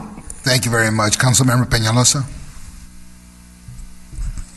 Thank you, Mr. Mayor Pro Tem. Back to my comment that I mentioned earlier, Mr. Mendoza, and that's why I was mentioning it, is that I want to make sure that we're putting out that information and making it easily accessible for the residents to apply for these funds, because again, this isn't rents are due or whatnot, and people are suffering, and they don't have the luxury of time to wait or savings, and making this easily available to them is going to go a long ways with our community. Just like we a year ago when we fixed the way that the council discretionary funds, how that was taking a long time, 2 months to get to the nonprofits' hands, and we fixed that so that it doesn't take that long. That's something that we should look into to make sure that the residents are able to get these funds quickly when it is needed. And I do agree with the comments that were made about making these monies available to undocumented residents in our city that do not have the IRS and financial information disclosures to provide for these funds. But I am supportive of this item. Thank you, sir. Thank you very much. Councilmember Iglesias. Can you hear me? I'm sorry for whether I got disconnected. Yes, we can hear you. Okay, thank you. Yeah, yes, I agree with what's been shared, especially with the callers. asking us to facilitate the process of getting the funds for the rental assistance. I've been contacted by a lot of community members asking, it's like, when can we expect help? And it just seems like there's so many hoops that they have to go through in order to get the assistance that as a council we've approved. So I'm glad the city manager is going to be looking at that and being a little bit more, I would say, reclassifying the requirements on, how it is to get the money back to the residents. And another thing that I wanted to ask is, I know we're talking about the residents too, but I believe there's also one for the businesses. Is there a business rental assistance? Because I know I've been contacted also by business owners, and they're not able to pay some of their rent, and then the landlords too, they're losing because they have to pay their rent too. So what is the process for them applying for rental assistance, and how long does it take? So we at Santa Ana, we don't offer rental assistance for the businesses, but there is a small micro incentive grant that's available to small businesses. There's a number of SBA loans that are available to businesses. There's ability to write off some payroll taxes, but probably the best thing for small businesses is the Paycheck Protection Act, which initially allocated $350 billion, and it quickly went really fast, but they have just now taken an action. They're finalizing it that will put more money into that program, and that's a program where a small business can get a loan from the government to pay for things such as rent, utilities, and payroll. And if they use it for those things, the loan is completely forgiven and there's no interest to it. So it's a grant. So I would encourage our businesses to look out for the next tranche of that money. We have a wealth of information on our website in the Community Development Department on all of the programs that are available for small businesses. And we have routine meetings with the Chamber of Commerce to also help try to spread the news to all the businesses that we can reach as to what type of assistance is available for them. Okay, thank you for that. And then I just have another follow-up question for the rental assistance. For the rental assistance, is it only for individuals that have like a lease under their name, or could it be rental assistance? Say, especially here in Santa Ana, there's a lot of multifamily individuals living in one dwelling. So, say they're renting a room. Is that something that does it qualify for them to receive rental assistance, or does it have to be a lease under their name? Councilmember Iglesias, Judson's going to take the revisions and all the comments tonight and then get them to his staff for revisions. One of the things he is considering is subtenants in these apartment units and rentals as well. Oh, okay, good, because I know I've received a lot of questions on that. So that'll be good. So thank you for all the information that you've given us, and I want to thank the callers that called in regarding their concerns. It's the only way that the council knows what's going on in the community is hearing from you all, and I just want to thank the community for being involved. Thank you very much. Councilmember Becerra? No, I'm good. Thank you, Mr. Pro Tem. All right, thank you very much. My quick comment is that, yes, I'm in favor, and let's see what we could do to help people with rent. This is, we're all in this together, and it's tough, but eventually I think we might run out of money. God, things are so bad, but let's see what we can do, and I'm in support. Is there a motion and a second, right? We already had that? Yes, I got. Okay, Madam Clerk, can you call the roll? Yes, and I have the motion to be Councilmember Sarmiento, seconded by Councilmember Peñalosa. Councilmember Becerra, if you can please provide your vote. Yes. Councilmember Iglesias? Yes. Councilmember Peñalosa? Yes. Councilmember Sarmiento? Yes. Councilmember Solorio? Yes. Mayor Pro Tem Villegas? Yes. And Mayor Pulido abstained. So I have 6-1 with Mayor abstaining. Okay, we can get the mayor back on the line. I'm on, Mayor Pro Tem. So let's go back to the staff. Where are we? Are we We just finished 75B, was that? We are at 85A now, Mayor. All right. Councilmember Iglesias, I believe this is your item. Yes, thank you. So this item is to discuss and consider directing the city manager to direct staff to explore waiver of late fees for other miscellaneous fees.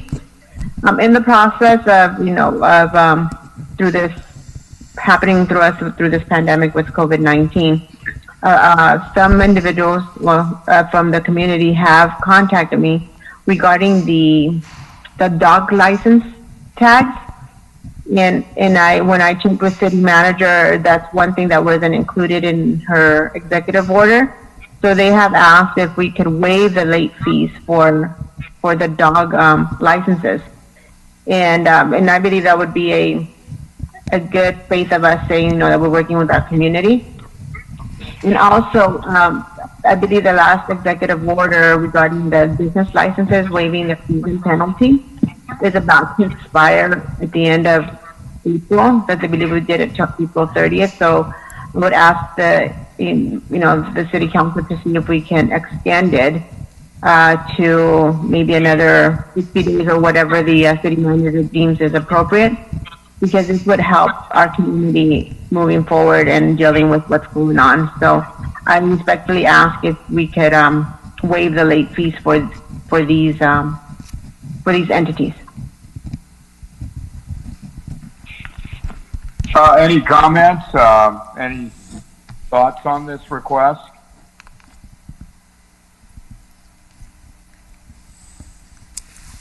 All right, seeing Mr. none, Mayor, I think we. I have Yes, a comment. go ahead.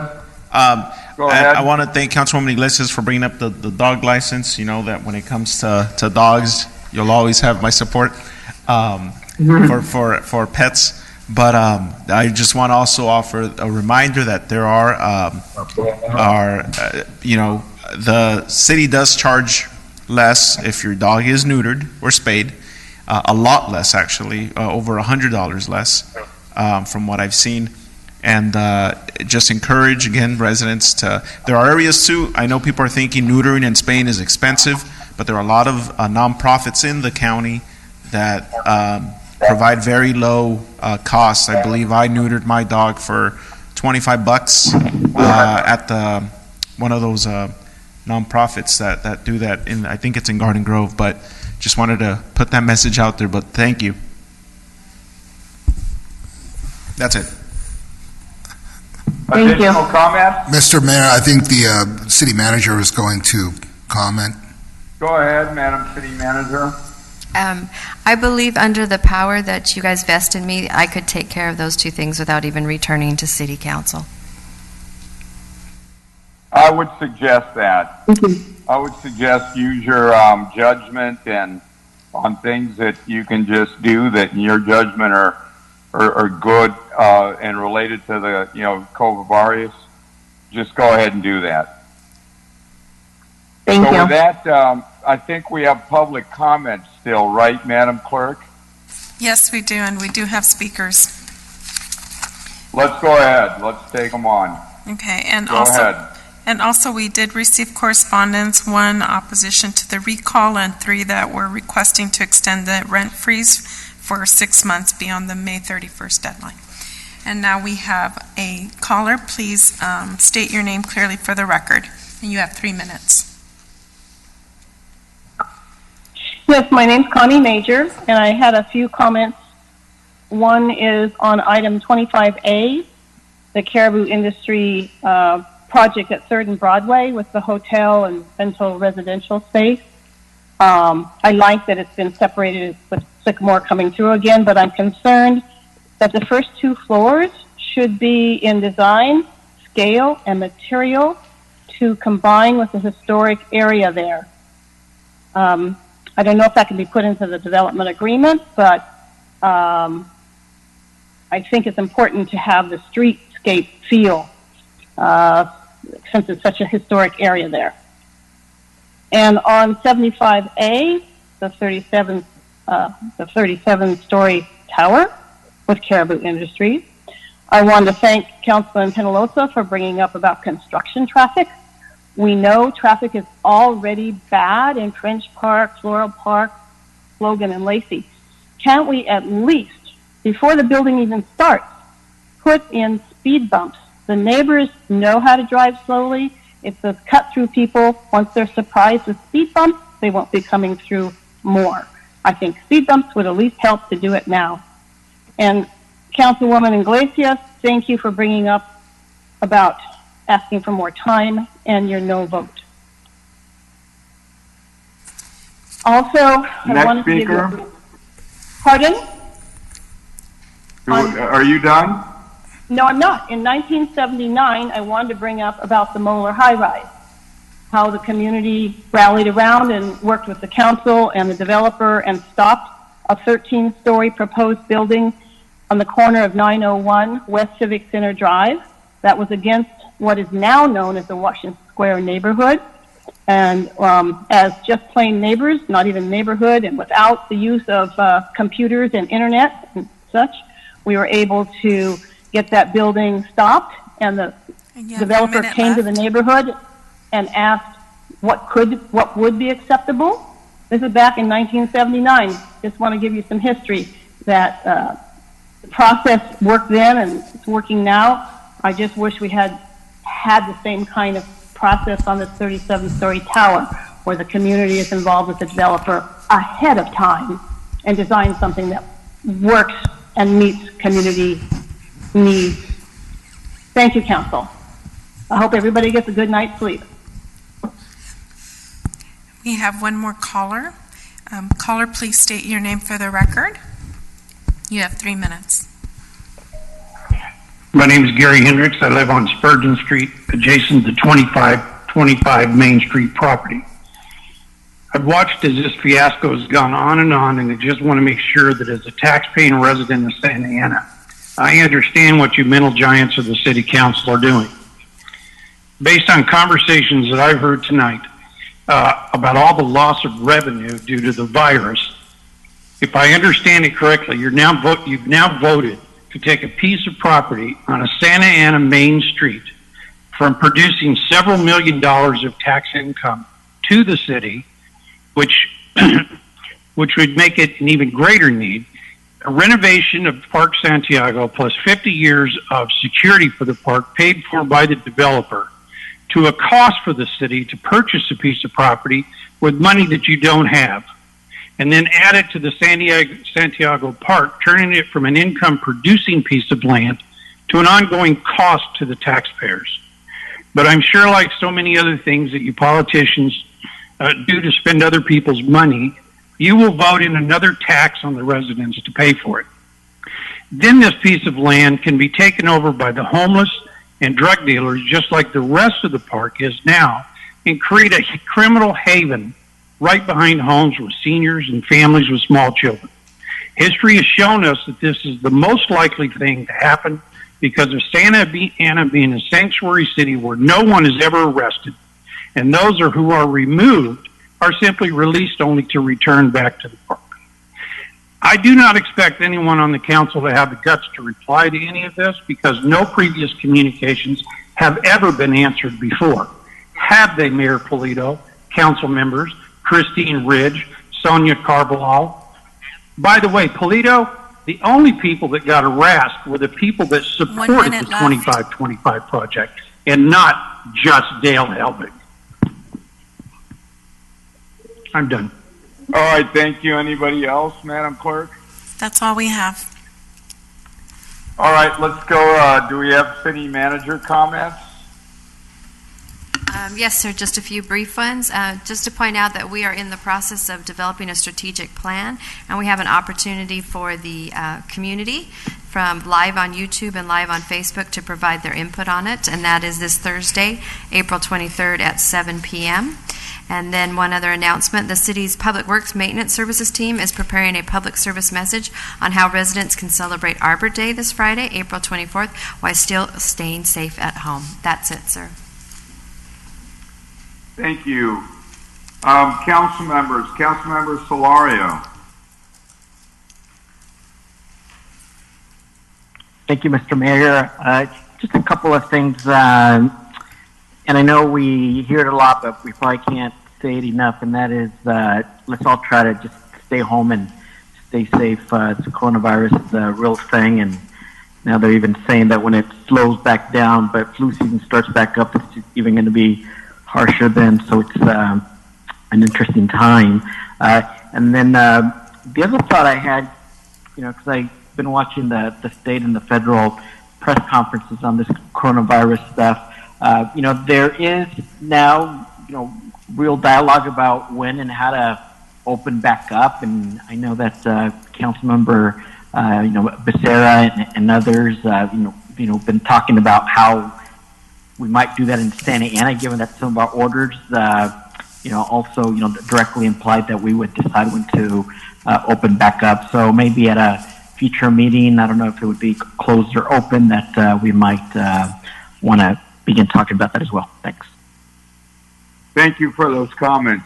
Councilmember Iglesias, please. No, excuse me. Normally I go with Councilmember Peñalosa, please. Thank you, Mr. Mayor. Just wanted to, reach out to our community and just implore you all to hang in there. This is almost over. I can't say that enough. I hope it's almost over. I need a haircut, so I really hope it's almost over. And just wanted to remind you guys to just, continue practicing self-distance and wearing your face mask outside in public. It's really going to help flatten the curve, and I think the community so far has done an okay job in the last couple of weeks. Also wanted to touch on a little bit that was mentioned about reopening Santa Ana. Now, Madam City Manager, now that we got in the hang of virtual meetings, I'd like to see our commissions, slowly come back to being active. Measure X, Arts and Culture, the Parks and Rec Commission. There might not be anything vital or important or time sensitive in one of the other some of the other commissions for us to look into having them. But since we have because I know that they were originally canceled because we didn't know how we were going to be meeting and what that process was going to be like. But now that we have virtual meetings, from what I see under control, I hope that we could start having those other commissions meet soon. And also want to remind everybody about the 2020 census. Right now, Santa Ana has a 51.3% self-response rate. So that means a little over half of the city's households have responded to the census, which I'm very happy about and thankful. And let's get this to 100. I think we can. We have a couple of months left. So please, if you're listening and you haven't done so, visit www.my2020census.gov. And with that said, tomorrow is Administrative Professionals Day. So staff, I'll be thinking about you and sending you all well wishes. And it's also Earth Day. So think of the positive in this, and the glass half full. Earth is curing itself from us not being out there. You could see horizons. You could see Catalina Island as clear as you've ever seen it. The water, the oceans look clean. So just think of the positive in this. Tomorrow being Earth Day, let's think of our planet. Help clean up anywhere you can, and keep her in mind. And also want to congratulate or wish our city manager a happy anniversary. Next week it will be officially 1 year that she's here, and I'm personally very happy with the work that she's done. She's really turned the organization of the city of Santa Ana around for the better, and I see it, and I'm very thankful for her leadership, and I know I hear it from staff as well about your leadership, Madam City Manager, so thank you, and hopefully you're here for many, many, many more years. And that's it. Thank you. Councilmember Iglesias. Yeah. Thank you, Mr. Mayor. I would like to thank the city manager for being a great leader, and I believe that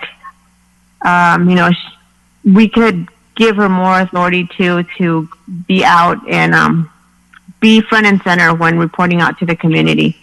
I know the community wants to hear from what's going on within the city. So I would like to ask, if there's anything that she could do more like on video and just be out in in front of people, because, with elected officials, they don't want to hear us because they see us as politicians, but you, city manager, you're public, you're the employee. So it resonates with individuals. So if there's something that we could do, put you more on video or something from the city, informing us, that would be great.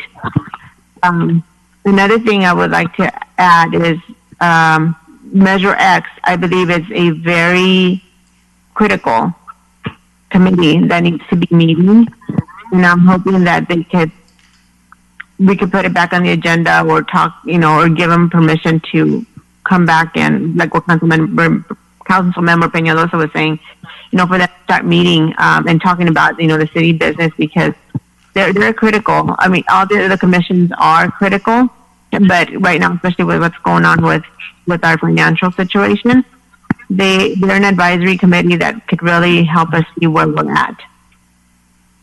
And I just say, I just want to encourage everyone to, to stay safe. I know that we've tried as much as to inform our community in our different venues, just be able for them to understand what's going on.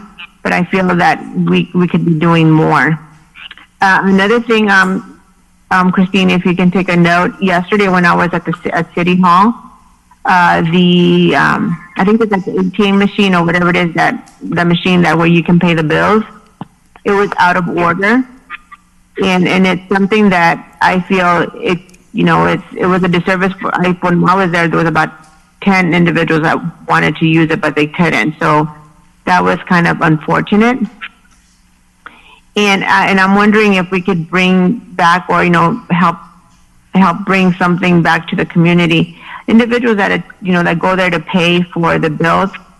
I know that we were doing parking, 2-hour free parking at the downtown for them to go for the businesses. For future, I would like to see, if we could waive let me give them maybe 30 minutes free for those that go into City Hall to make a payment. Because I believe that, they're already there to go make a payment, or pay a fee. So if we could do that, help them out, and just maybe the first 30 minutes, be free. So with that said, I'm hoping everyone is staying safe and healthy, and we're all in this together, and we are going to get through this, and just make sure that we take care of each other. And I believe this situation has brought us closer and just thinking about each other, and we have to take care of each other. So have a great week, and we'll talk to you soon. Thank you for that. Councilmember Phil Becerra, please. Thank you, Mr. Mayor. I just wanted to take this opportunity to congratulate Lisa Darmasay for being the first woman elected exalted ruler of the Santa Ana Elks Lodge in its 118-year history, and the second woman to serve in that capacity at our lodge. I was hoping to honor Lisa in our council chambers, but like other things that have been impacted by this pandemic, we'll adjust and we'll continue forward. I know that Lisa will do a fantastic job in her new role with her creativity, positive attitude, and strong desire to help our community. She has the perfect attributes for an exalted ruler serving in these times at the lodge. So I just wanted to congratulate Lisa once again. I also want to thank everybody in Santa Ana who has been practicing safe distancing. It has been working, and we are slowly starting to see the curve flatten. So I ask for your patience in continuing to practice safe distancing. Keep washing your hands, wearing facial coverings in public, and while you're doing all of that, take a little bit of time to complete the census. Excuse me. Take 10 minutes to help positively impact our city for the next 10 years. We will get through all of this thanks to you, the residents of Santa Ana. And with that, that concludes my comments, Mr. Mayor. Thank you very much for those comments. Councilmember of Sarmiento. Yes, thank you, Mr. Mayor. And I wanted to begin by thanking the city manager for addressing the rent freeze. Obviously, we had a lot of written communication as well as verbal, and you were on top of it. You know that there's discussions about extending it others about clarifying it. So to the extent that you and your staff address that fairly, I have all the confidence in the world you will. The second one is to thank you as well, because I know that our Public Works Director has been speaking with some of our internet carriers to see about the discussion of still many of our households not having access to Wi-Fi. So I did speak with Mr. Sabah, and I know he's having those conversations in earnest with them, and I told him I'd be happy to join and help with that, because it is a really difficult statistic to know that 20% of our households are having difficulty engaging and children not being able to access distance learning. So, whatever we can do to help along with the superintendent's efforts, I know you're happy to oblige on that. The other thing I wanted to talk about was just some of the positive things that have been happening, because as difficult as things are, I'm amazed at some of the community spirit that has come forward, like the Orange County Labor Federation's efforts to assist working families with helping them fill out unemployment applications. And they do this paperwork by appointment only, so they can make sure and keep a safe distance from one another. You can call 714-385-1534 for that appointment, 714-385-1534. And they are also going to be distributing food this Thursday, April 23rd at 11 a.m. at their site in Orange. I also just finally wanted to thank staff for this effort at Main Place that took place just this past Saturday. It was an amazing sight to see, because it was done so well relative to the one before. And I think this was the fifth week in the sequence. But this one was close to, I think, or exceeded 6,000, 7,000, I heard. There were just so many vehicles that I lost track. But everybody who helped, the Power of One Foundation, Main Place, obviously, United Cross Borders, Northgate Gonzalez, Taqueria Guadalajara, who I helped visit their site. They did 2,000 burritos for free for the first 2,000 vehicles that came by. Today, I was grateful enough to be with our friends at Northgate Gonzalez Market with Suavecito, who manufactures pomade hair care products, and they're now doing free sanitizers for folks, and they donated about 1,000, and we distributed those today to some of our seniors who visit those stores from 7 to 8 in the morning. And we know how difficult it is for them to drive, for them to access these protective gear, and we gave those hand sanitizers as well as gloves and masks. And it just shows the strong will that we have in the city that's going to get us through this, because as we have challenges, I see so many people that step up that really don't need to, but they do it because their heart compels them to. So we know we're part of that family, and we feel very proud. And if we don't say it enough, thank you, Madam City Manager, for many reasons, which will go unsaid tonight, but we look forward to getting through this together. So thank you. Those are my comments. Thank you, Mayor Pro Tem. Thank you, Mr. Mayor. Just want to take a quick moment to thank the staff, the city manager. Happy anniversary for next week. The staff for all the great work, and the staff that's here with us this evening. Thank you for being brave and being out here with us to make this meeting possible. Also, I want to thank all the healthcare workers and the janitorial staff that keep the place clean and healthy for us to have the meeting, and for all of the city workers to come to work. We appreciate the public safety personnel, OCFA, the police department for going out there on the front lines, along with the healthcare workers. Can't thank you enough. And last week was the Dispatcher Appreciation Week, so I want to give a shout out to the police dispatchers. Thank you for what you do. And the OCFA dispatchers, I didn't know that they're like in quarantine up there. They want to make sure that no one gets sick to jeopardize the operation. So, the food is sent to them, and they never touch it other than when they pick it up out of this like dumbwaiter type thing. So they're really, really they're being kept safe to make sure that the emergency operations are up to par around the county. So thank you for what you do. Thank you to everyone, and stay safe and stay strong, Santa Ana. Thank you for that, Mayor Pro Tem. I just want to close by talking a little bit about where we are with the pandemic, to remind us that we're nowhere near out of it here in Orange County. We need to find ways of pushing the county because they are still way behind in their testing.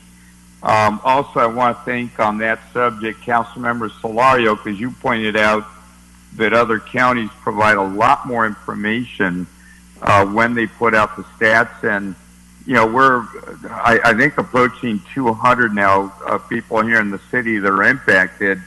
But we all know from the curves that if we don't, you know, work aggressively, and especially if things begin to relax and residents want to start coming out, businesses want to reopen, we could get a real spike, and we could be here, you know, 6, 12 months from now in a much worse situation than we are right now. So I would just ask my colleagues and residents, businesses, everybody, let's really be on our toes. Again, the county is receiving $550 million. If you want to split it up on a per capita basis, that would be $58 million coming to Santa Ana. I don't believe we're going to get that, but we should get some money, because if not, the county is going to be spending that magnitude of money on us. But I guarantee you they won't do it the way we would. I would like to see some very aggressive, tracing. We know we have, again, almost 200 people now. Who are those 200 people? Who do they contact? Can we make circles around them, in essence, and help them through treatment and tracking, so that we can, become, virus-free? I think of this somewhat as analogous to a fire. And if you have a fire, the first thing you need to know is, where is it? You know, we send our firefighters out there, they go immediately where the fire is to put it out. In this case, we have no idea where it is. It's just all around us, and we're waiting to hope it gets better. But I think we need to very aggressively do everything we can, to do much more than we're able to do right now. And again, the money is here. It's at the county. I got 31 of 34 cities to sign a letter. I don't know if you've all seen it or not. If not, please request it. But the county, I believe, is trying to do a bait and switch on us. They're attempting to get us to go for future money, which may or may not come. But in the meantime, they want to ignore, again, $500 million that's already here in their portal. And we need to find a way to have it help all the cities in Orange County. As I like to tell my fellow mayors, this money came because there's a lot of people here in Orange County, over 3 million people. There are counties across America that are smaller than Santa Ana, for example. Imperial County is a county of only 200,000 people, and yet they get money because they're a county. And many counties are getting money because they're counties, and yet, we're a major metropolitan area, and we're currently, I believe, being punished because we don't fit well within any of the models that the federal government uses. So, as we come out of this pandemic, hopefully we can empower cities more and try to change some of the traditional formulas and methodologies that may well empower, cities on a go-forward basis. So with that, let's stay strong, stay safe. I think our employees and the council, the whole community, I think everybody's doing a great job, but it's not over yet. And we do hope that Councilor Peñalosa can get a haircut soon, but he's not the only one without a haircut. I'll tell you, there's a lot of people without haircuts right now. And we somehow have to get this pandemic under control. We don't want to be the next New York, and I don't need to remind us that we've got tremendous density, and if that pandemic really catches us hard here in Santa Ana, we're going to be more impacted than any other city in Orange County because that density will become a weakness instead of a strength. So again, let's keep talking to each other. If anybody ever, if we want to talk offline, or some members of the community have ideas, things that we're not doing that we should be doing, I'll tell you, I talk on a weekly, well, bi-weekly really basis with mayors across the state, on a weekly basis with mayors here in Orange County. I'm telling you, we're all concerned.